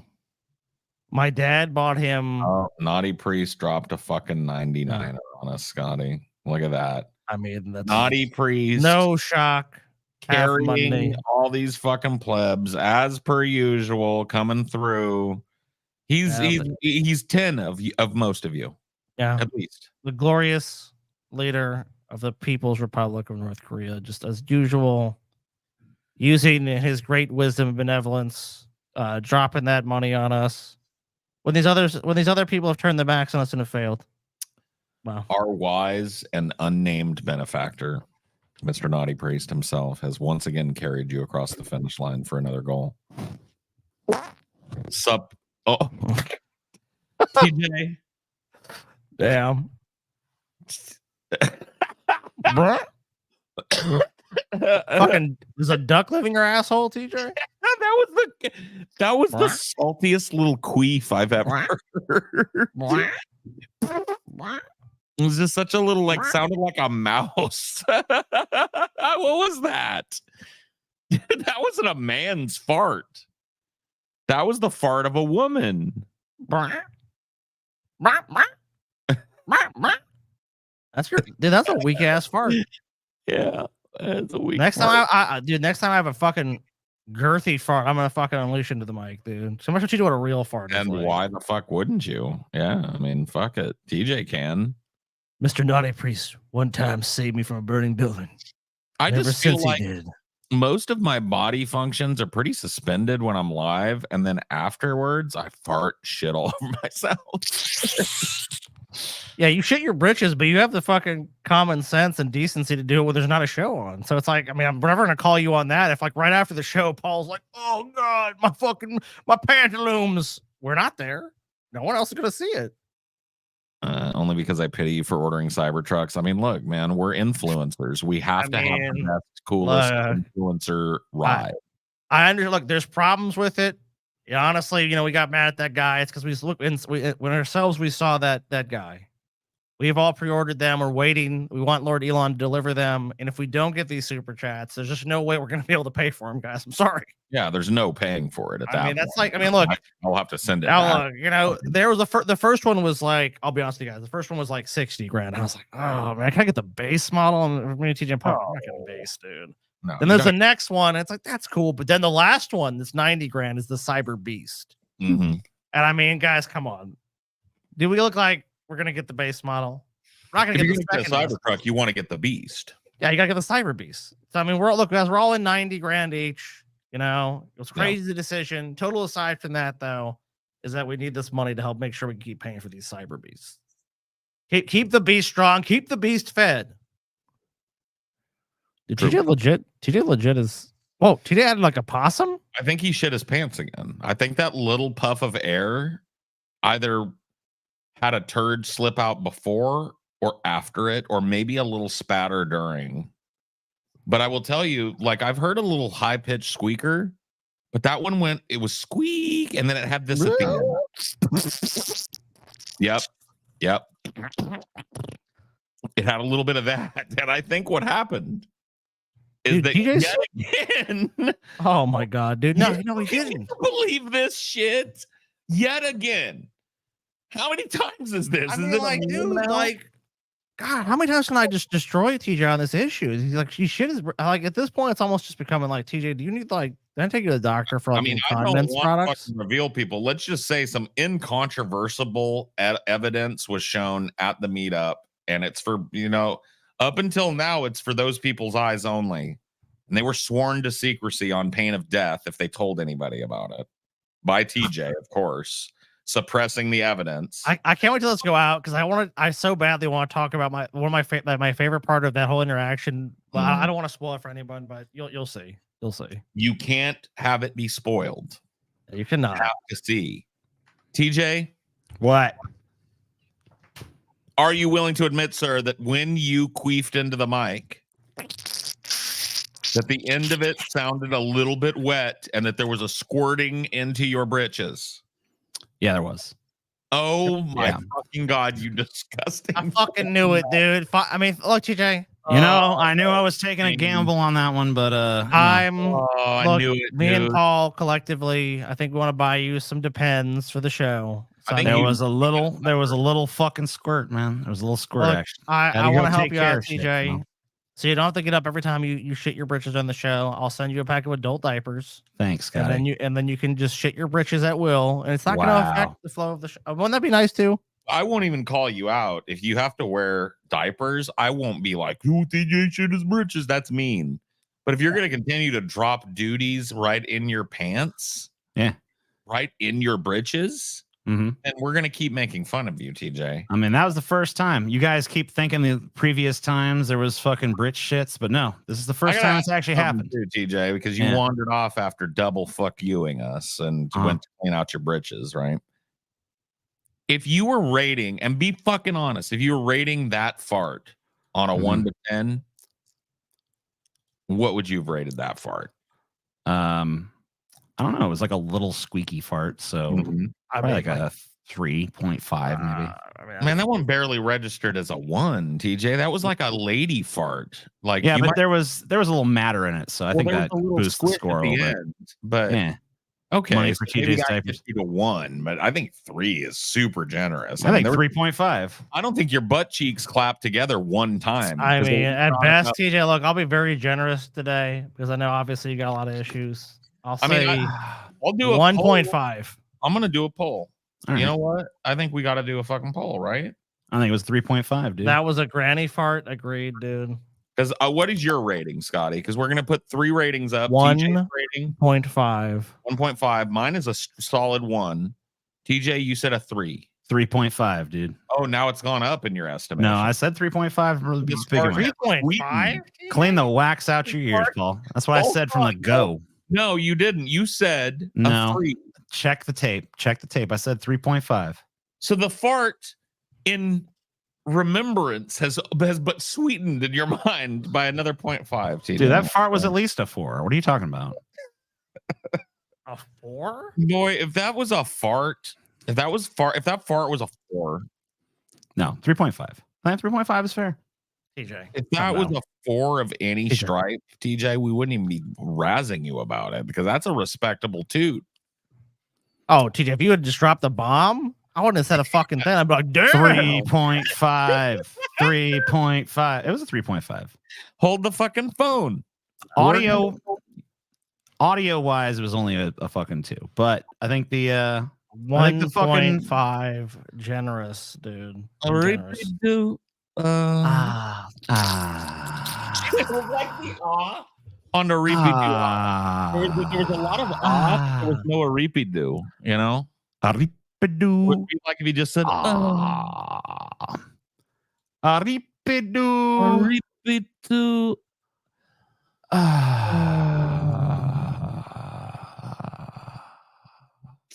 Son of a fucking goat, dude.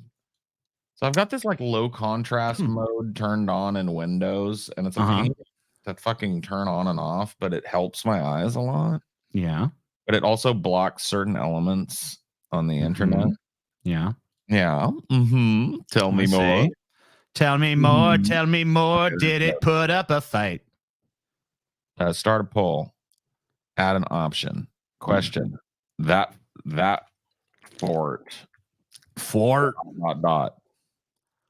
I say a 1. Scotty says 1.5. And TJ. Yes, TJ. 1.5. Respectable 3.5. Even further. You're saying 3.5? Okay, 3.5. 1.5 is actually an insult to you, TJ, because I could simply have given you a 1. That was a 1, but hey. But but like I actually wanted to insult you a little more by giving you 1.5. 3.5. 3.5. Right. Well, let's give context. What in your mind, TJ, is a 1? I think a 1 would have been that fart, but no Hershey squirt. Yeah, well, no, for me, a 1 is an SBD.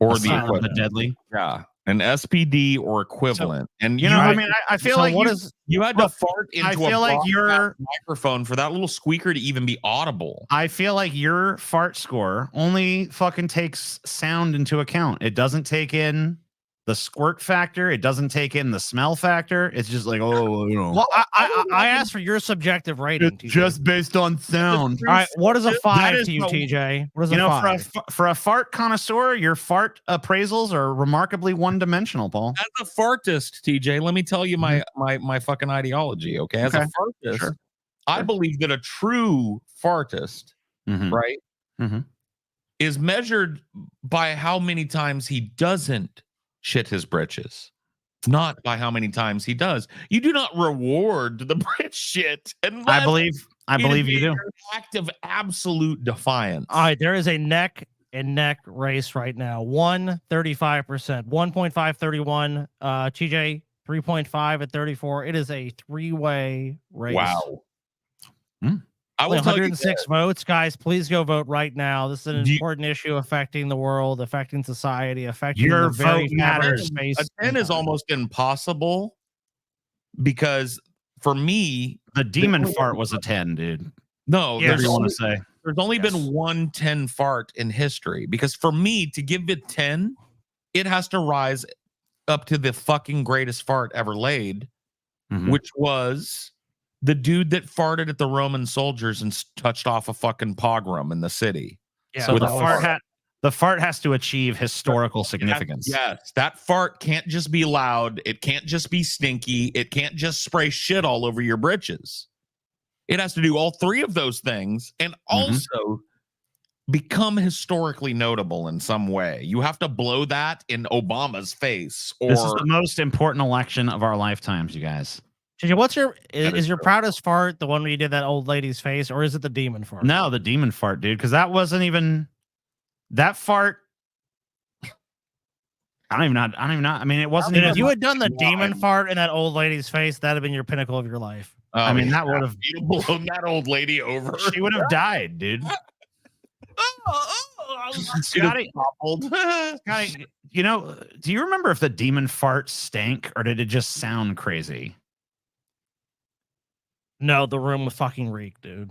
Okay, good. The room fucking reeked. Did it smell like sulfur? Well, TJ, do you remember how you were eating during the demon fart times? He was in Las Vegas, dude. He was shoving anything in his mouth. Buffets, fast food. Here's what I remember about that. I remember it smelled awful, TJ. I was at fucking Circus against my fucking will. Oh my God. You didn't, that wasn't a circus buffet fart, was it? It might have been, honestly. I don't know. Probably was, dude. I was laying in bed. That's the worst fart in Vegas, bro. That is the worst fart in Vegas. A circus buffet fart is nationwide. I was laying in bed. I was on my tummy. Oh my God. And I remember I felt this fucking feeling I'd never felt before. This like vibration through my fucking being. And then it happened. And Scotty was just like, what the fuck was that? And I was like, I farted. He's like, that was a fart? Because it didn't even sound like a fucking fart. It sounded like, dude, it sounded like a demon being born, dude.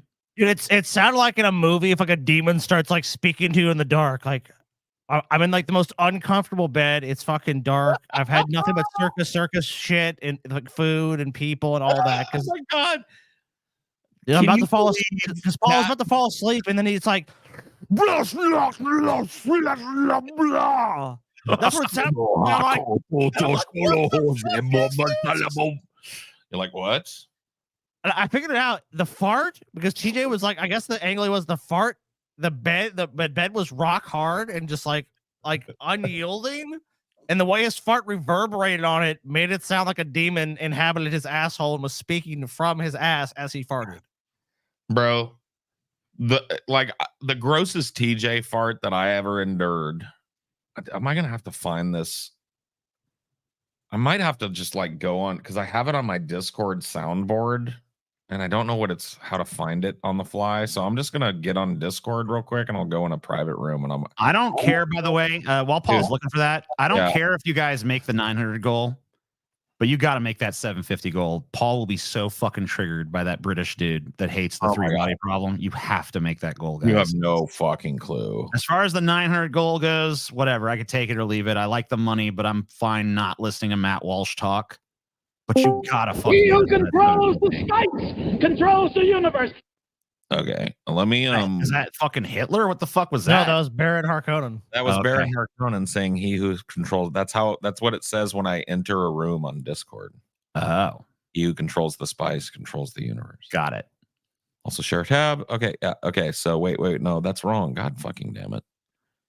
That's just sharing the wrong goddamn screen. Present, share screen, application window, spacing guild. There we go. Oh, I'm on the show, Mary Jane. I'm sorry. I'm just playing. I'm playing one of our soundboards. Can you guys hear? I'm sorry. It's good. All right, no worries.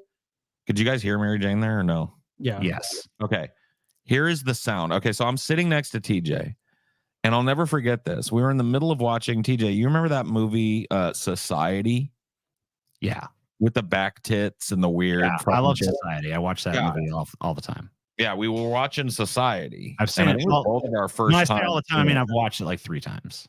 Yeah. And we were watching that, and all of a sudden, okay, so you guys can hear it. So this is the sound that came out of TJ. Like I'll play it again.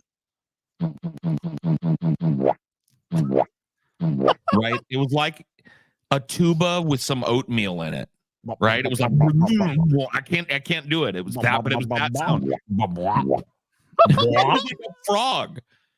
But like it was loud and it rumbled the couch because you guys remember you had that big fucking like leather couch. Yeah. Right. Yeah, the sectional. And so I was sitting on the same section as TJ and it literally vibrated my ass. So it was deep and he pushed it like deep into that cushion. And nobody noticed but me. And I just looked at TJ, like I cocked him a look, like, and TJ was just watching Society, like,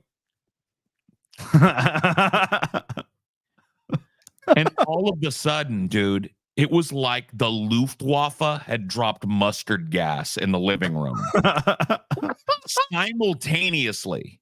Okay. Here's how it went down. Salvador went, jumped off the couch and left the room. Yeah, poor Salvador. Yujiro went and followed. It hit me next. I went, oh my fucking, by the time I said fucking God, the 2 girls had caught it. The whole room was gassed out. We had to pause the fucking movie. We had to take a whole smoke break outside and let the air fucking clear. That was the most nuclear fart I think I've ever, because like I've smelled some stinkers, bro, and I've ripped a stinker or 2. But that felt like I was trapped on it felt like a Dutch oven. Yeah. I felt like I was under the covers with that ass. And I don't like that. That's So there you go. You know what one of the worst things I've ever had to do is if you go to TJ's house and you have to wait and TJ's in that bathroom ahead of you. Oh my God, dude. Is it Robo Scotty for you? No, Scotty's fine. Oh, okay. So it must be on my end then. Yeah, there's no Robo. I don't know why it's not snapping back to our other mode, but whatever. Oh, do we have it selected down here? Dude, if you have to go to a bathroom after you just taking a dump, dude, that's like some of the worst things. You got like, because normally you can wait, but sometimes, like you'll have to take a shit or you'll have to take a piss. Oh my and it's like God.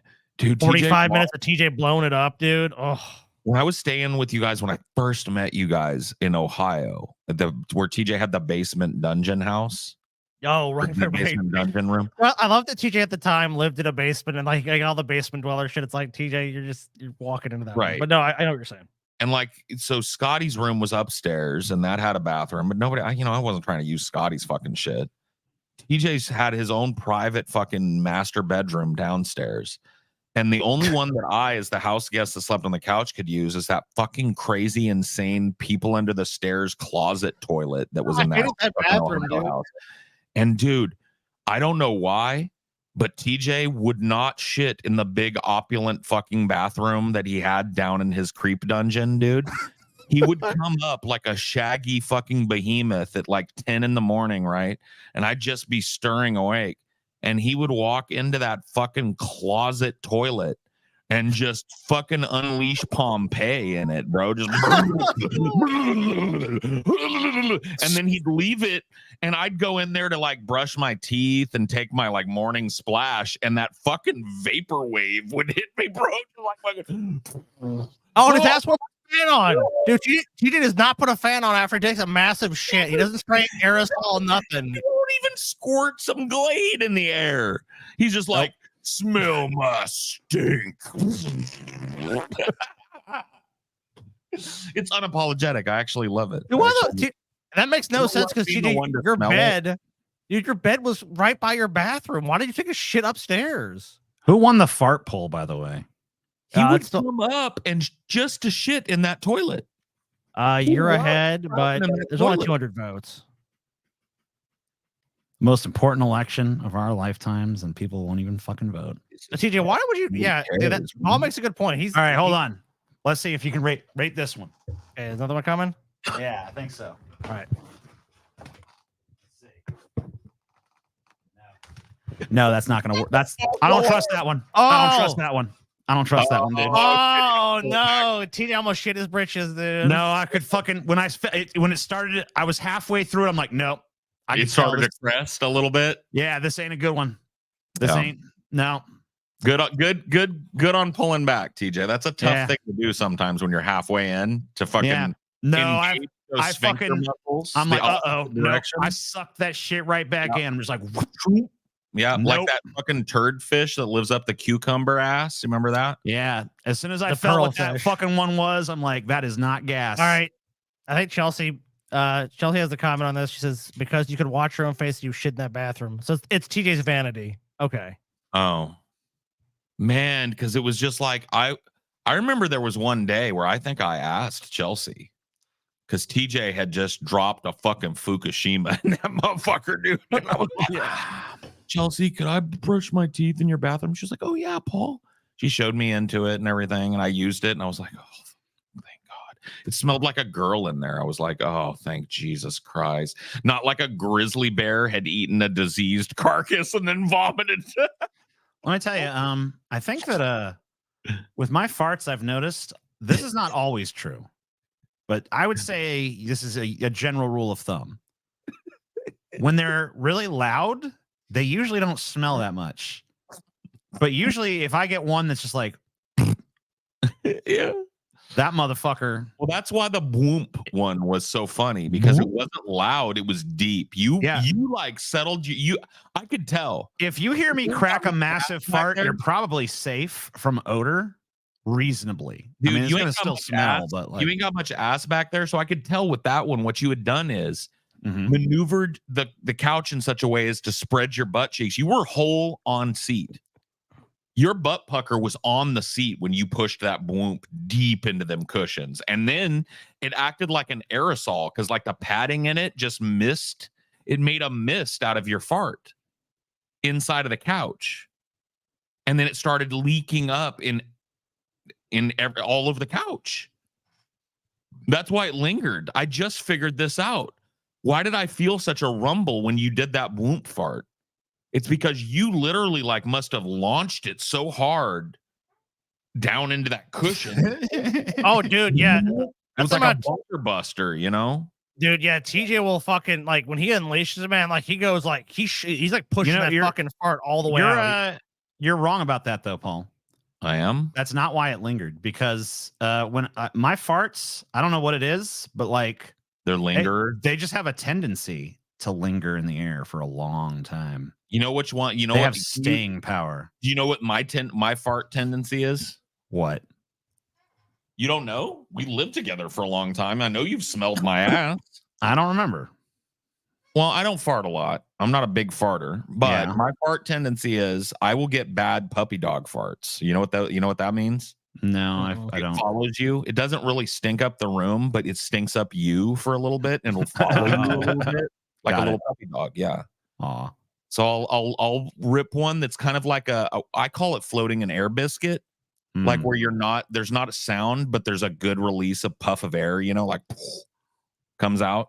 Because I'll do the sneak a cheek to try and like spread my hole open a little bit with just by grabbing my cheek and to stretch it so it doesn't go like so it goes like and I'll do a little puff like that. Yeah. And I'll do a little puff like that, and then sometimes it'll just dissipate or won't really smell like much. But sometimes it'll puppy dog me, and I'll be like, "Ooh, goddamn! I'm across the room from where I dropped that, and I'm still smelling it. Go away, little puppy dog." You know what one of my favorite farts is? What? When you're in a public place and you start farting with every step. Oh yeah, that feels so good when you're just like, because you know what? You're not trying. You're just loosening your asshole. Yeah, and it's like the pressure of your body hitting the ground is just enough to make your stomach push a little toot out. Yeah. Oh my God, dude. I love that you called out that fart because that is such a nice fart, especially if it's like a busy street where it's like honk, honk, honk, honk, like a fucking big bus goes by. Nobody's hearing you like that is below the farting along, dude. Just farting along. When we had the studio in fucking Bellevue, I had the technique of like I'd hold the fart in until I got on the elevator, but you have to release at the perfect time. Oh, dude, Scotty is the king of farting in elevators, man. He loves to fart in the elevator. He loves to fucking me the fuck out in the elevator. He does it all the time. He'll do it to strangers. He will literally just fart in the elevator right before he gets off. You know the day that I was late and you guys sent Scotty downstairs to my apartment to wake me up. Yeah, I was like, and he waited around. He walked. I just threw on a beanie and knocked the crust out my eyes and dragged my comb through my hair and shit and put on a pair of pants and we ran. Like me and Scotty we got in that fucking. You remember Scotty, the central fucking parking lot elevator in the Avalon building, and you dropped the bomb as soon as it closed, bro. And I heard it too. Your butt cheeks clapped like thunder, bro. It was like ding. And it was just fucking immediate too. It was like 5 floors too, man. 5 floors. Like, one floor. And I'm like, no, please, please, somebody call it. Oh my God, it was vile, bro. Oh, dude, there were so many snobs in that building too. Dude, I had like a technique, man. I would fart just before the door opened, and they like you could tell a lot of times they're kind of like. But they didn't know. They just thought it was a door opening. They'd get in, and I'd turn around and smile at them. I'd be like this, and they'd be like, "Huh?" And then you see like the old factories, like, and the doors. I'm like, it's like, see you later. Doors closed. They have to ride down fucking 5 floors. My fucking fart. Yeah. So beautiful, man.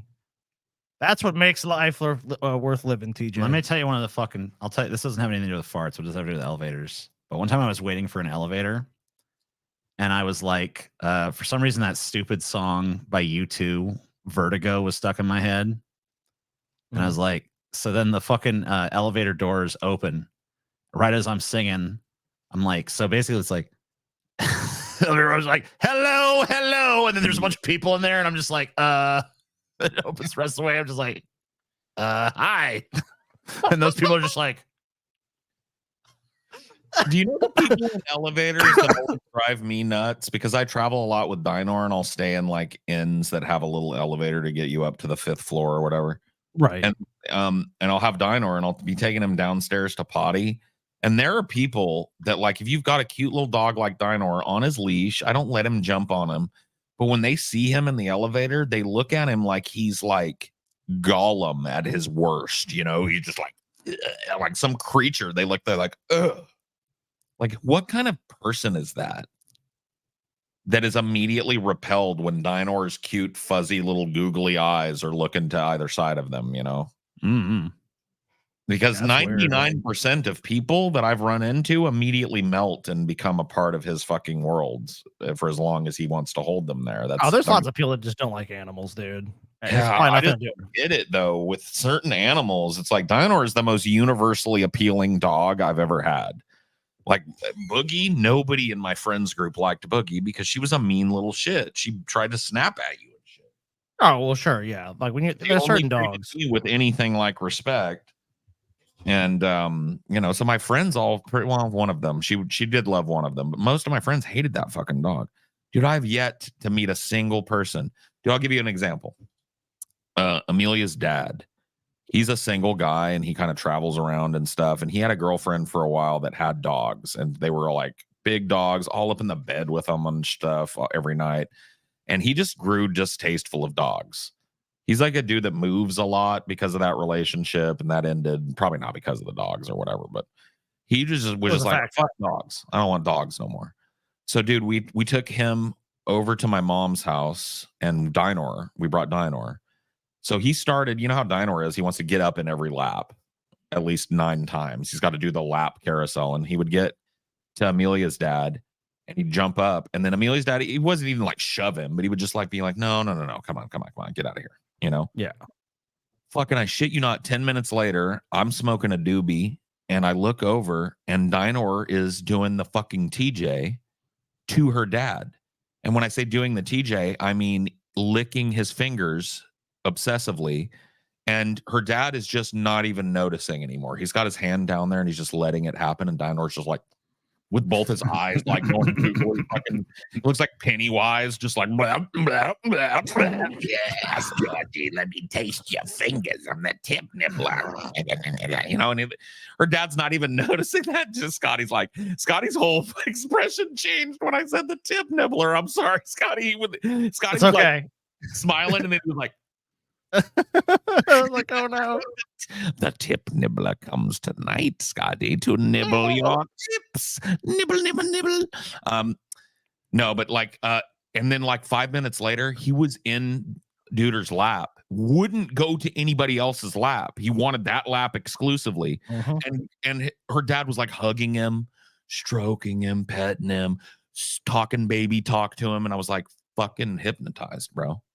Absolutely wrecked, in shambles at the feet of the altar of Dinor. Everyone must worship. Okay. I, for one, give all glory to Dinor. Amen, man. Let's learn about how SUV people suck. What made this even worse is that in the early days, most the fucking H1 Hummer, of course. Mm-hmm. I'm not being flippant and suggesting that all SUV drivers were assholes, but assholes were what? These fucking Tajika fans. Scotty, have you seen this fucking rigged ass poll? Oh, this is horrible, guys. This is terrible. 3.5 on the Richter scale. Well, no, I mean, you've not achieved a plurality, TJ. You have more, but combined, me and Paul have more than you. Yeah, whatever. That's true. Shouldn't have split it then. Yeah, no, right, our powers combined. Hey, Scotty, will you agree to a 1.25 to settle it? Yeah. Okay, there we go. 1.25 it is. Now 50%, 1.25. Market when automakers wanted to make SUVs mainstream. Auto industry research determined that the average light truck purchaser was obsessed with status, less likely to volunteer or feel a strong connection to their communities, less giving, less oriented toward boring ass shit we're watching right here. What is this thing? This is about SUV buyers. Oh, okay. Gotcha. This is auto industry research of SUV buyers. More afraid of crime, more likely to text and drive, more likely to take risks while driving, and more likely to think stuff like this looks cool. What the? 10 years ago. That should go, But in comparison to what? In comparison to the average U.S. citizen? Or I guess. Yeah. You think that looked cool, Paul? No, I thought that truck looked cool, but yeah, I think he's saying compared to the average driver, you have a truck, a large truck or SUV, all of those things apply to you. That list that he just. Well, this is internal auto industry research. Right. Obsessed with status, less likely to volunteer, no strong connection to the community, less charitable, less fucking people oriented, more afraid of crime, more likely to text and drive, more likely to take risks while driving, but they feel safe because they got their big old SUV. Oh yeah. I've noticed in particular people who drive white pickup trucks are like the worst fucking people. I instantly think less of a person if I find out they drive a white pickup truck in particular. I don't know what it is. That's likely to think stuff like this looks cool. What the? Man, it looks kind of cool. It's not like a total piece of shit. I don't know. Years ago, a baby-faced Mark Rober put plastic animals on the side of the road to see which ones were most likely to get hit. He found that some drivers would purposefully swerve to run over the animals. Gross. I know. What scumbags. They should track those people down and drag them into the street and give them a candy cane and send them on their way. Apparently, 89% of the time it was SUV and truck drivers that would do it too. Yeah. 89% of those people who tried to murder animals were driving SUVs. Yep, the market research is And correct. trucks. These people are assholes. But you know what? Who the fuck tries to run over a goddamn turtle? Or a little chipmunk or a snake for that fucking matter. Fuck all those people for Yeah, I doing mean, but like, you know, I can kind of at least sort of get the snake, you know, a little bit. If You know, you like, have an irrational fear of snakes, that doesn't mean you should squish one. I in the mean, I agree with you on that. I wouldn't fucking go personally fucking run over the snake. It's not like you're eliminating one less snake in the world. It's not like that snake is fated to be the one that bites you or whatever. You can't be that fucking. I know. retarded. I'm just saying, like, I can at least get like why someone wouldn't like a snake, but like a fucking little turtle, like what the I can fuck? see why people wouldn't like a chipmunk. But why would you squash it with your car for no reason? I don't know. And What how SUV did this driver- dude not get sued because somebody like me fucking sent their car into a fucking multiple roll because they were trying to miss a rubber bunny in the road or some shit? Like this seems like a kind of an unethical experiment, doesn't it? To throw an obstruction in the road and see how people Well, react to it. Yeah, but if you notice, the dude put it on the side of the road to see who would purposely swerve out of the way to Yeah, but to it's hit not it. on the side. It like if you go back, they were in the middle of the fucking road. Yeah. Swerve to run over the animals. Yeah, see? Yeah, they put him over here on the fucking shoulder. Well, there. okay, yeah, that is gross then, I And guess. 89% of those people who tried to murder animals were driving SUVs. Yep, the market research is correct. These people are assholes. But you know what SUV drivers are typically not? Outdoorsy. SUVs are marketed for going off-road, towing a boat, or for going camping. But in reality, 75% of light truck owners tow something once a year or less, and 70% go off-road once a year or less. In fact, the vast majority of SUVs are driven in cities and will never go off-road. They are just used for everyday tasks like commuting. Whoa, hey, wait a minute now. That's my car. That's a Nissan Kicks right there, I think. Is it? Can you see the fucking Which one? model? No, never mind. This thing? This is not. That's a Nissan something, but that's not an S. Well, that looks because I have like what's called a crossover, right? So it's Right. like the size of a sedan, but it's more designed like an SUV, so I can have storage in the back for stuff. Does that make sense? Yeah, I don't think Sure. that's an SUV, is it? I don't think so. So why are they showing one? I mean, I think they're probably showing this Yukon over here more than anything. Oh, okay, yeah. Well, I guess they go off-road when the driver is texting and plows into a building or something. The most outdoorsy people I've met, those who regularly go hiking or camping. Yeah, anecdotal bullshit at this point. I just wanted you guys to know that SUV drivers are fucking canonically assholes, and there's market research You to have prove a it. big fucking SUV? Nope. Didn't you have one for a long time though? I remember riding in a black SUV around. I mean, case closed, right? Okay, I'm just saying. Doesn't Scotty have one still? Yeah, case closed. So now you're calling Scotty an asshole. You're calling yourself an Scotty asshole. self-identifies as an asshole. I mean, that's true. But not for owning a car that he likes. Of one Yeah, but kind. like, I'm not saying he's an asshole because he has an SUV, but maybe he has an SUV because he's an asshole. You're trying to say that Scotty will. I don't run over no animals, TJ. I didn't say you would run Do over I an say animal. I've saved more animals than you ever have in your life, TJ? You fucking piece of shit. I didn't driven say you for fucking ran over probably animals. fucking sue you, 30 or TJ. 40 hours on No, the road whatever. with Scotty, and I've never seen him swerve to hit an animal. No. There was that time he killed that little family of fucking skunks, though. That is I was true. actually in a sedan when that happened. Yeah, but you still did it, Scotty. Fuck, Scotty. And I saw him aiming that car just Murdering You weren't skunk there when it happened. baby. I was there when it happened. Baby No, you were killing not. bastards. Yes, I Scotty. was. I remember. Those No, you- little skunks were just Where like, was it, TJ? "Hey, mama, It was on the is fucking this-" road, dude. The little skunks were Where? like, "Hey, What state? mama, I don't is remember this that. the forest in which we live?" And the mama skunk was like, "Yes, They were baby. just trying to live This is our peaceably. Yes, little baby, come here, sugar plum. We just have to cross the Black River." "What's the Black River, mama?" "It's a place where you will never go, little one. Once we have crossed it this one time, you will Scotty spend the rest of massacred your a life." whole ass family of these little Yep. skunks, man. "All Car right, stank mama, for a while we will afterwards, stay too. close to you. We will not die in the Black River. That's right, my little ones. You must not die." Scotty comes rolling down the road, fucking, "Oh, it burns. Feel it bumping at you." And he's like, "Fuck those little skunks." They're like, "The Black That's, well, I mean, that's pretty accurate, except he was listening to Ace of Spades at the time. I remember Ace that. of Spades." Scotty loves Ace of Spades, dude. I heard it was Viva Las Vegas personally, but I don't know. Nah, it was Ace of Spades. It was Elvis singing Viva Las Vegas. That's what I heard. Viva Las Vegas. Fucking Viva. Viva Las you do that, Vegas. What the fuck, dude? Oh, I can tell Scotty actually feels bad I about know, the he felt little it's mean because Scotty felt really bad about that. I shit. bet I he fucking, did. He was that's why I fucking can't. not, I mean, he was it's not happy horrible. about fucking doing that. It was not a I nice know, thing. I'm just joking. No, I know, but I mean, like, oh, I feel horrible to this day, dude. It is awful. And dude, and TJ always like, and TJ knows that, dude. Oh, Paul, don't worry. Every time we talk about this, TJ's like, "Remember the time Scotty killed a bunch of baby skunks for fun?" Yeah. Oh. You know what you should do to get him to stop that is every time he brings that up in public, bring up when he pulled that dude's fucking ocular. Oh man, implant Jesus out of Christ, his that was Ocular fucking, implant. See? Yeah. that was You terrible. bring that up, and then I bet he stops bringing up the skunks. Yeah, that was not my Mhm. finest moment for sure. What's this? What this thing? What this? Fucking retard! Jesus You're a Christ! fucking moron, TJ. What the fuck would you do at that poor guy? I didn't know.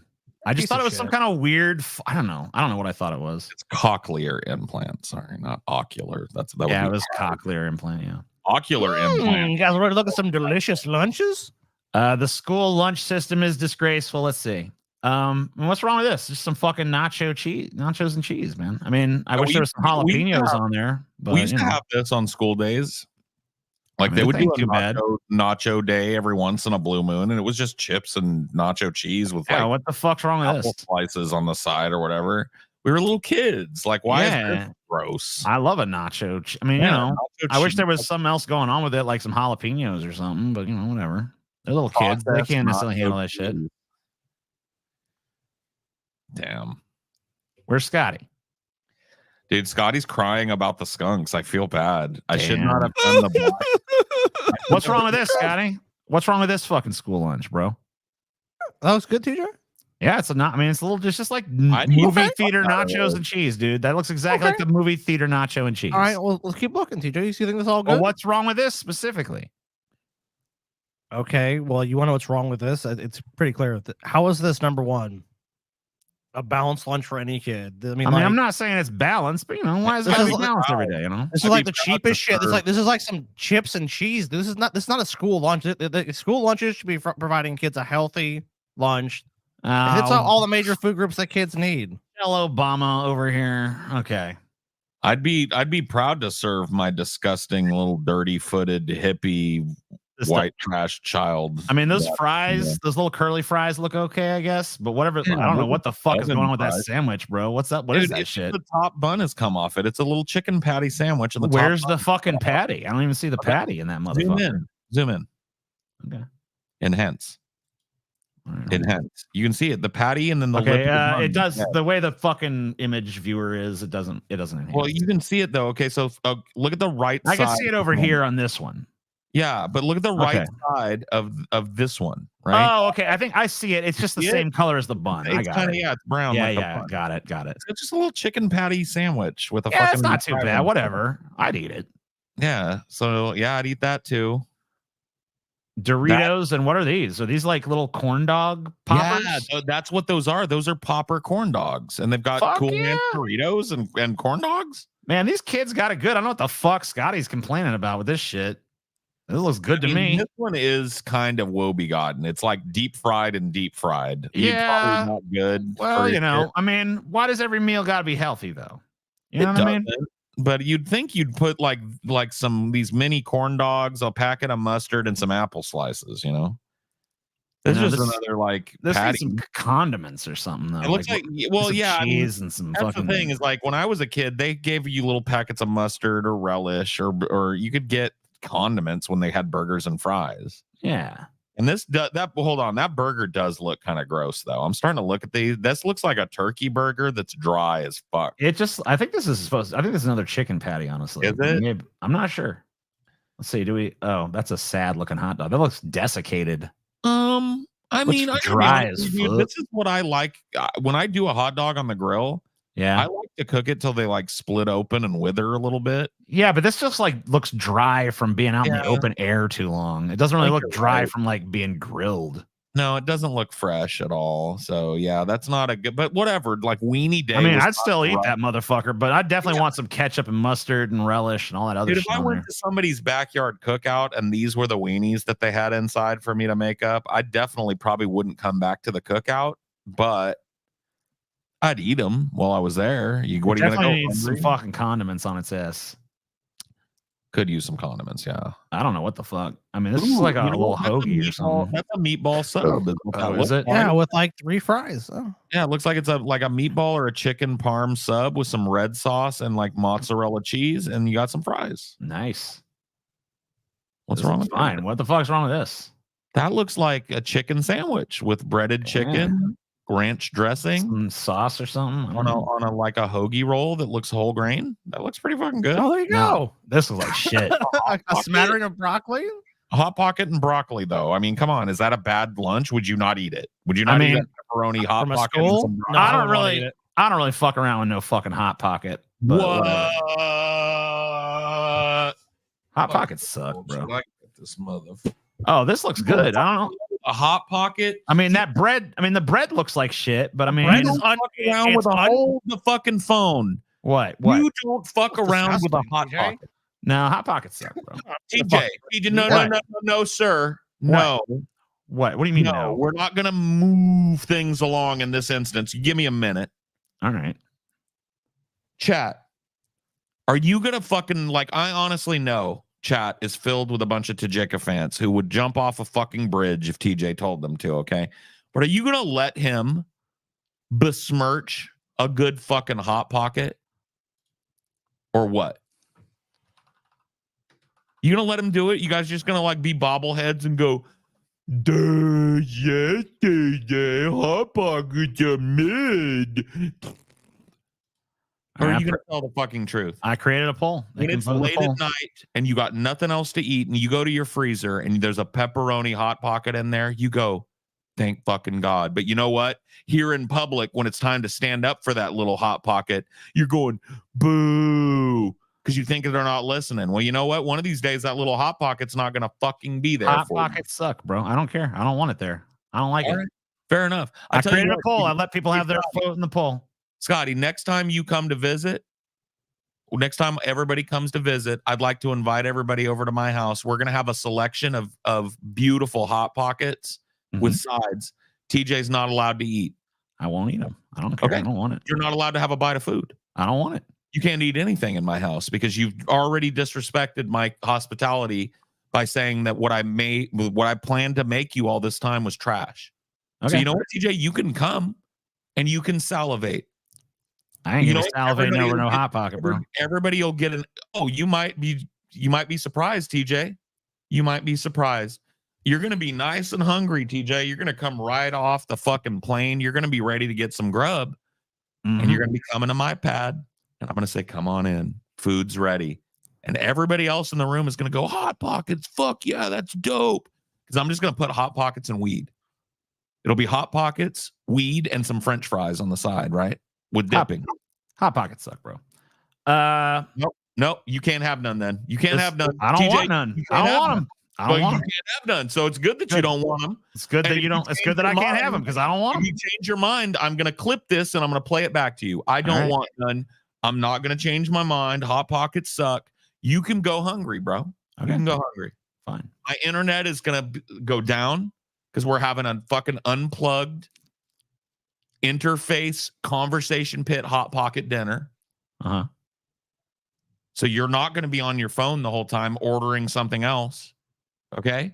You will sit in hunger and destitution while we each enjoy a pepperoni, a cheese, a meatball, a chicken and broccoli and cheese, and a selection of breakfast Hot Pockets. I've eaten empanadas and Jamaican beef patties off of food trucks. Really greasy stuff. Frozen beef patties, samosas. Hot Pockets are garbage. Amen. This is, I guess, some sad baby carrots, a little mound of fucking white rice, and some chicken tenders that look like they're smaller than the pinky of Christ. Not only that, those look like cat turds. Those do not look like chicken tenders. That looks like cat turds on a plate, honestly. So this one is pretty bad. If those tendies were like twice the size that they are, I think they'd be fine. That might be all right. Yeah. Let's see how the poll's going. Little dollops of like desiccated shit. 55% of people are stupid morons that agree with you. I know. What do you mean about what? Hot Pockets? Hot Pockets. I know. What is that even? Is that what the fuck is that? Is that supposed to be pizza? Or what is that? Yeah, that's like pizza. So it's just melted cheese on pepperoni on bread. It's like on the crust. You know how they made you got pizza day back in school. It wasn't the best pizza, but it was edible. I don't know. The pizza at my school never looked like that. Well, I mean, I'd have turned my nose up at that bullshit. They bake it off. They put it in a fucking like not a freezer, but they keep it chilled while they send it to schools, and then they reheat it at school. And get it for kids. That's how they. There's not like a giant kitchen in the back of every. Maybe it's rich kid privilege, but the pizza that they served us actually looked like pizza. I mean, whatever. It didn't. Mine. I didn't say mine looked like that. I just know what that is looking at it. Okay. This is like mac and cheese, a breadstick with dipping sauce. What's wrong with this one? Chris Vangelo's son complained that the lunch was not enough. So basically, this is not enough food. And I kind of agree because where's the protein in this? There's a fucking breadstick, some red shit that I can't identify, some mac and cheese, and a few oranges. That's like a dipping sauce for the breadstick. Is it? So that's fucking. What if that's like a meat marinara or something and a breadstick? It doesn't look like it has any meat in it. Maybe it does. How would you know? I don't know. I'm just saying it doesn't look like it. Why are there 382 people in here all of a sudden? Did the fucking shit die? I don't know. Shit's been wonky. I keep hearing robot voice from you guys. And now our fucking viewership numbers fucking suddenly dropped fucking to a third. Basically. Like a third in a fucking instant, just like poof. Did we get taken down for making duty jokes or fart jokes or penis jokes or something? Let me see. It says excellent connection, so no. Okay, let's do this one at a time. I'll leave the studio and then I'll come back in and see what happens. It says 298 on YouTube too, so what's going on? What's going on? Does anyone have any idea what the fuck is happening? Why our fucking viewership numbers went to a fucking third all of a sudden? Chat is borked and glitching out. Yeah, this is like an error. This is an error on YouTube's part, dude. Some YouTube fucking shit's going fucking haywire. It must be. Oof. Well, it doesn't make sense that like people come in and out, but numbers generally don't drop. Like now there's 200 people, now there's 400 people, now there's 600 people. When I went to open the chat to make the poll that you did or that I did right before the one that you did, DJ. I thought my shit was fucked up. I was looking to turn off low contrast mode because chat just wouldn't load, and then all of a sudden it popped up, and I was like, "Oh, okay." So I think YouTube's having a seizure right now or something. Oh shit! Oh damn! Kind of YouTube fucking seizure, bro. Let me take a look at what's what and see what I can see here. Because YouTube on mobile is fucked. Oh shit! Really? Oh, that explains it. Yeah, if YouTube mobile is down. Let me see what's going on here. Oh shit! Yeah, that's crazy. That's like dude. probably 75% of our audience. This is really bullshit. This is crazy. If that's the case, we need to start making things for mobile almost exclusively. If there are only 180 people that are watching our shows and falling from the desktop, I feel like that's really telling because the website is still up. I've been reloading it. My YouTube mobile looks fine. Yeah, mine too. So I don't Actually, know. it's real laggy on my end, though. Is it? Shit. Yeah, like the stream is like Let me take a lagging look. in and out. It's like so people might be leaving because of that too. They just like, oh yeah. So, but from what that's like chat. People might be leaving because of that too. Oh, I can hear now. I can hear myself. I don't know. That's because I'm listening to it on my phone. Oh, To see okay. what the fuck's going on? Yeah, and then like the chat on my screen here. Let me share it with you. It just came back on mobile. Okay. Yeah, look. See the chat? Like it just a void over here. It just won't. Oof. There it Oh, goes. there it goes. It was Okay. that way for like 3 minutes before it finally loaded in. Weird. So I'm wondering if it like let me reload again and see that way for like 3 minutes before it finally loaded. Weird. Yeah, look, chat taking fucking All of YouTube just had a stroke for about a minute, but it reloaded. Okay. It acted like I wasn't a subscriber for a few minutes. Is this like an TJ, Iranian cyber attack or some bullshit? Is that what's going on? Do you here? have like a quick BRB thing? And I'll have Amelia blast out to our fucking social media that we'll be right back. Well, like we don't have to turn off the stream. I was just saying, can we put up a BRB thing so that people can trickle back in and shit? Because this is fucking weird. Yeah, and I'll tell Amelia to just like blast out, hey, YouTube seems to be having technical difficulties. Hang in there. The stream will be back as soon as we can get it going, because it looks like the amount of people that are able to watch us in any way are pretty low. Yeah. World War III started. I couldn't message. Dude, don't fucking grickle grass. Grickle grass.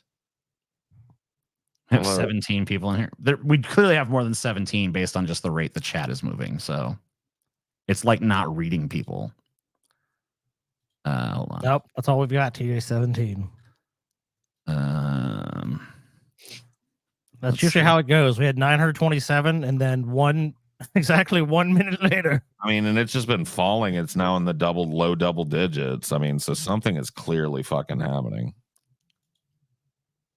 There's something happening. Now we have there's 12 viewers. We fucking suck, but we don't suck this bad. I know, man. Jesus, we got 12. Fuck. All right. Jesus.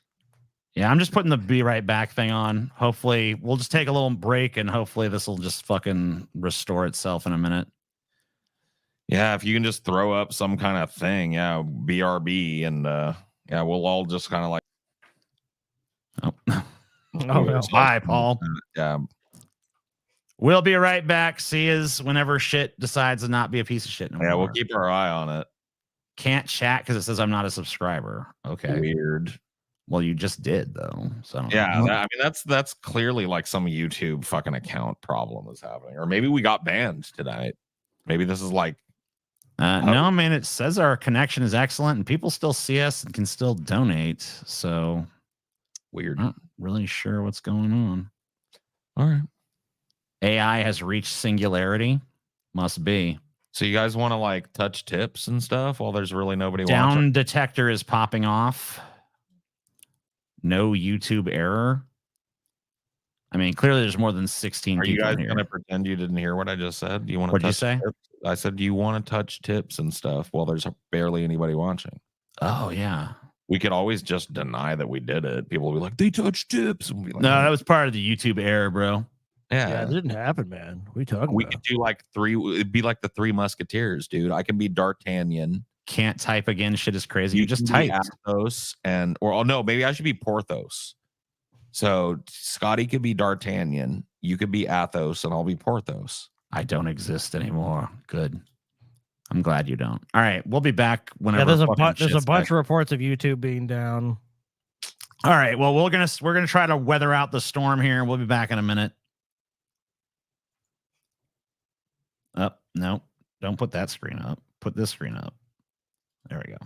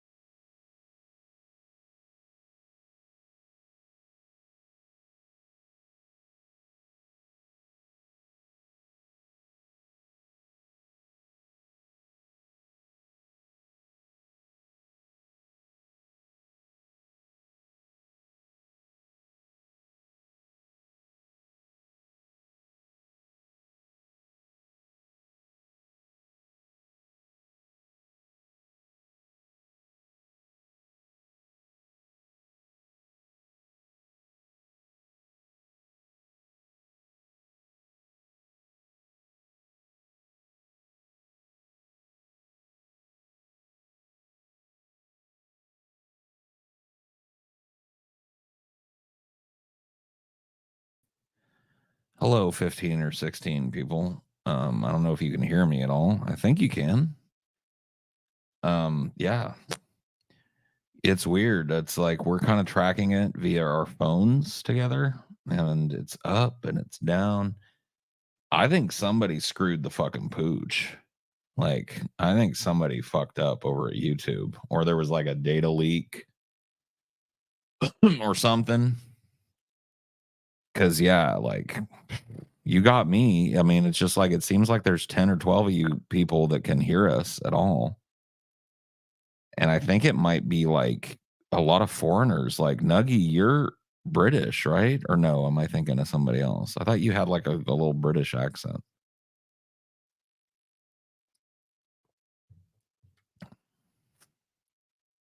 That's what TJ said, Bryce. He said Iranian cyber attack. And I was like, really? And he was like, shrug.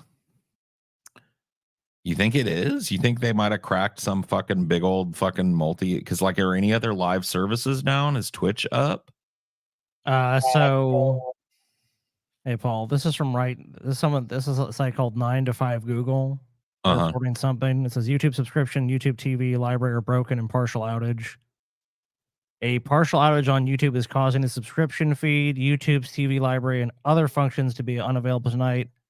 Starting around 6:30 p.m. Pacific time, 9:30 Eastern, YouTube has started to experience a partial but widespread outage, which, among other things, has broken the subscriptions feed. Users checking their subscriptions are unable to see any videos, with the app reporting back as if account is subscribed to no channels. Other parts of YouTube experience that appear to be broken includes watch later and other custom playlists. We're seeing this happen across multiple devices and accounts. Users on Reddit as well as Down Detector are also reporting this happening.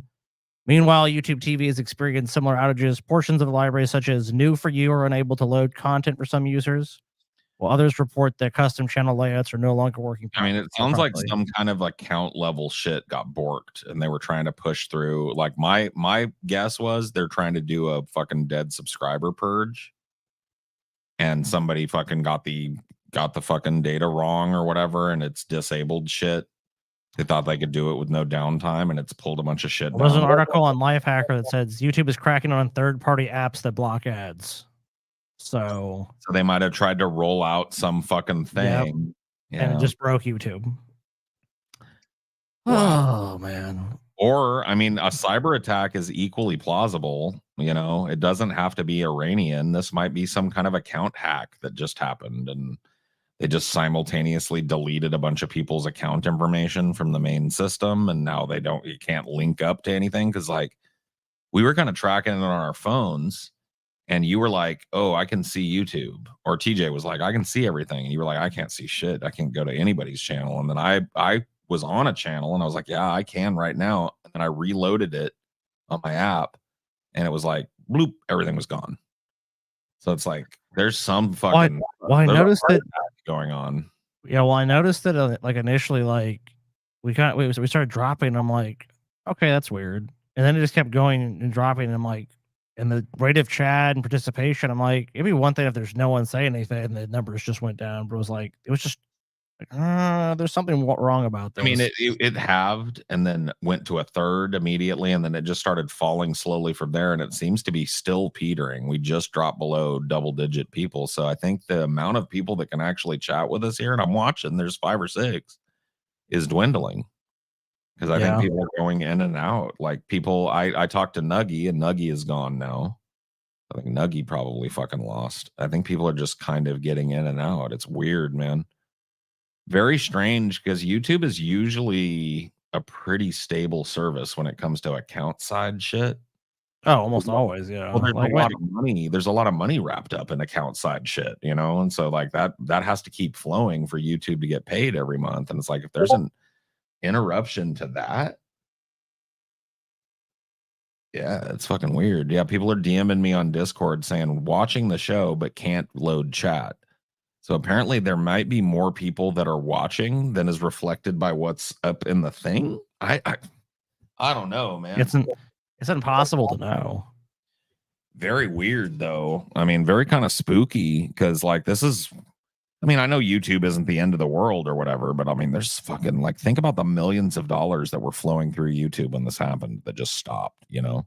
It's like all those donos, all those ad rolls, all that shit is now not. I mean, YouTube is like for some people, it's like their TV provider. I mean, YouTube is for more people than you think. Yeah, for sure. They just have that on their TV. They have the YouTube app on their fucking smart TV, and that's how they watch all their shows and their movies and working normally for you. See, it's been up and down for me. This on because this is like we're streaming to you guys through StreamYard. That's a third party site. That is, it doesn't look like their connection, like their streaming servers aren't down, or we wouldn't be live to anybody. But if we stopped this stream, there would be probably no way for us to restart it, right? So I'm it's assuming like that's probably true. I don't know if we want to just leave it fucking running for a while and periodically check it, just because, like, I mean, I don't know, or would it be best to just like take it down and see what happens? Because maybe us I'm looking at some staying big channels like this guy. I just went to the live thing. Penguins 0. This guy's got 14.9 million subscribers, and he's got that's Charlie. What's his name or whatever? Yeah, and he's got 448 people watching. People in his chat are like, "This many people?" They're like, "What the fuck?" So it's like, yeah, this is a widespread issue. I mean, we've got 14. We usually have around 1,000. He's probably got triple or quadruple that. He's probably at least. I mean, someone like him is probably at least pulling in 10, 20,000 people. Looks like we're getting about 10, less than 10% of our viewership can access the stream in any way. Yeah, I mean, you're looking at channels that have millions upon millions of subscribers. There's just no way they're fucking pulling in fucking 500 people. I've been subbed for years, and now I'm not allowed to chat as a sub. Yeah, it's weird. So there's some kind of like subscription level account glitch going on. Dude, I was saying on the fucking phone with you guys, I was like, man, if this is something they can't undo, this could be a debacle. We're not super like, our fans we still have our Patreon and shit. Our fans will find us. We've got a way to reach most of our hardcore fans at the very least. If there's like a fresh start thing, because if they can't restore these accounts, think about these fucking channels that are down right now, bro. Like if they can't sync these fucking subscription services back up for some reason. Well, that's the thing, Ash, is like it seems to be up and down for people. I can chat. I can't chat. Now there's 22 people in here. It's like it seems to come in waves. Just a fucking minute ago, there was 9. And I bet this is going to start falling before long. Unless maybe it's coming back. I don't fucking know, bro. That's going to come back quick. I mean, it could, though. I mean... Okay, now I'm starting to see more people. Okay, numbers are 41. It's doubled real quick, but like I saw it about this high when I came to sit down. It was at 40 something, and then it fell down to 946. It's probably. I'm looking on YouTube, but yeah, it's like it's looking like things are getting ironed out. 76. Let's go. The people are coming back. We never stopped. We're still in it. No, we didn't tap. Stonks to the moon. 146 people back. TJ's probably like, TJ's probably in bed asleep, I'd imagine. Yeah, she just like, thank God that shit went down the way it did. Can't do that tonight, I guess. Good night, everybody. Up 316. Ah, shit. Austin 316. Is that where it's going to stop? It's not 354. Oh, 431. Austin 316 said, I just whipped your ass, Paul. 431. Oh my God, the dream is alive. Bro, I don't know what this affects. We don't know what's going on, Mr. Jalapenos. Yeah, I don't think it affects Patreon. I don't know what the fuck it affects, bro. I haven't looked. Yeah, we ain't tapping though. We're still streaming. We ain't letting go, man. The dream is alive, TJ. The dream is alive as long as the stream is alive, TJ. We are Battle Force 1 for YouTube. Battle Force 1, shoot you with a gun. Battle Force 1, kill everyone. No. Let's not do that. Right? Oh, sorry. Just coming back. Let's not get banned, okay? I didn't say nothing bad. You said shoot gun. You said a couple of things. Shoot him. You said shoot him, TJ. Said shoot him. I mean, it's just a song, Paul. Mm-hmm. It was a song very specifically about committing crimes, violent crimes. DJ against. You know, I didn't say against anybody. You know, I didn't No, target you did. anybody. You kind I of said like kill everyone. It's equal opportunity. That's against people. But yeah, it might be equal, but that's not a good thing to espouse. Oh, all right, my bad. We call that like Nazism. You know? No, they just want to kill everyone who wasn't white. I just want to kill everyone. Right. That isn't you. I mean, do you think Hitler would have stopped with the Jews? I don't think he would have. I mean, maybe. No, I don't think Hitler would have stopped until it was him and his dogs left on the planet. And then he probably would have offed himself anyway. That guy's a jerk. I never liked that Hitler. He's a mean dude. Guys, so should we go back to the regularly scheduled programming here, or should we? Well, let's give it a minute because it just now started to fucking come back. So let's give it a sec and see that this is stable. Looks like it's going back up. Can I share something with you, TJ and Scotty, my compatriots and my cohorts? Yeah. I There was this weird fucking splotch on my fucking head. Are you getting a ball splotch? Do you have a birthing scar? It's splotchy. No, what is this thing? Oh, a stork mark, you mean? Yeah. It wasn't there when I fucking left. You guys have seen my birthing scar. The fuck is that? Were you laying down or anything? Yeah, did you put your head against something? I don't remember doing that. Did you like lean your head against a pillow or anything? Is it it does look like your forehead's irritated right there. What the fuck happened? I don't know. Well, you have a little bit of irritation on your forehead, TJ. Is that I know, but I don't fucking get it. I don't get what it's from. Is it itchy? Kinda. It is? Don't scratch it. Ooh, TJ, don't scratch it. All right, Jesus. If it's a rash, you don't want it to spread. I wonder if I got a bug bite. Yeah, I wonder if you got bit by some kind of swamp insect or whatever the fuck you got over there. I don't like it. I don't like it. Russia, I don't like it. DFF, true. But I wanted to confess to you guys real quick that there was a part of me that hoped that this was kind of the end of things. This is the end. Did you get that from my text messages? Yeah, when you were like the great equalizer or whatever you said. Yeah, Paul's like, the hour draws nigh. We're like, oh shit. Yeah. Oh, I got shit. apocalyptic for a second because I was like, man, what if this crashes? And then like the banks all crash, and then like everything crashes tonight, and we're just all sitting here going like, what? And then like all of a sudden the text messages stop coming in. Oh man, it might be happening. It might be happening. But no, everybody's back, and it seems like, dude, I was getting turgid, Tyra. I was thick and engorged and hard. I was ready. I was like, finally. It felt that way for a second because it's weird for YouTube to have kind of weird like things like that, I guess, but it wasn't that long, so maybe it's not as weird as I think. And this is the end, beautiful friend. Well, I thought the nukes might have dorped. I thought the nukes might have dorped, and they might have done like the EMP thing where they blow them up in the sky above certain areas. Oh yeah, nuke the sky, baby. I thought the Ruskies might have dorped the nukes. Or the Chinese or the Iranians, they might have dorped a nuke because dumbass Trump like tore up the fucking Iranian nuclear deal. And so now they've probably been churning out bombs for a fucking year because dumbass fucking the sour my fucking my hot pockets take was so hot that it fucking killed YouTube. You deserve to be pulled off the internet for that dumb shit, man. That was fucking lame, TJ. That was a lame take. Hot pockets suck, man. Hot pocket. I am not claiming that hot pockets are like the most delectable goddamn thing on the planet. I'm saying in a pinch, you can do way worse than a fucking hot pocket, TJ. Take a bite of that hot Scotty, pocket. Yeah, I guess you could eat a fucking couch or something.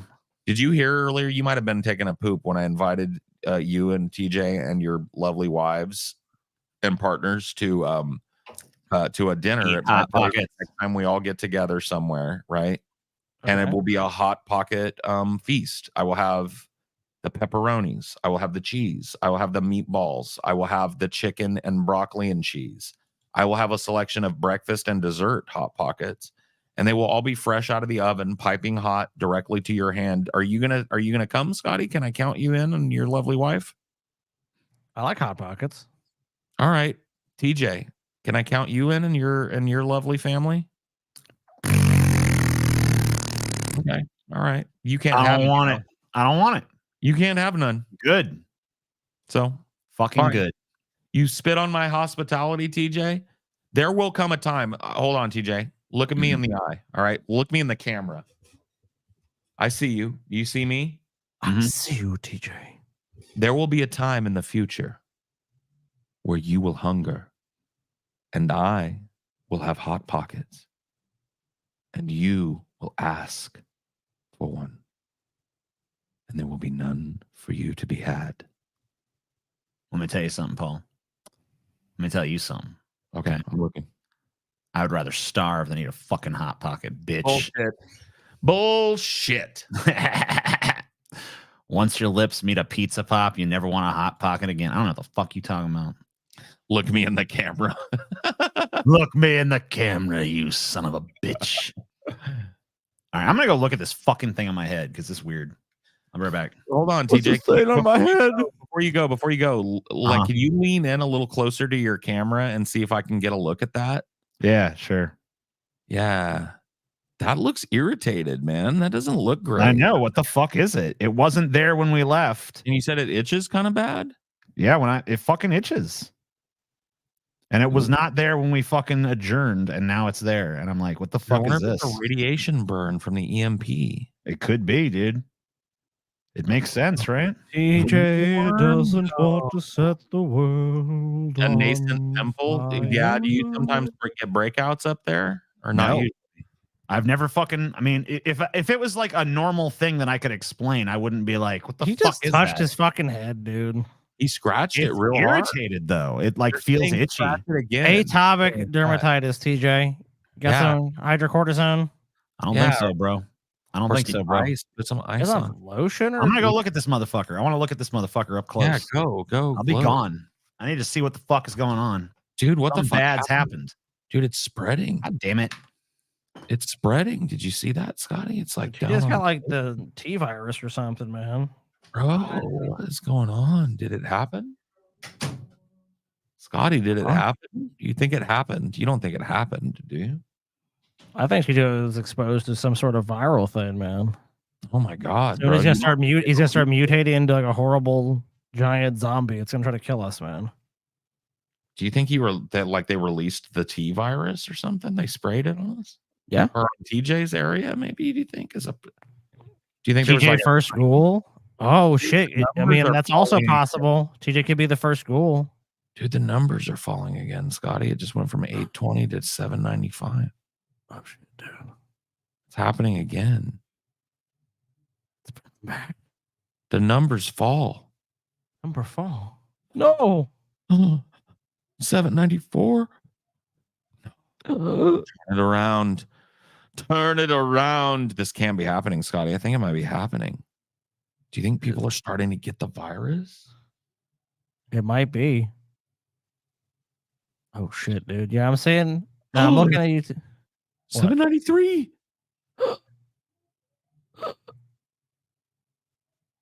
The second attack is here.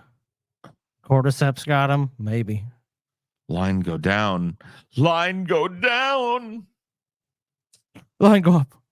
Line go up.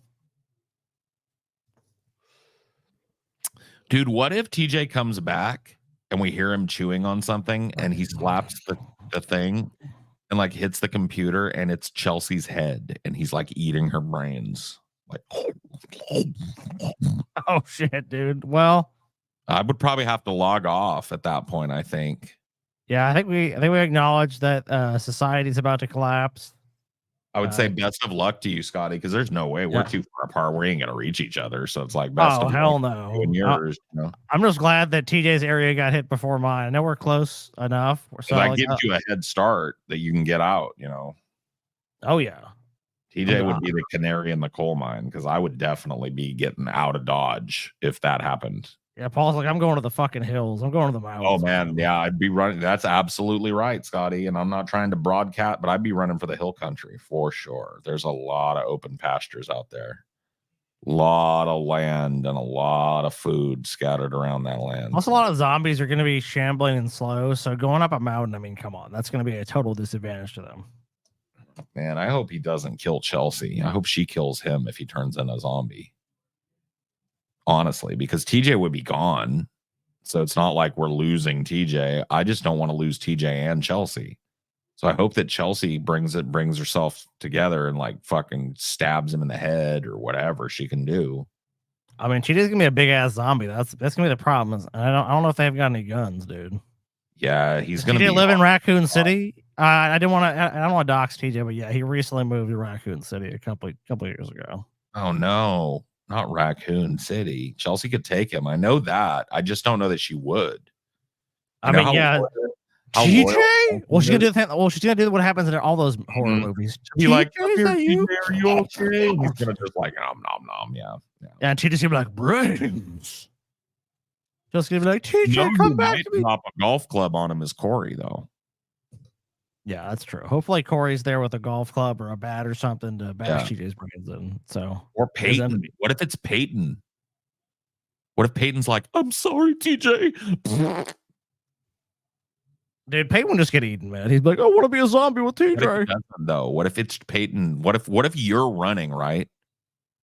And then you bump into a traveler on the road and you're like, friend or foe? And he's like, friend. Ben 10 always was everyone's friend. And you're like, Peyton? He's like, Scotty? Would you shoot him?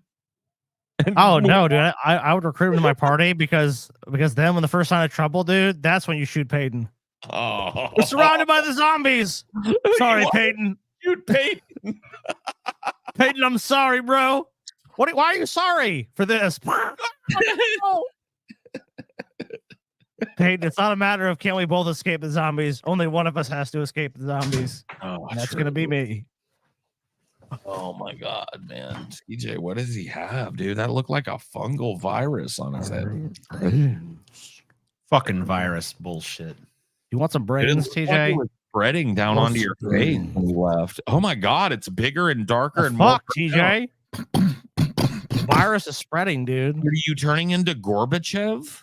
I don't know, dude. Is Gorbachev and because that's right where Gorbachev had a big splooch. Remember? Yeah. Do you remember Gorbachev? Yeah. He was the Russian premier. Do you remember Gorbachev? Yes. Yeah, Gorbachev. Yes. Remember TJ Gorbachev? He had that spot on his head. I know. I remember. He was the Russian premier. You remember Gorbachev? Yeah, dude. I remember. You remember the reign of Gorbachev, dude? I guess sort of. You know what my favorite thing about the reign of Gorbachev as Russian premier? What was that he had? You remember he had this splotch on his head. Oh yeah, just like this one. And it was real prominent, and it's starting to look like, wow, TJ, are you getting a Gorbachev spot? You remember Gorbachev? Yeah, dude. You remember Gorbachev when he was like, he was a Russian premier. You remember that, right? Yep. Didn't he have like that spot on his head or something? Yeah, he did. It was right here. Yeah, that was funny because like just like that, just like Gorbachev, dude. A lot of people would impersonate him by putting a splotch on their head, remember? And they didn't even really look much like Gorbachev. Amen. Did you ever watch that Chernobyl movie? No. Or the Chernobyl HBO series, the limited series? No. It's really good, but the guy that they got to play Gorbachev doesn't look anything like Gorbachev, dude. Watch. Search for HBO Chernobyl Gorbachev and put a picture of him and you tell me that looks like Gorbachev, dude. They just got a dork and they put a splotch on his head, bro. They did. You know what? It's the second worst casting since they recast Pinhead in that horrible Hellraiser movie when we got bootleg Pinhead. Remember that? Yeah. This guy does not look like Gorbachev at all. And I would defy you to tell me he looks anything like Gorbachev. He just is a dork. He looks like a nerd. It might even be the same guy that played Pinhead when Doug Bradley passed. My brother didn't pass. He's still alive. Yeah, look at him. Like, zoom in on this fucker, dude. Dude, look. That does not look like Gorbachev. That does not look like Gorbachev, dude. The guy on the right looks actually exactly like Gorbachev. Yeah, because that's Gorbachev. No, I mean, like that actor on the right though looks more like Gorbachev than the actor on the left. Is what I'm telling you. Right. Okay. Gotcha. By the way, since we're talking about Gorbachev, TJ, you've got a spot on your head. Have you noticed that right there? Yeah, in your forehead? very similar to the Gorbachev Right in the spot. same That's spot. fucking weird, TJ. Same spot as Gorbachev. They Gorbachev Crazy. had that spot. Do you remember Gorbachev though? Were you guys alive when Gorbachev was the premier in Russia? Yeah, briefly. What yeah. year was it? It would have been like through the I think early 90s, Gorbachev, right? Yeah, I mean, I would have been alive. Mhm. Do you remember Gorbachev though? No, not really. Oh, Did he wait, have any like defining characteristics or Yeah. things about him? He had that big splotch, remember? Like a big red splotch on his head. Oh, what are those called? Is that like a birthmark? Is it a stork Wine mark? stain. I've heard it called a wine stain. Oh, before. wine stain. Yeah. Oh, TJ, I don't mean to alarm you, man, but there's something right, yeah, like right there in the right almost dead set in the middle of the screen. There's like something. Did you even pick at your skin or something? Yeah, that looks really irritated, like a red blotch. Do you on have your- some lotion or something? Can you go get some lotion and put Can some you have lotion any on the stream? picture that you could put on that because you're honestly, you know what he looks like, Scotty? Gorbachev. Oh my God! How did you know I was going to say Gorbachev, dude? I haven't thought about Gorbachev. Gorbachev in forever. Mhm. Did you know that the actor that was in that HBO Chernobyl series looked nothing like Gorbachev? I mean, I feel like he kind of did from what I saw. Didn't, though. He did No. not, dude. He really Kinda- looked he anything looked- like I mean, Gorbachev. vaguely, maybe. If He you look looked at pretty- him from Dude, a that certain played angle, Gorbachev. certain light, maybe I a little saw it bit. side by side once, and there was a dude that played Gorbachev that looked way more like the real Gorbachev, and you Yeah. can see the difference. Mm, Oh, yeah. If you just put it up, you know what I mean, TJ. You could go find that and put that up. Yeah, I guess I could. Put that up. You can I'm put not that up going on the to, but, you screen, know, though, it TJ, could be done, you know. why wouldn't you do that though, TJ? I mean, that seems obstinate. You know who was obstinate? Now that I'm thinking about obstinate people in history, Gorbachev. how did you know, dude? TJ, That's you're a so- fucking mind reader, man. How do you know this shit? dude? Whoa, you're blowing my mind, man. Gorbachev was really kind of an obstinate guy, wasn't he? Yeah. You remember when You know who else is obstinate though? who? Me. I'm kind of obstinate, and I have this thing on my head just like Gorbachev. Oh my God, I didn't even notice that, but it really is noticeable. Yeah, it's kind of like very Gorbachev. Wasn't he like God, who was Gorbachev? He was the guy. He was the premier of the Soviet Union. What years was it? It was the I give this in the segment a 2 80s out of and the 10, 90s. whatever, I bro. think in the early 90s and through the 80s. Yeah, definitely was Gorbachev in the Soviet Union. And like, you remember, by the way, I mean, we're talking about like recommendations and entertainment. You know, like, have you guys ever seen that HBO miniseries they did about Chernobyl? That disaster did that see happened? that was really You did? good. Gorbachev is in it, but the guy that plays Gorbachev looks nothing like Gorbachev. It's weird. It's like they found thought- a normal Joe that looks nothing like Gorbachev. I'm trying to picture it. TJ, maybe you can find an image of it or something. That'd be interesting if we had an image Yeah, of, okay. of Gorbachev. Yeah, that might be you might I'm be good for a Gorbachev- laugh, you know. Maybe we It can might be just good check that to out. compare because I don't mean to be mean, but you like got a splotch on your head that reminds me of Gorbachev. Now that we're talking about Gorbachev, Yeah, I mean, since he has been brought up, since for you some brought reason. up Gorbachev, hey guys, do you think that the numbers are going down because YouTube is crashing again, or do you think it's because of this Gorbachev talk we're It's having? probably because of the Gorbachev bit, but Do people not like Gorbachev? I guess not. yeah, Dude, what? That looks like a country, dude. Like, what country does the splotch on his Finland. head? Finland. Yeah, look at Finland, bro. He has Finland on his head. I'm not even joking, bro. I mean, those Russians have had Finland on the brain for a long time. I so it's will not too tell you surprising. that Gorbachev on the left, you can tell that that's a real wine stain, and the actor from the miniseries on the right here, you can tell that's just a fake makeup stain. It doesn't even look the same. yeah. Oh, no. So Gorbachev on the left is like that's how I don't know how you remember Gorbachev, but that's how I remember Gorbachev right there. So that actor's got it down. This dork on the right, he just looks like a math teacher, and they were like, "Can we put a brown duty on your head and make you fucking?" HBO You know, really dropped the ball. You know the funny thing about that splotch on Gorbachev's head is that, What is that? I actually have a splotch that's pretty similar on my head right now. You see that? You see that there? No, that is actually. I gotta be honest with you. That's way lighter than Gorbachev's. I mean, splotch. yeah, but it's in the same spot. Yeah, it doesn't really look like the same It thing. looks like a little minor irritation or scalp thing. Why are you bitching so much? Like, are you a pussy about it? I don't know, man. Just Does TJ something. need I just thought it might be a neat little factoid you might That like. doesn't look but, anything like Gorbachev, you fucking weirdo, dude. What? Gorbachev? Dude, I haven't heard that name in a long time, though. Gorbachev, bro. It's so weird to hear you bring that up. You remember him? Scotty? He was the Russian premier. Oh yeah. That, you know, there was that disaster. I think it was from that time period. Over in Chernobyl. Chernobyl, you know. Yeah, you know that meltdown that happened. Man. A lot of people died. Man, they had to evacuate all that land around it and shit. Russian heroes went into the basement of that place to build up that concrete pad, knowing that they would die of radiation poisoning. And the guy, you know, weird coincidence. The guy who was leading the country, TJ, a guy named Gorbachev. Yeah. You know, have you heard of that guy? Yeah.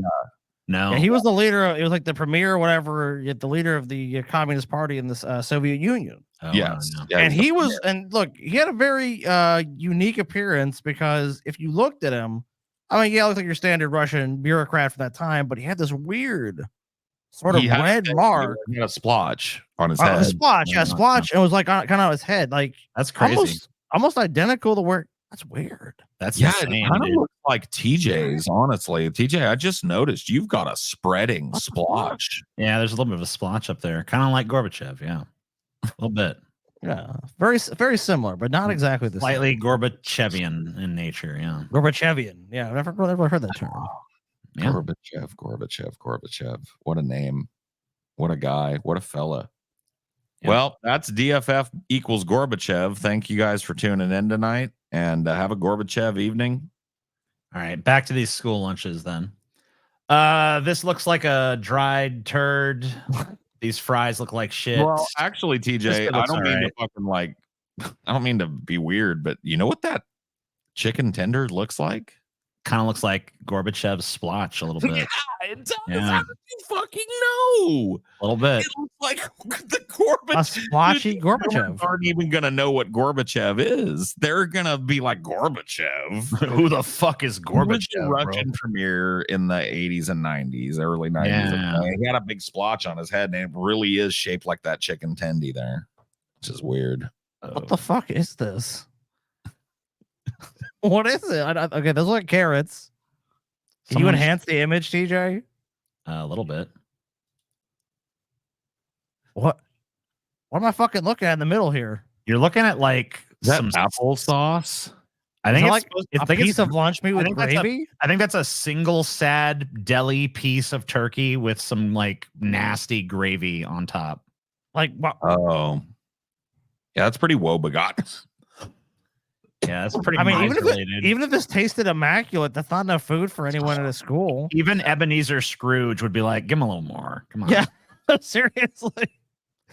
At least give him 2 pieces of thin gruel. That chicken tender was no tender; it was Gorbachev's liver. Was it? Dun, dun, dun, dun. Where are you coming up with Gorbachev, dude? That's a name I haven't heard in a long time. I haven't heard anyone reference Gorbachev in quite some time, dude. I think he was the Russia. Yeah, he was back in the USSR. He's the Soviet premier. Yeah. Right. Yeah. I think, or something. No. That looked good right there, TJ. What is this supposed to be? Is this supposed to be like? Is that like a whiz steak? What is that? It's like some plastic over like a burnt piece of meat. What the fuck? And then is like a piece of like a sub rolling the. How do you serve this to someone with a straight face, dude? Dude, that's a big generous roll, though. I'm not gonna lie. It's like a good portion of bread, but it's a pretty shit portion of everything else. Yeah, but I mean, you don't need that much meat, you know. I guess. What is that? Is that mortadella? Is that moldy cheese? I don't even know. I think that's mortadella. Mortadella. Ooh. Lasagna? Question mark. I hope not. Oh, what is that a hen? That's not lasagna, dude. What the fuck is like a hen? Is that a hen? Is that a bird? I don't think so. It looks like a Cornish game hen or something. I don't think they're serving kids Cornish game hens. Well, it looks like what you can have some Cornish game hen. When you go to medieval times, TJ, is what it looks like. What they bring you when you go to medieval times. You get a Cornish game hen. Oh well, yeah, maybe. This is not bad. Come on, it's like seems all right. Potato soup with green beans and a cookie. I mean, at least it's a real portion. Look, yeah, that's a real portion, but those green beans look dry. I don't want They this. don't look great, but sloppy mush and an apple. Kid bitch ate your sloppy mush and apple. Dude, it looks like Squeaks threw up on a plate. Yeah, that looks like cat puke, bro. No thanks. Yeah, pass. Oh, this is anemic. What the fuck, dude? You know what this looks like? Those are the fish sticks, I think. Yeah, man, that's stingy. What a stingy Those are portion. Of dude, that's fish about sticks. how many fish sticks I used to get as a little kid. I used to get 3 fish sticks. How the fuck are you as fat as you are then? Jesus Christ. Well, that's a lot of food for a little kid. It is not. A big chocolate milk, 3 fish sticks with dip. That is and not a big. That's a apple. fucking anemic Oh, man, chocolate dude. milk. That's a little bit kid-sized chocolate milk. Paul, you would have demolished that in 2 seconds and been hungry still. You don't know, dude. Salisbury steak. That is not Salisbury steak, dude. It What looks like it to me. That's what they serve me. It looks like fucking it's Salisbury steak. caramel, dude. It looks like it's like Dude, it's like No, it's just gravy, dude. Yeah, No, it's it's gravy gross, on the dude. Salisbury steak, and then it looks like they got like some brown rice with gravy over there, maybe, or is Yeah, that I don't know. potatoes? man, dude, we need to. I want to do a school lunch challenge with you do guys. that, I want man. to go to these school lunches, get to these school lunches, and have you guys eat them if they're What so the fucking tasty. Fuck is this? A Is that cube just of like cheese. That's rotten. That's Is that literally- rotten cheese? No, that's not off of somebody's lunch. That's just I don't know bullshit. about all that. Ooh, what the fuck is that? Is that a roach off in the I patty? don't understand what I'm seeing here. I don't want that might be a understand roach. Take a bite, TJ. It looks good, I don't huh? want that. It looks like it has antennas. Diarrhea. Ew. Grilled That's cheese fucking and dip? diarrhea, dude. That's not the dip. That's diarrhea. No, that is gross. Is that chili? I don't know. That's a grilled cheese and dip. So it's like a, I guess a marinara Dude, look at that sauce. forbidden hole. I don't want that. Nope. Can I get Mush another? and mustard. I don't understand what I'm seeing even. That pizza looks fine. Whatever kid is bitching about that big fat fucking slice of well done pepperoni pizza is a bitch. I don't think there's pepperoni on it. I think it's just There's, milk. dude. All right, TJ. Challenge. There's pepperoni on that fucking pizza. Scotty, is there pepperoni on that fucking pizza or not? Where do you see pepperoni? I don't see any Looks like pepperoni. it's cheese. It's under the cheese. It's the cheese is on top, and there's pepperoni.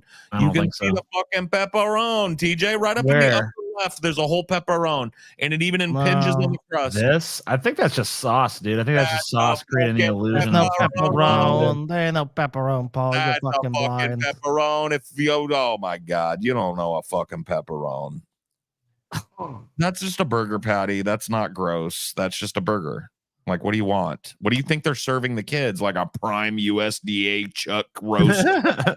It's a fucking burger. It's a frozen burger patty that they've heated up and they put it on a bun. I mean, that's how what I got when I was a kid. It was edible. Guess what's on? We already saw this one. Yeah, so made some videos of Give up. It's supposed to be a chicken cheesesteak sandwich that was served. That's chicken? I don't like no chicken to me, man. That looks That's like supposed- beef jerky, is what Yeah. it looks like. for lunch at a high I hate these fake ass reporter bitches, though. school. Students across the country are posting images of what's on the menu at their schools in a new phenomenon Fuck is that? called lunch shaming. Here's Les Trent. How is that milk? Oh God, what the fuck was that? The fuck was going on with that milk, That was dude? rotten chocolate milk. That was just chocolate milk that had curdled. Cafeteria food has always been the butt of jokes. Wait a minute, hold on, Yes. pause, TJ. So is curdled milk a thing that you just can't hang when it gets chunky? Because it does. I mean, it's gross, but like you just pour it out, right? It's not like Yeah, well, that's what you got to do. Yeah, but it shouldn't be served to people. I mean, like obviously if it's on accident, No. but it disgusts me though. It sometimes happens. You get a well, yeah. gallon But I think milk the issue is that it's repeatedly happening at these schools. Not just Right. like if it was an outlier, then sure. But Ugh, what is Okay, that? what they're giving us- What is that? That looks like slime. That looks like snot. what the fuck is this shit, dude? What they're being served are taking their beef online. That looks fine. Look at this. This is the main meal. It looks like puke and applesauce. Nasty. In Patterson, Yeah. True. parents are up in arms after images of moldy food and expired milk were shared online. God damn it, You I don't even wanna see know that. what this is? Apparently, it's supposed to be a chicken cheese. You know what I like about that expired milk, TJ, is when you pour it out, you're expecting that milky sound, and it goes. Ugh. Oh God. Yeah. No. It is disgusting. And I definitely I don't And then want like it hits the glass with a plop. Stop it. you know, I'm not sure that I would feed it to my pet. Before the pandemic, many schools used to make lunch in the cafeteria. Due to staffing shortages and budget issues, those days are gone. Now, lunch is prepared by outside vendors. Can we get some more rotten milk B-roll, please? Bridge, New Jersey hope say not. the food is inedible. There's enough that us as parents have to worry about. Raw, You look like you could fucking send your kid to school with a fucking lunch. Yeah, children are not eating enough. Just fucking pack a lunch, bitch. Yeah, seriously, pack a Lazy lunch. Look at that marble island in their little modern kitchen. Give me a break, bitch. I mean, the real issue is like, feel bad for the kids whose parents can't afford that, but you ain't one of those, so fuck off. But the problem is they even said it. They outsource this stuff to these outside companies. And it's the same thing that's happening with these fucking planes. They start outsourcing a bunch of shit, and it all turns out into fucking garbage. Women like this, like Christy Salzano, are the reason the food sucks, because instead of just going to the kids that need it, women like this treat school like it's a free, all expenses paid daycare for their little screamers, and they just send them off with no lunch. Oh, they'll eat a burger over there or whatever. Then I can sleep in and take another fucking Xanax and fucking drink a glass of wine before they get home. I can just tell by looking at her, dude. Definitely. She thinks she's somehow entitled to a free lunch for her children, and she's living in one of the more opulent houses you might see. Like, look at that kitchen, bro. That's an $80,000 kitchen. Yeah. That's marble countertops. That's marble backdrops in the slivers on She's the back. got a nice fucking range. She's got a big island. Yeah, she got a nice backsplash. It's like a 7-burner gas range. She's got a big oven underneath it. She's got a beautiful fucking large, easy wash sink. A view outside through a fucking stained glass charm that she's bought. This chick is making money. And those kids of hers shouldn't be bitching about the school lunch because they shouldn't be eating it. One of those things. The vendor responsible for these meals told Inside Edition, "We recognize there have been a few instances where we didn't meet the expectations of all of our students and families and have carefully investigated." I would do no one that works at that company would eat that shit. Fuck them. Like, this could be so easily solved. Fire the company you outsource this shit to, and just hire people to make the fucking food again. It's not fucking rocket science. You know why this is a thing? And I was privy to this. Every fucking school year, at the beginning of the school year, the school district has a fight over who their food supplier is going to be. And it's always with an eye towards cutting the budget from last year somehow, even though they've got another fucking 600 kids on the rolls this year to feed. Right. And they end up slashing, finding the most slapdash, cheapest industrial food place that they can find that'll cut them a fucking government deal. And they go with it. And then the food is disgusting and putrid. And the ladies that work in the kitchen all fucking complain about it because they don't want to send it to the kids. The kids bitch about it. I remember this fucking cycle. Oh, yeah. And then they end up going back and just getting another contract with the one that had passable food the year before. But it's like every year they relearn this lesson. And it looks like some of these school districts have just landed on some of these low tier fucking industrial. Yeah, food they're just like, good enough. Yeah, they're just like, whatever. Looks good to me. Than the health and safety of our students. Because the administrators of those schools are not eating the fucking food. Yes, dietitian Amy. Another way to fix that problem too. Want that make quote. everyone that works at that school have to eat the fucking school lunch. Exactly. I want that quote. Nothing is more important than the health and safety of our students. Nothing is more important. I think people are just like telling me I'm like in this. Yeah, I'm still in the call from earlier. Like, hey, Paul. Oh, you're still up in this shit, bro. You might want to leave that shit. I mean, I've just been on the show anyway. Yeah. So, I've eaten poverty food, but this is apocalypse food. This is shit you would eat near a barrel fire. So if you are committed to nothing more than the fucking health and well-being of your students, then don't serve them something you yourself would need. Reports is asking school. Don't slash the budget the next year when it comes up. Advocate for an expansion of the budget so you can feed them more wholesome, nutritious, and fresh food. Yeah, and make them at the school. Like all these words that come out of the school district when something like this happens, a huge failure that's usually on one of their budget cuts, they always release this boilerplate statement that's like, here at Madera County School District, we take the safety and well-being students as our top priority. That's why we're going to slash budgets again next year and increase class sizes. And it's all a lie, dude. Yeah, It's 100% a lie. And Paul, you know this because like a lot of times for 8 years, I watched the lie get told to my community for 8 fucking years, bro. And it was just every year, it was the same old song and dance. And you know what? The sad thing was, except for one notable instance, the community slept on it. They just accepted it as like, oh, well. Well, you know, they get away with it. But it's because they say, oh, well, it's so expensive to do this. Like, you're telling me having 2 or 3 people the school pays to make and prep all this stuff, that's going to cost more than outsourcing it to a company that has to make a profit on it? There's no fucking way. No. There's no fucking way. This is a fucking scam. The owner of that company is kicking back to someone in the school, 100%. If they did deals with local businesses to get stuff, not that's expired, but stuff that's like, you know, whatever, the packaging was damaged, but it's still fresh and shit. And kids are getting like actual off the store shelf donations from these big grocery store chains. And you hire a lady or two to run the kitchen at every school. That's how it was when I was a kid. Right. When I was a kid, there was a lunch lady that worked at every school, and her job was more than just handing the milk to you. She actually cooked the food in the back. And when lunchtime came, you got a corn dog that she fucking baked off in the oven. You know, that's the way it needs to be, because none of those fucking school board members that claim they care about the health and well-being of these kids would eat that fucking slop. Not a one of them. Consumer Reports is asking school cafeterias all across this country to stop giving students Lunchables. Those are packaged food items that generally are really popular with kids, but the watchdog group says it tested them and found that some Lunchables contain potentially dangerous levels of harmful contaminants. Nancy Chen has been looking into this for us. Nancy, good morning. Tony, good morning. Nancy. I mean, this looks like this is a weird gear shift. So this is Lunchables. Yeah, I mean, I wouldn't get your kids these things anyway. It doesn't make sense to.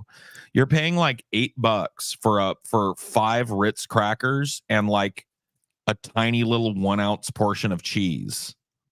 Do you And Lunchables some really real low grade salami. If you just go to the store, go to the deli, buy a big pack of salami, buy a nice fresh pack of cheese, you could make these for your kids lickety split, and it wouldn't. At home it'd be way better. But it's the convenience of these schools, because these companies have figured out how to get in all these schools, so they just give these out. Cheaper though. It would be cheaper to just go get some fucking salami from the school. Oh yeah, no, it's just about fleecing the American public, 100%. These aren't healthy for anybody. lunchboxes across the country, but Consumer Reports, an independent nonprofit group, issued a scathing assessment of the lunch kits, saying, quote, "We don't think anybody should regularly eat these products." Anybody. This came after testing that allegedly found some store-bought versions contained high levels of heavy metals, lead and cadmium. They can cause developmental issues in children, even Lunchables have lead in them. Yeah, you guys want some lead? The Lunchables, like leadables? What the fuck, bro? Why? in small doses. The study also found concerning amounts of sodium as Yeah, well what as you gonna do? phthalates, It's America. chemicals The used in fuck is plastic phthalates? packaging that are also known hormone disruptors. Oh, shit. Last year, after changing some of the nutritional content, Lunchables were allowed into the National School Lunch Program for the first time. Oh, shit. I mean, So as this long is- as they're not serving up rotten shit, this should be fine. I mean, there's lead in it, so it's not great. Yeah, that's what I mean. Like, why is there lead in this shit? It's Yeah, crap. lead and cadmium and phthalates, and I mean, like, I'm not saying you can completely eliminate all those from supply Bologna. chains. It's literally crackers and bologna and low quality processed cheese. How do you get lead in that? Yeah, you can't buy this from like a fucking supplier and put this together at a school cheaper than Yeah, you could, and you could do it cheaper. and it doesn't have to be filled with fucking lead. Look at how much those fucking cost. That Lunchable for $3.29. How much you want to bet for like $10? You could make 10 Lunchables for your kid with a big old salami, Fucking dude. Oh, easily, bro. Easily. If not cheaper, man. Reports Way is cheaper. calling on the Department of Agriculture to remove Lunchables from schools. In a statement, Kraft Heinz, which owns Lunchables, Why are schools using Lunchables in the fucking first place? Can you But tell the me important that? question remains: is Economos pleased? I mean, of course he is. He's scammed a bunch of schools into buying fucking, Oh, we had to cut your lunch budget. Don't worry, you can buy meat for fucking Lunchables. $3.26. This is a fucking disgrace, dude. When I was a kid, there's no fucking way the school cafeteria was serving kids fucking Lunchables, dude. Leadables, baby. This fucking blows my mind. Well, bro, like I've told you guys this before. Did you guys have anything like this in high school? My cafeteria had a lunch, like a subsidized school lunch, but it also had super cheap fast food. You could get McDonald's hamburgers and cheeseburgers for a little bit more than the restaurant. They would just bring them in every lunch, like a big tray of them, and they'd sell a couple hundred of them to the kids that wanted them. You could get bean burritos from Taco Bell and sauce and stuff for like $1 a piece. So like why can't we involve some of these fucking food makers around in the community with like, hey, you want to keep fleecing this community by selling them slop? Donate some of that slop to the local school so that the kids can eat something. Gorbachev would never allow this shit. No, he wouldn't have. Dude, why are you people? I've seen that's the third time somebody's mentioned Gorbachev. I don't Did understand Gorbachev it. They come back got a from the Gorbachev on the brain for some reason. Such weirdos. I don't know. Strange. Well, I'm very disappointed in you guys because even though this show has been on for nearly 6 hours, you did not meet the 750 goal, which is the only one I fucking asked you to make. I wanted to trigger Paul with some fucking goddamn. Well, maybe we'll do it on the fucking sloppy seconds. I mean, we got close. I usually don't like to fucking do that because, you know. I think we should. All right. Well, you know what? This time, fuck was you disgusting guys. lunches our seconds. Goodbye. Disgusting lunches was our $600 goal. Yeah, I thought it was our 450 goal. Wasn't it? I don't know. Yeah, no, it was our. Oh, you're right. Our locale gauntlet preview is the 600. So yeah, I I was we're good. Yeah, I was about to say, TJ. Damn, scamming ass TJ. I almost fucking ripped you guys off. Sorry. Yeah, I was like, hold up. Okay, because we're at. Hold up. You're moving too fast. So My we're bad. at 718. I'm going to go take a leak. I'll be back in a minute. You No guys problem. We're at for a minute. 718, All right. $32 away from the rolling. goal TJ wants you guys to make. Someone just do it. It's been a crazy night. Come on, guys. Come on. Long show, but a lot of it was us fucking, moaning While about Iran YouTube was being trying down. to take down our internet servers, we stuck with you guys and we're frontline reporters after the fucking apocalypse scenario almost happened earlier. And this is how you repay. Yeah, what the fuck is wrong with you?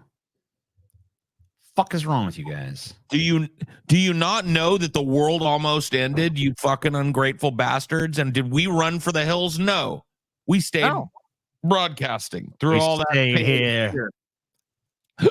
We are now at 758. So All right, the goal has thank been God. met. Thanks to Stragos. Thank fucking God. Not even a comment, just like money. Why was this so long? I just got off work because YouTube took a shit in the middle of the show. Yeah, in the middle of the show, YouTube is like, I will no longer work. You know And we're what? just like, You know what I don't do anymore? Work. And it's I see.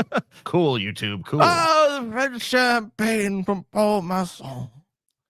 The finest red champagne. Ah, the French fucking champagne.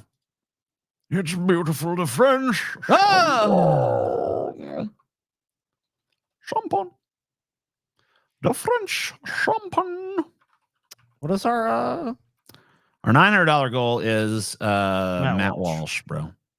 Matt Walsh saying minimum wage is bullshit. goddamn Matt Walsh. That is our $900 goal. Do I have to see some lol cows? Lol. Or one? There can be only one. You're gonna see them lol, and you're gonna see them roll, and you're gonna So see is- them go right the fuck out of control. TJ Gamer's really getting in. I fucking forgot about this goal because the video hadn't been pulled yet. Okay, I just forgot. Sorry. The TJ was trying to play a scam on y'all. What kind of shit? The smelly kind or the loggy, lanky, firm kind? I don't know. What are you even talking about? Here's some bones for y'all. Keep it coming. Radio Deep Fat Fry. You're ranting, please. I'll Fight throw the you a few Ayatollahs. bones so you keep talking. Here's Couple of some bones for you, TJ. bones. Little scratch, as they say. Few Bones, sir. bones for you, TJ. Have some tasty, delicious bones. Paul showed me this guy years ago, mainly in the vein of like, I think he plays a lot of like Street Fighter and shit. Like Street Fighter, I don't remember which one it was, but this guy has like had some epic rage quitting meltdowns. Mm-hmm. Mm-hmm. That's nice, Scotty. Yeah. Interesting. All right, TJ. That's good, Scotty. Real good. Real good, Scotty. Okay. Real good, Scotty. I appreciate right. what you're saying right now, Scotty. Very, very smart stuff, Scotty. You know? Are you all right, TJ? Yeah. I'm just fine, Scotty. How you doing? Okay. TJ, you okay? Yeah, I'm fine. How you doing, Scotty? You good? You feeling good? You doing good? TJ, I think you're not being serious here, man. Look, Sorry. TJ, I think you're not being serious. I'm a serious guy, TJ. Scotty, shut your fucking mouth before I Yeah, slap look the up fucking piss to out of you. me as you should, TJ. Look up. Fuck that, Scotty. I'm This guy above sells you, solar bitch. door to door. Oh no. I'm above you, bitch. In your wildest dreams, TJ. I'm above you, Scotty. I want to see some rage, TJ. Bring it some rage. Oh man, 34 minutes. Oh, there's no way we're going through all this. We're going through all of it, Scotty. Every fucking second. Arg. I am mad. I rage at the world. I rage at these video Err. games. This video game makes me mad. I am upset at things. Oh no. Why? Why are things bad? Things are bad because I dislike them, and I dislike them because they are bad. Rage, rage, rage. Rage, rage, rage, rage, rage. He got permanently banned from Tekken 8. Who cares? Who gives a fuck, bitch? How do you get banned from? Dude, it's gonna be pretty bad because I mean, dude, I've played some online fighting games and there's some serious spurging going on. Yeah, you gotta spurg on a whole new level. I mean, you really have to, dude. Like, dude, when I had when we lived in Ohio, I got really good at Mortal Kombat X. I'd go online. I can tell you the number of times. Stop it! Stop it! And I didn't have a headset, so I would never say anything. I'd just be kicking their ass. Like, dude, I'm not saying I never lost. I would just be okay. Like, I kicked my ass.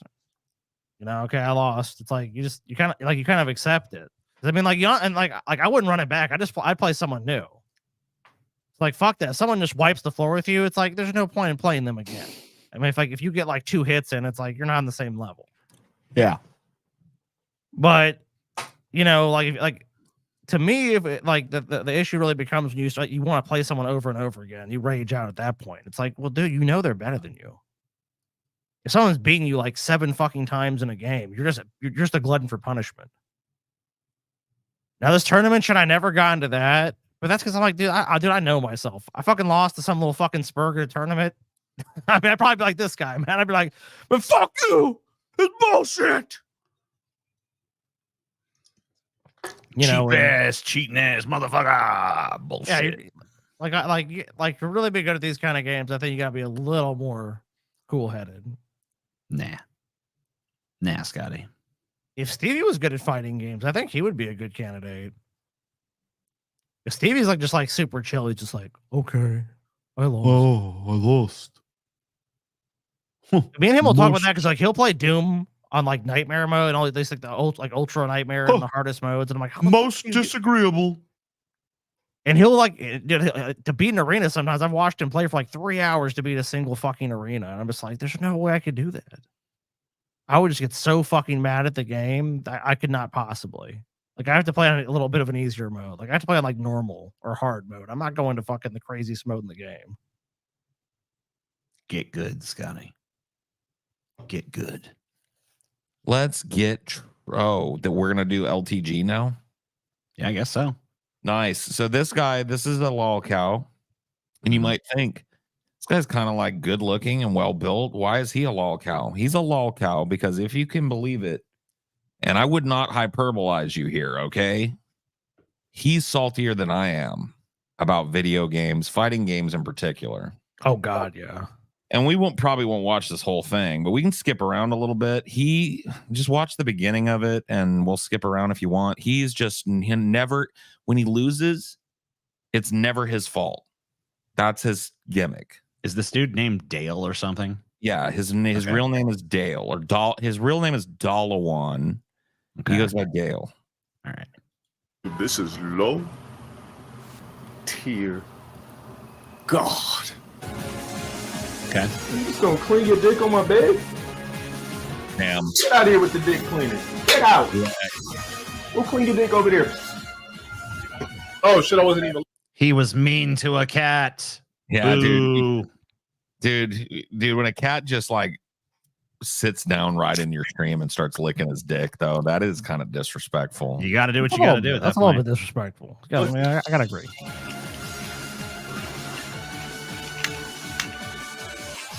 No, he's fighting. He's fighting against Cammy. Okay, so is that his main? Well, he plays. So he's called low tier god because he intentionally will pick characters that are rated lower versus other characters. Mm-hmm. They're trying, like, that's his gimmick. Is like, I can play the characters that people, the whole community says are the worst characters, and win with them because that's how good I am. But he never, like, he doesn't win very much. He loses. Yeah, that doesn't really work. Then that can be your gimmick unless you actually win. Yeah, and he gets real salty. Like, he's about to get blown up by this Cammy. She just got a counter hit, and like, who is angrier, brother? It's TJ, Scotty, or Stevie? My money says Scotty. Your money is right. Ooh, crouch immediate punch. Crouch immediate punch. Fire the fuck out of here, man.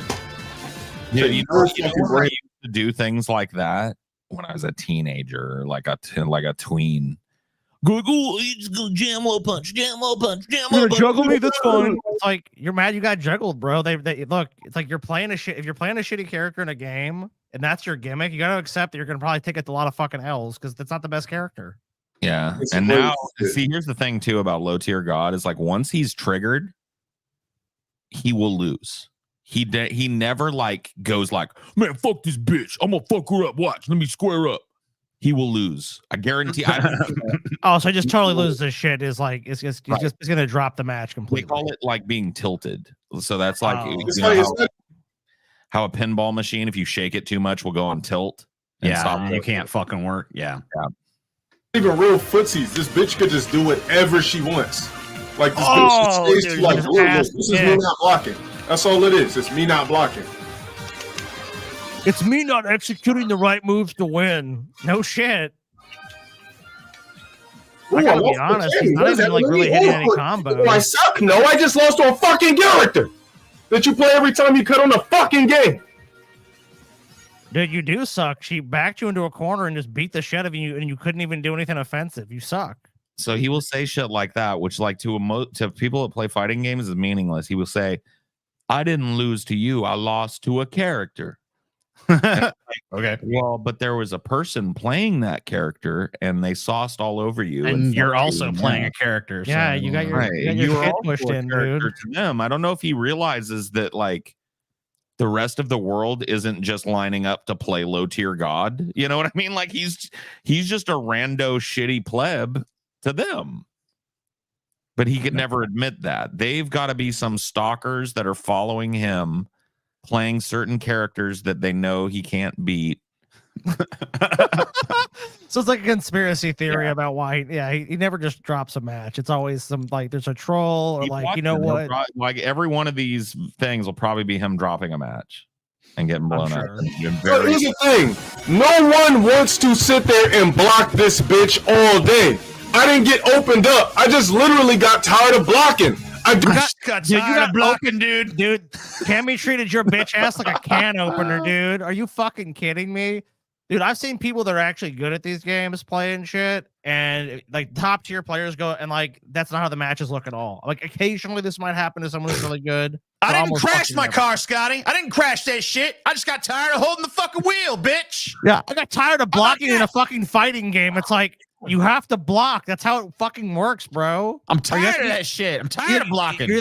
Like if you're on defense, you're blocking, and if you're on offense, you're fucking doing combos, and you're trying to fucking kill this person and just spam them to death with the best moves. So they can't do anything. Block against this bitch because after two fucking normals, the bitch should be pushed back enough to where she's not still in my face. I don't feel like blocking. He's complaining about deep fighting game mechanics that I won't try and explain fully here. But when he says she can just keep punching, what he means is that he thinks Cammy has a frame trap, is what they call it, where it's like if you throw out a punch and I block it, you recover from the punch animation a fraction of a second before I recover from the block stun animation, which means it's still your turn. I have to hold block through a string. This is common in video games. You have to block strings. Sometimes they call it being plus or being minus. If you're plus on block, that's a bad thing. That means that there are like 35 frames for somebody to punish that move if they block it. Well, isn't the whole thing that he's supposed to fucking be able to trash you with the shittiest character because he's just that good, though? I mean, he knows all of this, and he's bitching about this high level mechanic. And I'm not claiming to be the best fighting game guy, but I know what all this shit means. And all he has to do is stop fucking like getting opened up by the frame trap. So she can't just hit one button constantly. So, well, if you watch, okay, let's watch the person fighting his Cammy. Is all there is okay? So a jump and now probably a kicking attack. Well, yeah, she's gonna go for the overhead, and it looks like he's ducking. So he might. Oh yeah, you're godlike. Oh, you're good. You're good. Oh. Now doing a corner spin. Oh, you're not doing anything fucking impressive. Honestly, this person is not. I mean, they've done 2 of the same combos, but like they've done a variety of moves. It's definitely not just been a corner juggle. He's trolling now. He's just throwing out these unsafe moves, trying to catch her with anything, and he's going, oh. So he's trying to pretend like he's not really playing anymore. So when he loses to this character again, he can act like he's fucking around. Yeah.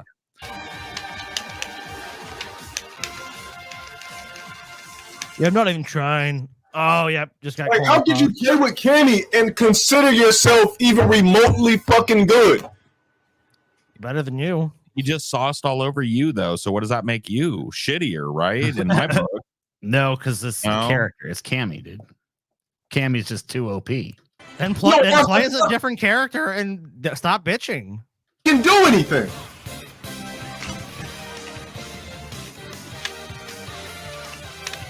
Nah, the problem is this guy at best is mid. Well, he really is. Really good fighting players like Dustin Wong. He's a really good American fighting player in Street Fighter. Look at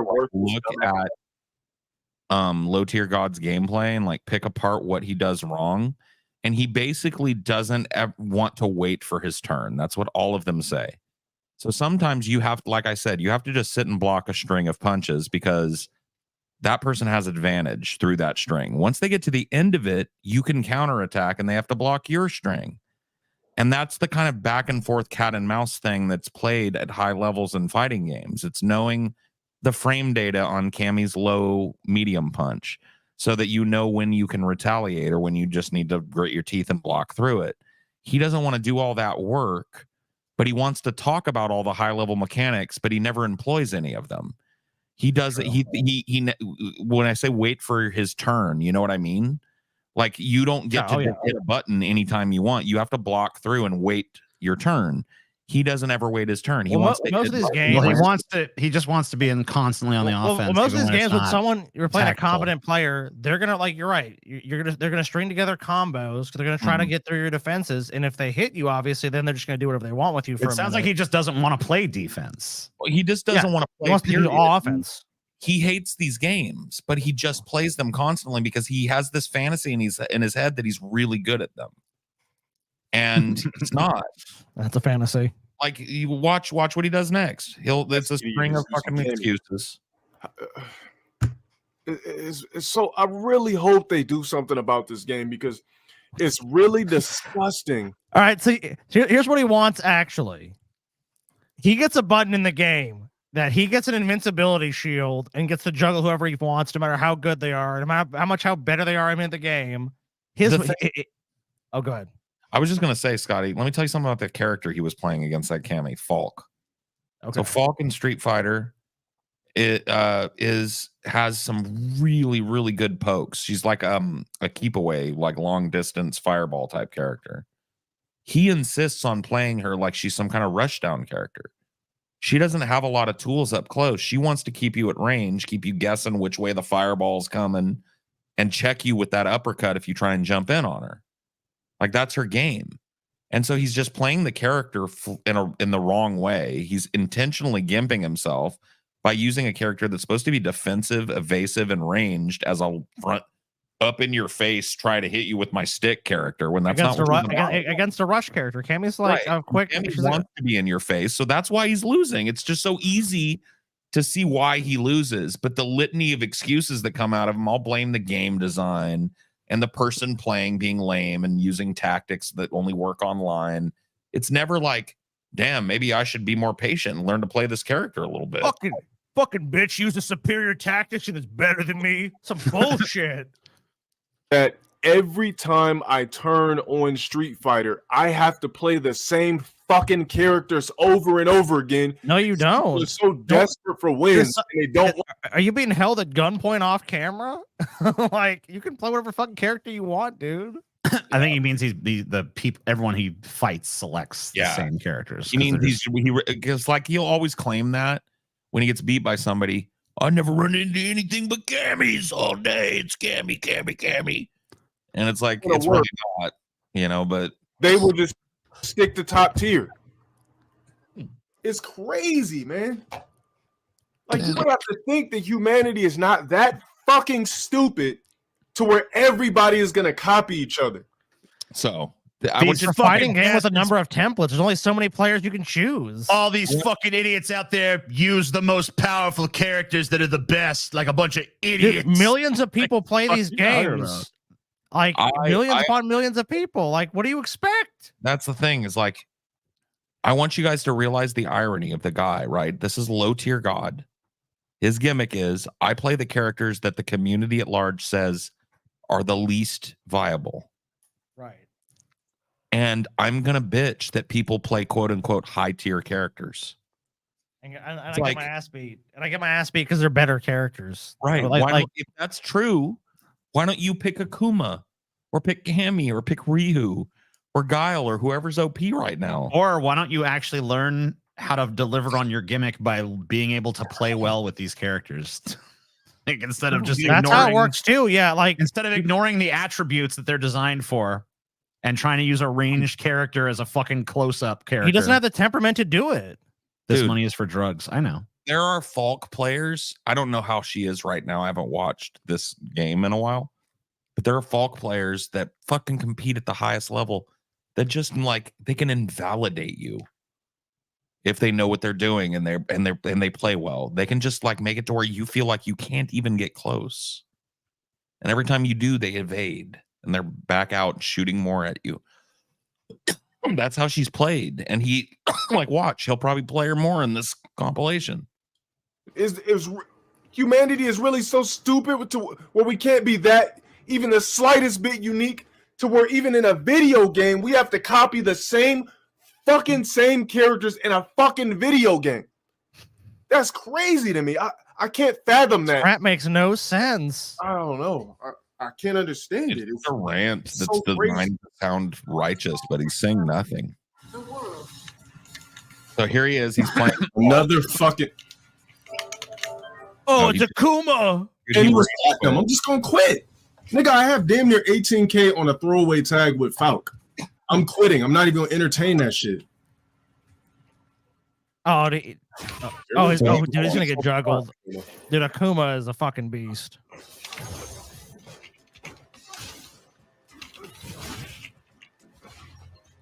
Well, this one's closer though.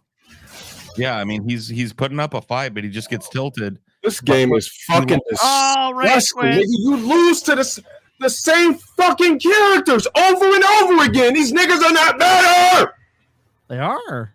They are though. God. They beat you. Blacklist one nigga, another one pops up using the same character. I never even seen this nigga before. But it didn't matter because I'll blacklist. Dude, there's like 20 characters in Street Fighter 6. Like, and there's a million people playing. Of course, there's gonna be multiple Akumas. Do you think you're the only Falk in the world? No. List them, and then somebody else will be using them too. That's great. I don't know if there has to be one in this. When he faces mirror matches, he gets extra salty.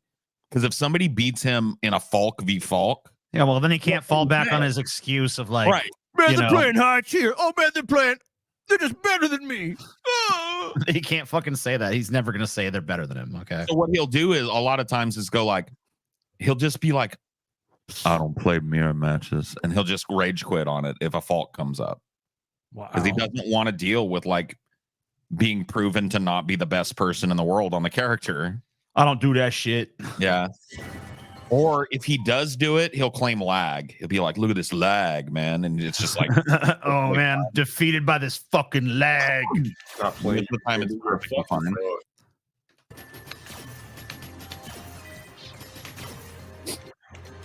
He goes and blocks anybody that beats him with a character. He'll go through in the system settings like a little snitch bitch and like block them and report them for harassment just for beating him in the game. That's fun.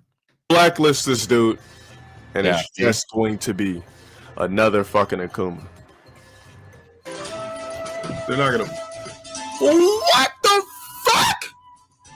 That's 3 Cammys in a motherfucking row.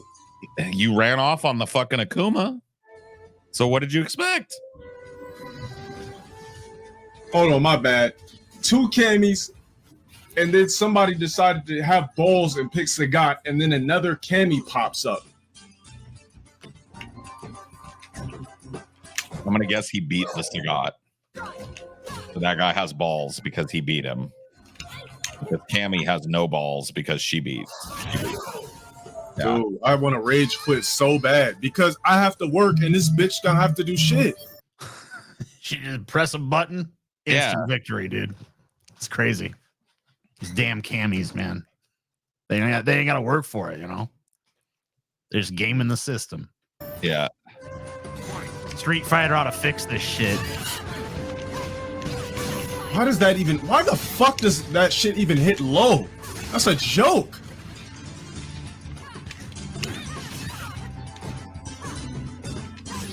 Oh my fucking god. I literally gotta eat that. That's crazy. You have to eat it because she has plus frames. Well, you wait till the end of it and then you've got it's your turn. I mean, it's a surprise. Of course I'm gonna fucking lose. Well, yeah, because you suck with Falk. You suck with Falk, bro. Cammy should never have been past mid-screen on you. If a good Falk, I don't know what you're doing with the character.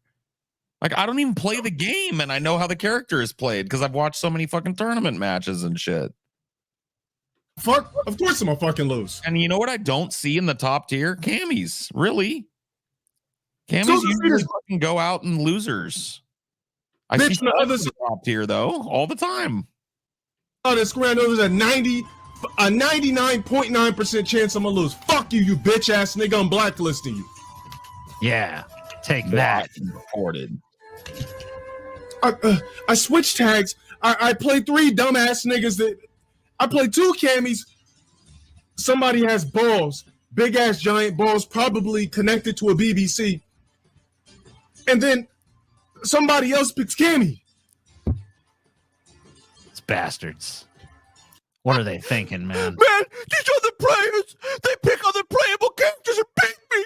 It's fucking bullshit, man. By the way, you just got kind of a quick peek at another quirk of Low Tier God. He's hyper masculine and totally not gay, TM.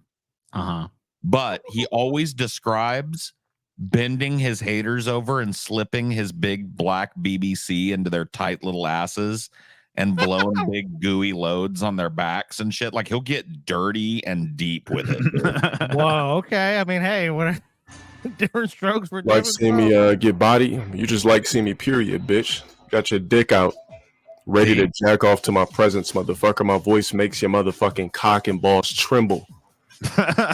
See? Okay, bro. Okay, man. Hey, you know, Turns you on. Planet, dude. Yeah. My voice literally gets your dick hard enough to fuck your ugly ass girlfriend or your basic looking wife, bitch. That's why you love seeing me get body. My presence literally just captivates you, you fucking worthless online dick sucking cuck. Yeah. I own you, bitch. There's no love seeing me get bodied, motherfucker. You just love me in general, you dick sucking motherfucker. oh, dude, yeah, come on. You think us now doth protest too much? Yeah, you fucking dick sucking little bitch. Bitch, I pulled this out. You want to suck it all night, wouldn't you? Want to come by my house? Bring me a bottle of wine. I'll slip Put my on some dick lights. right up your ass and come all up in that shit. light some candles, fucking get my dick all nice and hard by talking about how not gay I am, then suck me off like all night. Oh, yeah, but you want to do that, don't you, bitch? It's like, Fine, okay, bitch. man. You could turn on X videos for that and click on the gay section, motherfucker. No, you're a little gayer, actually. I think you're describing what you're going to do after the show. In the gay section of X videos, my dude. Fucking bitch ass cuck. TJ's new favorite streamer. Nah. Maybe if He's pretty fun to watch. maybe if I hadn't watched him lose so badly so many times, it'd He be does hot. lose a lot. It is fun to watch him lose. I don't know, like that BBC and shit, you know, it's all nice and stuff, but then once you realize it's attached to some fucking loser that bitches about camis all day, you know, it's kind of diminishes the shine, you know. That's real nice what you got there, but I mean, you're just a little whiny bitch. God. Nigga, look at who I'm playing. God damn it, I'm playing Bison. Yeah. So Bison is another character that nobody can pick because if they do, they're a cuck bitch. I wonder who are you allowed to be? There's like 5 characters that he claims that you're allowed to be, but when he gets beat by one, he'll go on a rant about how broken they are too. So really nobody. You're not allowed to play. You're just not allowed to play. You're just not allowed to beat him. Unless you lose. If you lose to him, then you're okay. I guess. If you beat him with his character, it's a lag tactic and you're trolling. If you beat him with any character, he will give you a litany of reasons why the character won and not you. Yeah.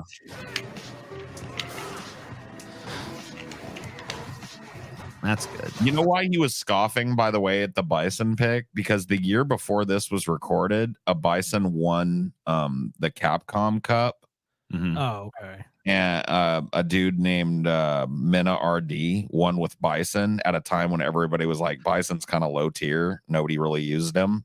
Mm-hmm. And so cucks like LTG, when they started getting beat by Bisons after Mina won, claimed that it was all just people bandwagoning or whatever. So all of a sudden the character went from too bad to too good because one guy won a tournament with him. Yeah, maybe that guy was just really skilled. I don't know. No, he was. He really that was. Could be, that could be the answer. Mina took a character that had like real disadvantages in terms of frame data and shit and won a fucking major with it. That's crazy. Yeah, because he came up with a strategy of how to win these fights with people individually. Like, he's like, no one's going to be expecting this M. Bison guy to be shit because he's, you know, in the game regarded as dog shit. So low tier God, I see the strategy he had, but the difference is the guy that won the Capcom Cup that year was actually good and figured out how to fucking win, and he just sucks. God, dude, I'm a rage quit again. I can't play 3 Bisons in a row on top of lag.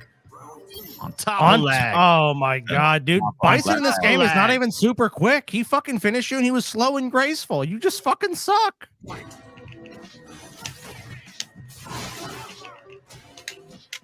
I think his character is actually faster than Bison. There's no enthusiasm for me when I'm playing against somebody. I'm playing against a third. I just can't muster the enthusiasm when I lose. Man, the enthusiasm's just not there when I'm playing against these corny motherfuckers. They're just playing Bison, you know? The ennui when I get beat in Street Fighter. I do not even care. Why you understand what it's like, man. You know. Fuck is this shit? Bison in a Paul talking like he knows fighting games. Can't wait to beat him in the new Budokai with Piccolo. Whatever, dude. You're never going to show up dreams with anything. There's no enthusiasm for me to win. Especially with glitch lag. Why would I bother winning this match? I don't even care if I do. I'm not enthusiastic about winning, therefore I lose. I care not for victory.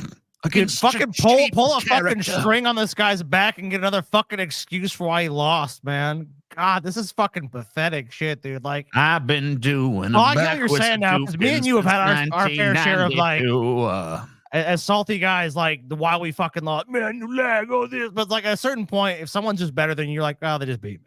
This guy cannot even accept at all that he sucks. It's boring. It's boring to get your ass kicked. Okay. How do you enjoy a game where you blacklist somebody and another nigga pops up right using the same fucking character? No. Yeah, dude, it's a conspiracy, dude. Everybody's playing Street Fighter 2 right now, is doing it just to piss you off, and they know that they have to pick Bison right now.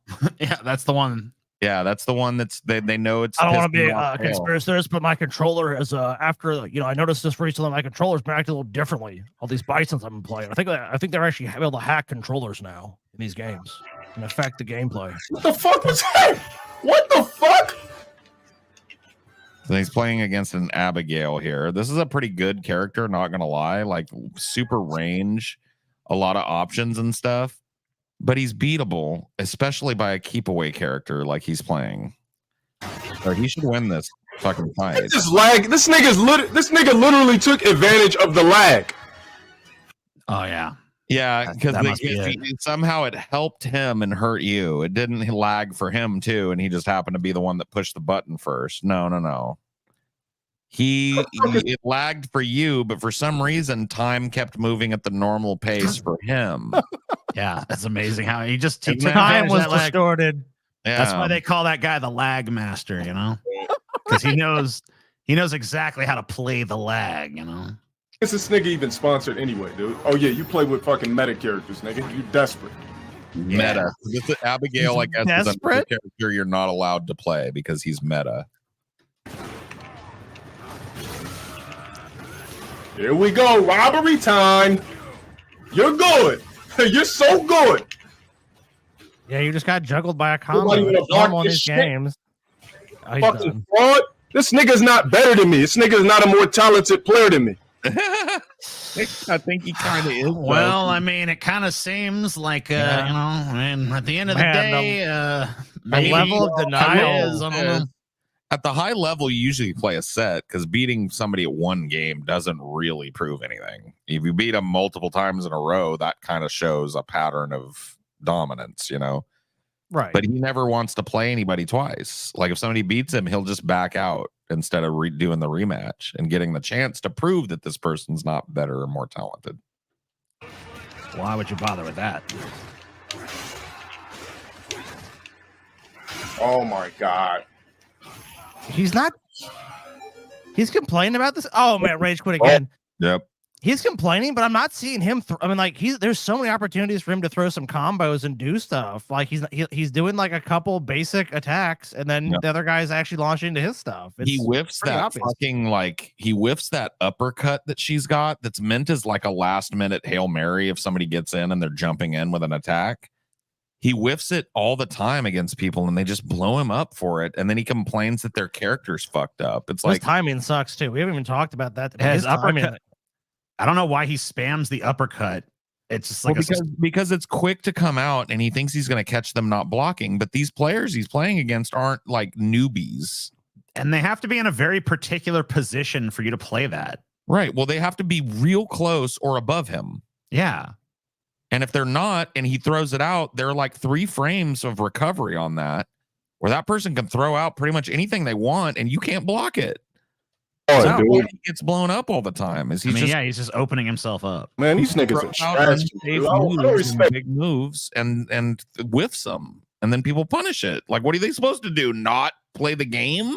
Someone say, ask Paul, how big is this guy? Does Low Tier God still stream? Yes, he still streams. He has got a pretty moderate but respectable, honestly, audience of people that watch him on Twitch. This is still what he does. This is from a long time ago. This is Street Fighter 5, so it's probably from 2015 or 2016. Has he gotten any better, or is he still as salty as ever? Lately, the last time I watched a Low Tier God video, he was salty as fuck about Tekken 6. Which is brand new, and well, not brand new, but it came out a few months ago, and he was, he thinks he's the god of that game too. He's the god of all games, but people beat him, but only because they're cheap and they fucking the lag and all these and they're cheap and they pick meta characters and all of that. Yeah, it's always picking meta characters, figures. We've done a lot of Low Tier God. I will tell you guys, we're not going to cover a lot of Low Tier God on the LOL Cal Gauntlet, but we will be watching one video. And I'm going to set the scene for you. Low Tier God, big, tall, fit guy, good looking guy. Guy you don't know about, goes by the name of Viscount. Little, kind of Weasley looking, skinny, white guy. Totally nice guy, totally unassuming. I think I have seen the video you're talking about. Actually. Well liked in the community. And Low Tier God was trash talking him because Viscount beat him online. And he said, hey, at the next major I see you at, I'm going to whoop your ass live. Yeah. And Viscount was like, all right, dude. And I won't tell you how it turns out. I think I know. I think I've seen this clip. Let's just say that Low Tier God versus Viscount might be worth buying in to see the fucking law countdown all on its own. Okay. It is an epic moment in fighting game history that he will never live down. And I won't tell you who that he is. Maybe Viscount. Who knows? Yeah, I think I've seen this clip you're talking about. And before you think, unless you think, oh, there won't be a lot of video game salt on the LOL Gauntlet. No, the reason I'm not covering a whole lot of Low Tier God is because I believe there is a better salt lord out there. A saltier salt lord. One known as DSP. So we're going to take a look at DSP, probably the saltiest and least talented video gamer to ever do it. Cool. And we're going to take a long look at his illustrious career and where he's at today. All right. Paul, you like this Brawly Legs did whoop Low Tier God's ass before he passed. Brawly Legs is a dude that was born with no hands and feet. He literally plays with his mouth and his stumps and his tongue. And the dude plays and beats tournament players. He's fucking great. Brawly Legs beat him on the stream. And you know what Low Tier God did? Instead of being humble and being like, damn, that guy's pretty good for not having hands or whatever. Right. He went, this nasty little worm looking motherfucker dribbling and drooling all over his controller and shit. I'm good. I'm good on playing that. Whatever. You know, like he had man. Wow. Paul, you like that? You've been watching that show, The 3 Body Problem, right? Yes. Oh my God. I see. Here's the thing, TJ. Yeah. I want you to watch it because I don't want to spoil it. Well, I think some shit's gonna get spoiled by this anyway, but it was worth it to trigger you. So, but God, man, I wish we could just have like a cool conversation about it instead of you trying to trigger me with some idiot. Oh, but Paul, it's gonna be so good. Suffering shall be legendary. By the way, there is some nudity in this video. I guess YouTube's allowing it. I'm telling you. I'm just letting the audience know. Hold on, case, before you start, any of you are triggered by nudity or Give me a lighter for my bowl. Give me 1 second. Okay. You go ahead, Paul. The 3 body problem. The 3 body problem. The 3 body problem. The 3 body problem. This is a really common tactic in order to get views. Something popular comes out, and you go, well, if I just come out the take, 3 body problem is amazing. People are just going to go, yeah, that's good. Yeah, right. You know what really sucks ass? Popular thing. Yeah, but then if you're like, wait a minute, what if I'm a contrarian? 3 body problem actually sucks, and it's painfully boring. Oh boy, let's take a look at this fucking bullshit here. After watching 8 hours of the 3 body problem, this is my take on it. Dull, unbearably dull. Yes, the 3 body problem is an incredibly boring show with uninteresting, two-dimensional characters that you could not give less of a fuck about, as they have to deal with an extraterrestrial threat, which is funny. I mean, I kind of agree, but that's the point. Like at the beginning of the show. So at the beginning of the show, you don't care much about the characters, and they are kind of unlikable. I will admit it, but that's kind of the point. Like those characters, implausible as it may seem, provide the backdrop for great events that unfold in the history of humanity. And as you learn more about them, you learn a little bit about their fears and their foibles and their secrets. And that's that. So it's not something that immediately slapped you in the face with a fucking dude in a cape and a fucking jock strap punching a monster in New York or Tokyo, right? And that's why you hate it, right? Because it didn't immediately show you a big fucking giant gorilla with armor on fighting the Hulk, right? He spends most of the season coming up with a plan to stop them that ends up being downright retarded, but I'll explain what that plan is later on. Now, this is the first major project by Wise and Benioff. Because I want to know why it's retarded. Nothing that happens in this fucking book is retarded. You just didn't get it. And it's okay. You're kind of dumb. I can tell by listening to your voice that you haven't seen much. And that's cool. You don't have to like everything. But just because a plot line is smart and new doesn't mean you have to call it retarded because it went over your fucking tiny little misshapen skull. Okay?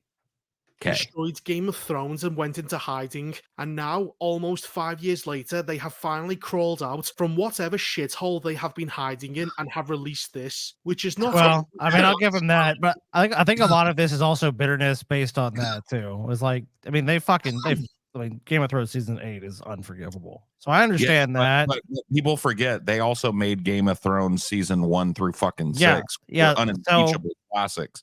So. Yeah, did they fuck it off at the end? Sure. But this is a totally different show, and I'm willing to give I mean, look, I'll give any show a chance if I have a base level of interest in it. And I am a huge fan of the books. I've read all 3 of the novels all the way through twice now.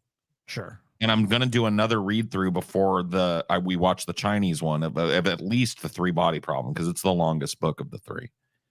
And I honestly, you guys know me, man. If something fucking sucks and it's based on a property that I really like, am I going to suck its dick or say anything at all nice about it? No. In fact, the opposite. I'm going to excoriate it for cashing in on something that was actually really good as a book or a movie long ago. That is not this, and this is not that. Okay, this show really does respect the source material. And really does a good job of being a slow burn at the beginning into a fast burn kind of show. Just like Breaking Bad. You remember when Breaking Bad was like 2 or 3 episodes where, yeah, there was a couple drug deals, but mostly it was just Walt figuring out what to do with the dude in his basement.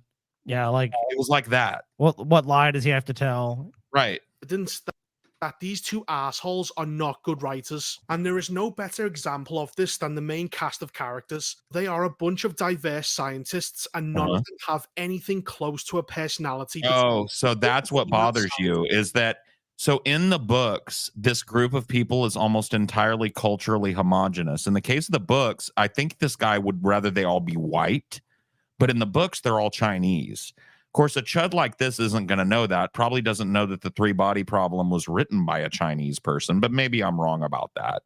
But yeah, the book did do some race and gender swapping of characters. Let me tell you, as somebody that's critical when they do that for no reason and it rips you away from a character or something, that is not this and this is not that. The show does it well. It's fine. Scientists are absolute geniuses, and all the male scientists are fucking weak, pathetic. That is absolutely not fucking true. That is once again not true in the show. The male scientist, actually, one of the male scientists ends up being one of the most important people in the fucking world, and one of the other male scientists ends up being the main character of the book. So how does that happen? Oh, spoiler alert. The black guy scientist that you probably think was a diversity hire is Luoji in the books. The one guy that fucking goes all the way through all the books and ends up saving humanity. It's between them. And of course, they are the worst. But I guess he's just a bumbling retard and all the women are better. This guy right here is the main character of the books. Are about as fun to watch as seeing a bunch of old people in a retirement home shitting their pants all day and waiting to die, because that's how it feels when you watch the show. It is fucking boring. Even Benedict Wong looks as bored watching them as I am, and I like Benedict Wong is fucking great in this movie. He's great in pretty much every movie or this show. Yeah, but he's really great in this. He's perfectly cast for the role he's playing. A cigarette smoking, streetwise cop that gets recruited by this big multinational organization to try and track down what's going on with this weirdness that's happening, and scientists reporting weird things and all this stuff, right? And he's in over his head as far as the intellect of it, but he's a really loyal guy, and it makes for an interesting character dynamic between him, the hard-boiled detective from the street, and this group of really aloof Harvard scientists and physicists and shit. I mean, really not to mention, you have this show does not have a bunch of extraneous characters. You're like, who is that from episode to episode? It really kind of has a laser focus on that core group of people. And obviously, there's some other side characters and stuff. I don't know how much we're gonna end up revealing, but like, it doesn't really like. So like the criticism I don't really understand is like it's boring. I mean, obviously it's subjective what you find interesting, but at the same time, like I just don't see how you could watch 8 episodes of this show and have no interest in it. I mean, Well, like I what think he most just people would told- actually, if you genuinely weren't interested, you'd watch one episode and you'd be like, "This isn't for me." What he just spent the last point he brought up was an objective lie.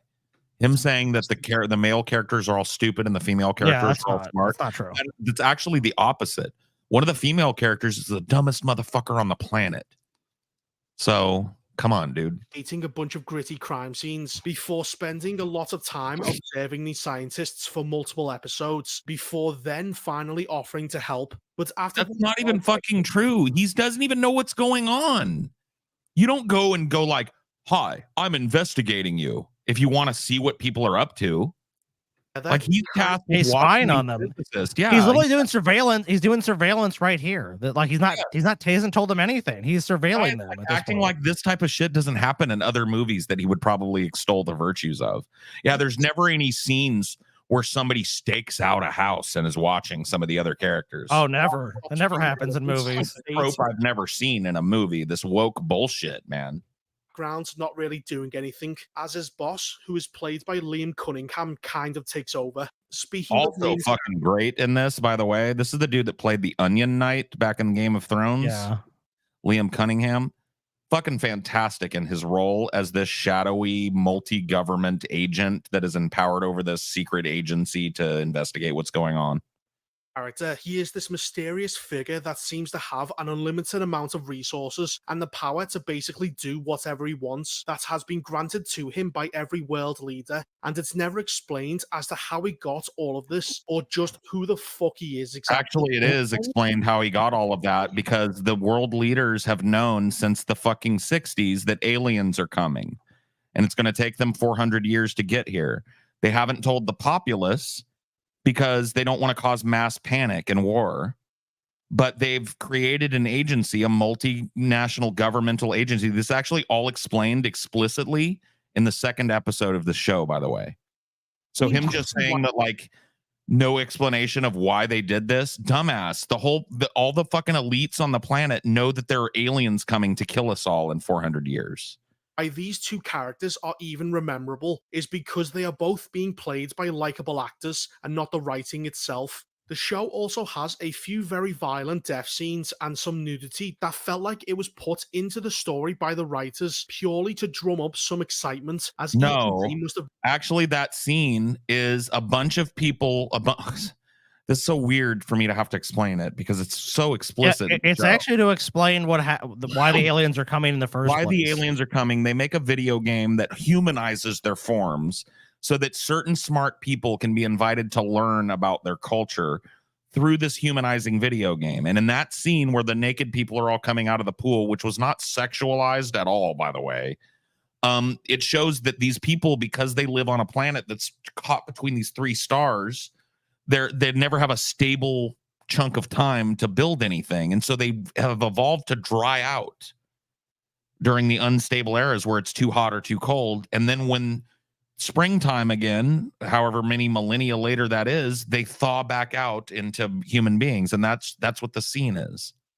So Nice that watching this is such a fucking chore to get through. Well, it worked for Game oh my of god, Thrones. no, it wasn't. This scene, Yeah, this that scene is actually insane, dude. It's actually a big spoiler, TJ. So you might want to skip ahead if you don't want to see this, because him saying this is a chore to get through is retarded. This scene is cool.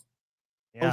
Someone that wants action and intrigue, like the way they deal with this ship is nuts. Shit. Yeah. That the reason why this scene is happening is incredibly stupid. They will just be distracted by the visuals, but for me, it felt rather forced. For instance, there is one scene in episode 5 where a bunch of people are on a ship being cut apart by razor sharp, super strong wires in a very violent fashion. It's pretty fun to watch, but the reason that why does they are not doing this is describe. Oh wow.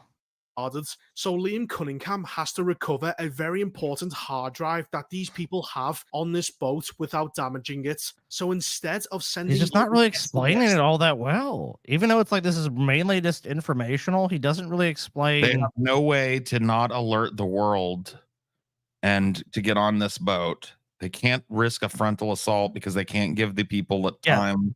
They have to instant get through communication with the alien race called the Santee. Yeah.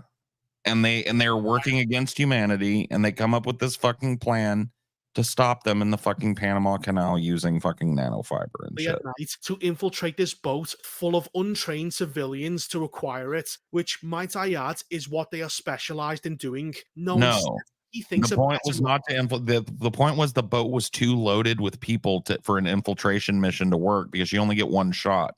As soon as they figure out that they've got this archive of all their conversations with the Santee, they're gonna flush it down the toilet and you'll never get a chance at it again. And so they did the most drastic fucking thing that they could do, because they knew it would immediately destroy the boat, and people wouldn't really have time to launch a fucking counterattack or do away with the just even react. Because by the time that they even realize something's wrong, like they're either being killed or the ship's being torn apart. Because the boat is being fucking vivisected at a molecular level, it doesn't come apart right away. People don't even realize what's going on until the boat is almost cubed. Is to slice the boat into 1,000 pieces and hopes that this hard drive will somehow not be destroyed by all this damage and also not fall into the bottom of the river. Well, that's just silly. Silly, yes. No, it's not actually, because they know that the hard drive is kept in a sealed and locked vault on the ship and that it's heavily protected. So they know that it's probably not going to be destroyed in the ensuing chaos, and it'll survive the fires and any explosion and shit. And they were right. It does. Necessarily complicated, but the writers just wanted a hyper-violent scene and just threw it in. Sure, you can. No, the writer of the book designed the scene. And that's how it happens in the book, you idiot. There's not a...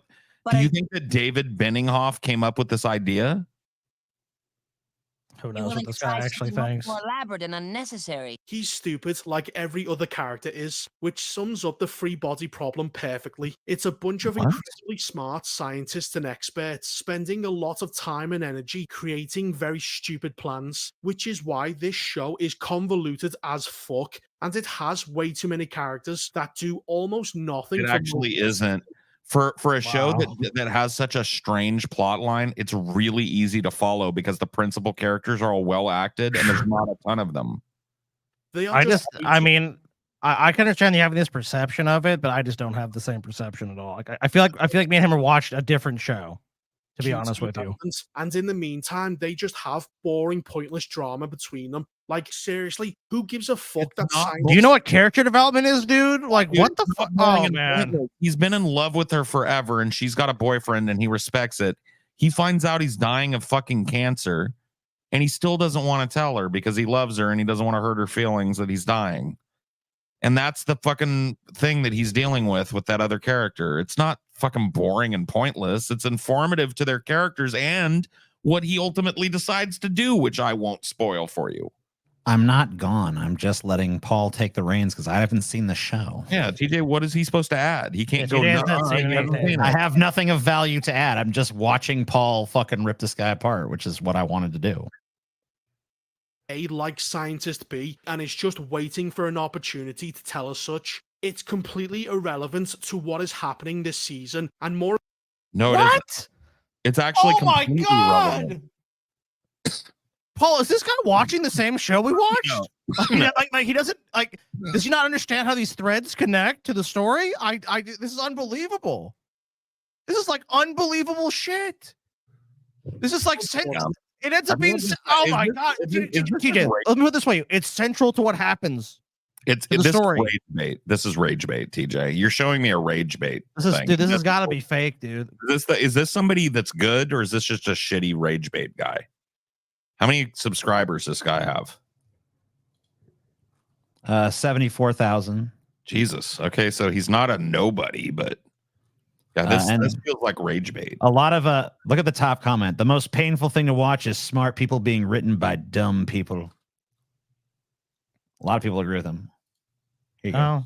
It's fucking boring to watch. There's also a lot of inconsistencies in the writing as well. There At isn't. one moment, this all-powerful threat that can do almost anything it wants and seems to be unstoppable will somehow fail to kill a single scientist and ends up running over his girlfriend. It can't do whatever it wants. You idiot. You didn't pay attention. They can't do whatever they want. They require people, and people make mistakes. Do you want me to let me skip to the conclusions? I think you've shit enough on this at this point. Here, let's just skip to here before this big That's peak. like top moment. No way mankind can win other than the aliens let them, because they are simply too powerful and can easily crush the human race whenever they want. But we all know that they will lose only because the writing is terrible, and I can't believe that dumb people actually Wrong. think They don't lose. The guy's such an idiot. They win in the next book. I was smart. You fucking moron. This guy is such a moron. See, this is what I was ranting earlier about media literacy being in the toilet amongst younger generations. This is what I mean. This guy doesn't have the equipment up here to watch a show that doesn't have a fucking A, B, C, D, E, F, G plot. E-I-E-I-O. Hey, you know what I would have liked? If Guy figure out him have superpower and him put on costume and him fight bad guy. Yeah, him fly towards the Santiar and he beat them all up and send them back. The alien come and him go, I have the power, and he go boom and blow up the alien. The end. That's what this guy wants, dude. Drooling, dribbling, fucking monosyllabic idiots are ruining this planet. They're wiping their ass with media, and they're too stupid to fucking look at something and look into something before they open their dumb chud mouths about it. And they're all congregating like a cackling coven of retards out there on the internet, just like, Three Body Problem was retarded, flew right over my lumpy fucking head too. It's like this. Just because an idea is overly convoluted. Meanwhile, at the gathering of the chuds, the idea was not overly convoluted. You're just overly retarded. And clearly didn't follow any of the story beats because you've been wrong about every problem you this brought up. series, Paul, is impenetrable. My mind cannot penetrate anything going on. All that bollocks. The series ends with Benedict Wong trying to cheer everyone up by saying it's okay to be compared to bugs, since no matter how much humanity has tried to zap them, burn them, step on them, and poison them, they are still hanging around. Shockingly, this isn't making me feel any better. And It's not supposed to, because it's not the end of the series. It's the end of the season, you idiot. It was the end of the season. And he says that the aliens at one point call everybody on the planet bugs. And he says, you know what? Maybe being bugs isn't so bad, because look at who's still around after all these millions of years. They're still everywhere. Problem. Wow, that's really boring. Whatever. If the guy had said, you know what? Maybe being bugs ain't so bad. I reckon Jesus Christ loves bugs just as much as he does any other animal. And as long as we've got his love and light, I suppose we'll be okay now, won't we? You'd be like, wow, brave, stunning, trad fucking movie. I have Fucking chosen idiot. skip out the hours of boring drama and shit dialogue between the scientists, because it's about as enjoyable to watch as observing dog shit turn white in the sun. No, that's this fucking video, homeboy. This video, you literally described this fucking video. This is a fucking turd baking white in the sun.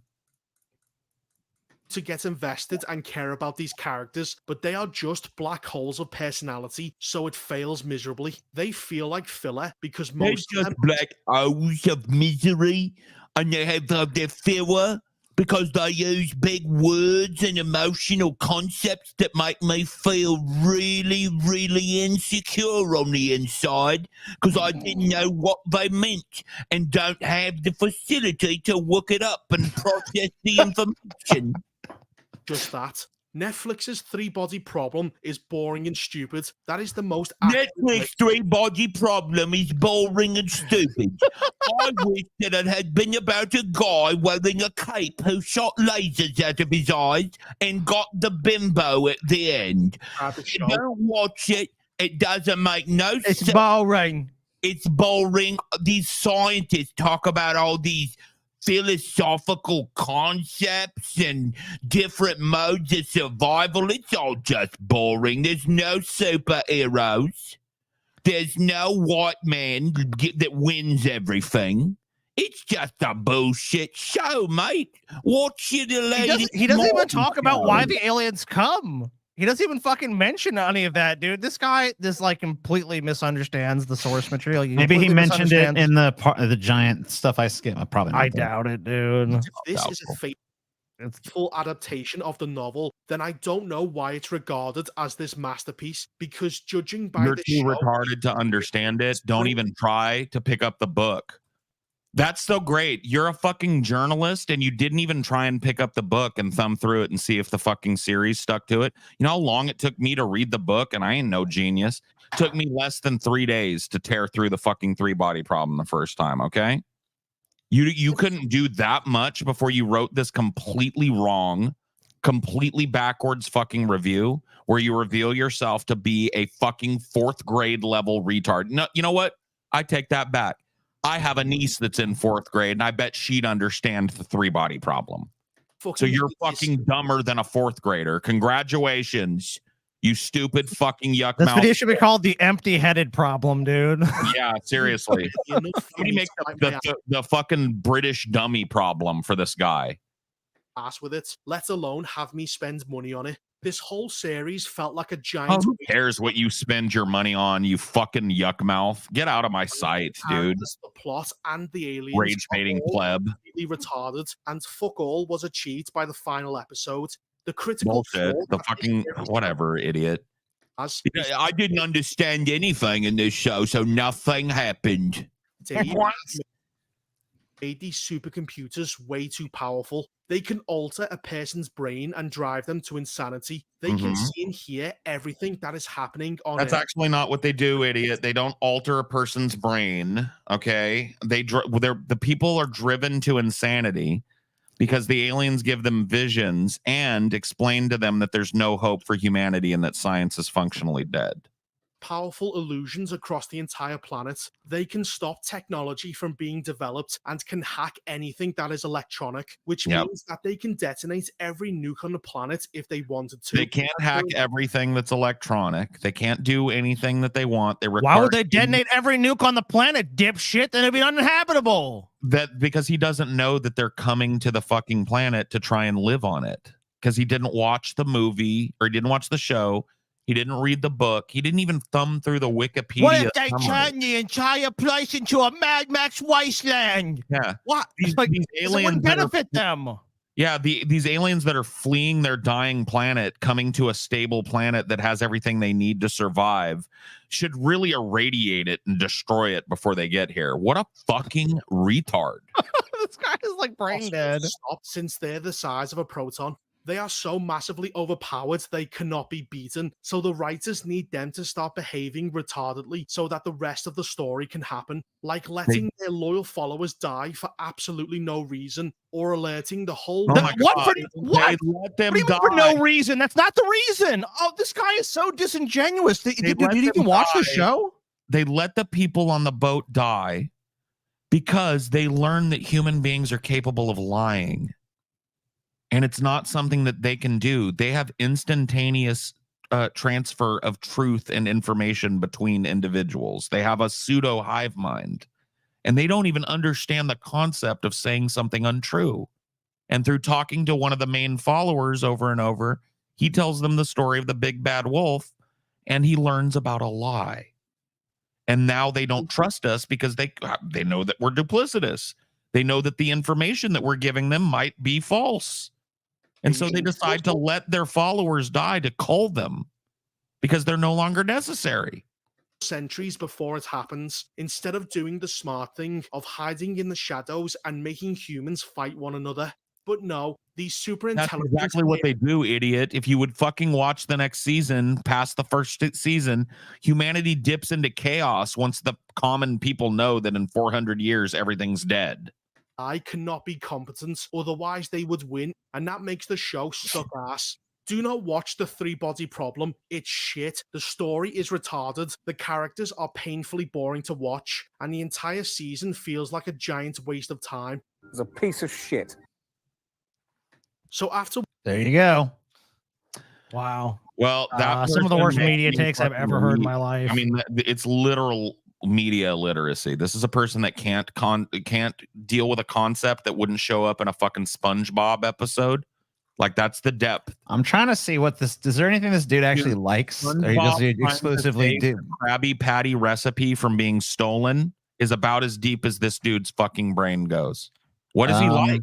I don't actually see anything he likes. It's all Godzilla negative reviews. -1 is fantastic. Well, I like Godzilla -1. There was a brown person in here, and so this movie sucks, is what this guy seems like he's grifting off of. They decided to put a brown person in this movie, and that sucks. It was a diversity hire. Yeah, there's almost no positive reviews on this. It's all just like, this is the most frustrating diversity hire. Disney fucking loses again. Velma fucking woke. Yeah. Yeah, this is all. This This is literally just one of these monosyllabic retards that's grifting off these dumbasses that they know are too stupid to watch this show, and really all they took from it was, while they're Asian, black, and white people together. All right, that's the show. See you guys very shortly for Sloppy Seconds. Bye bye.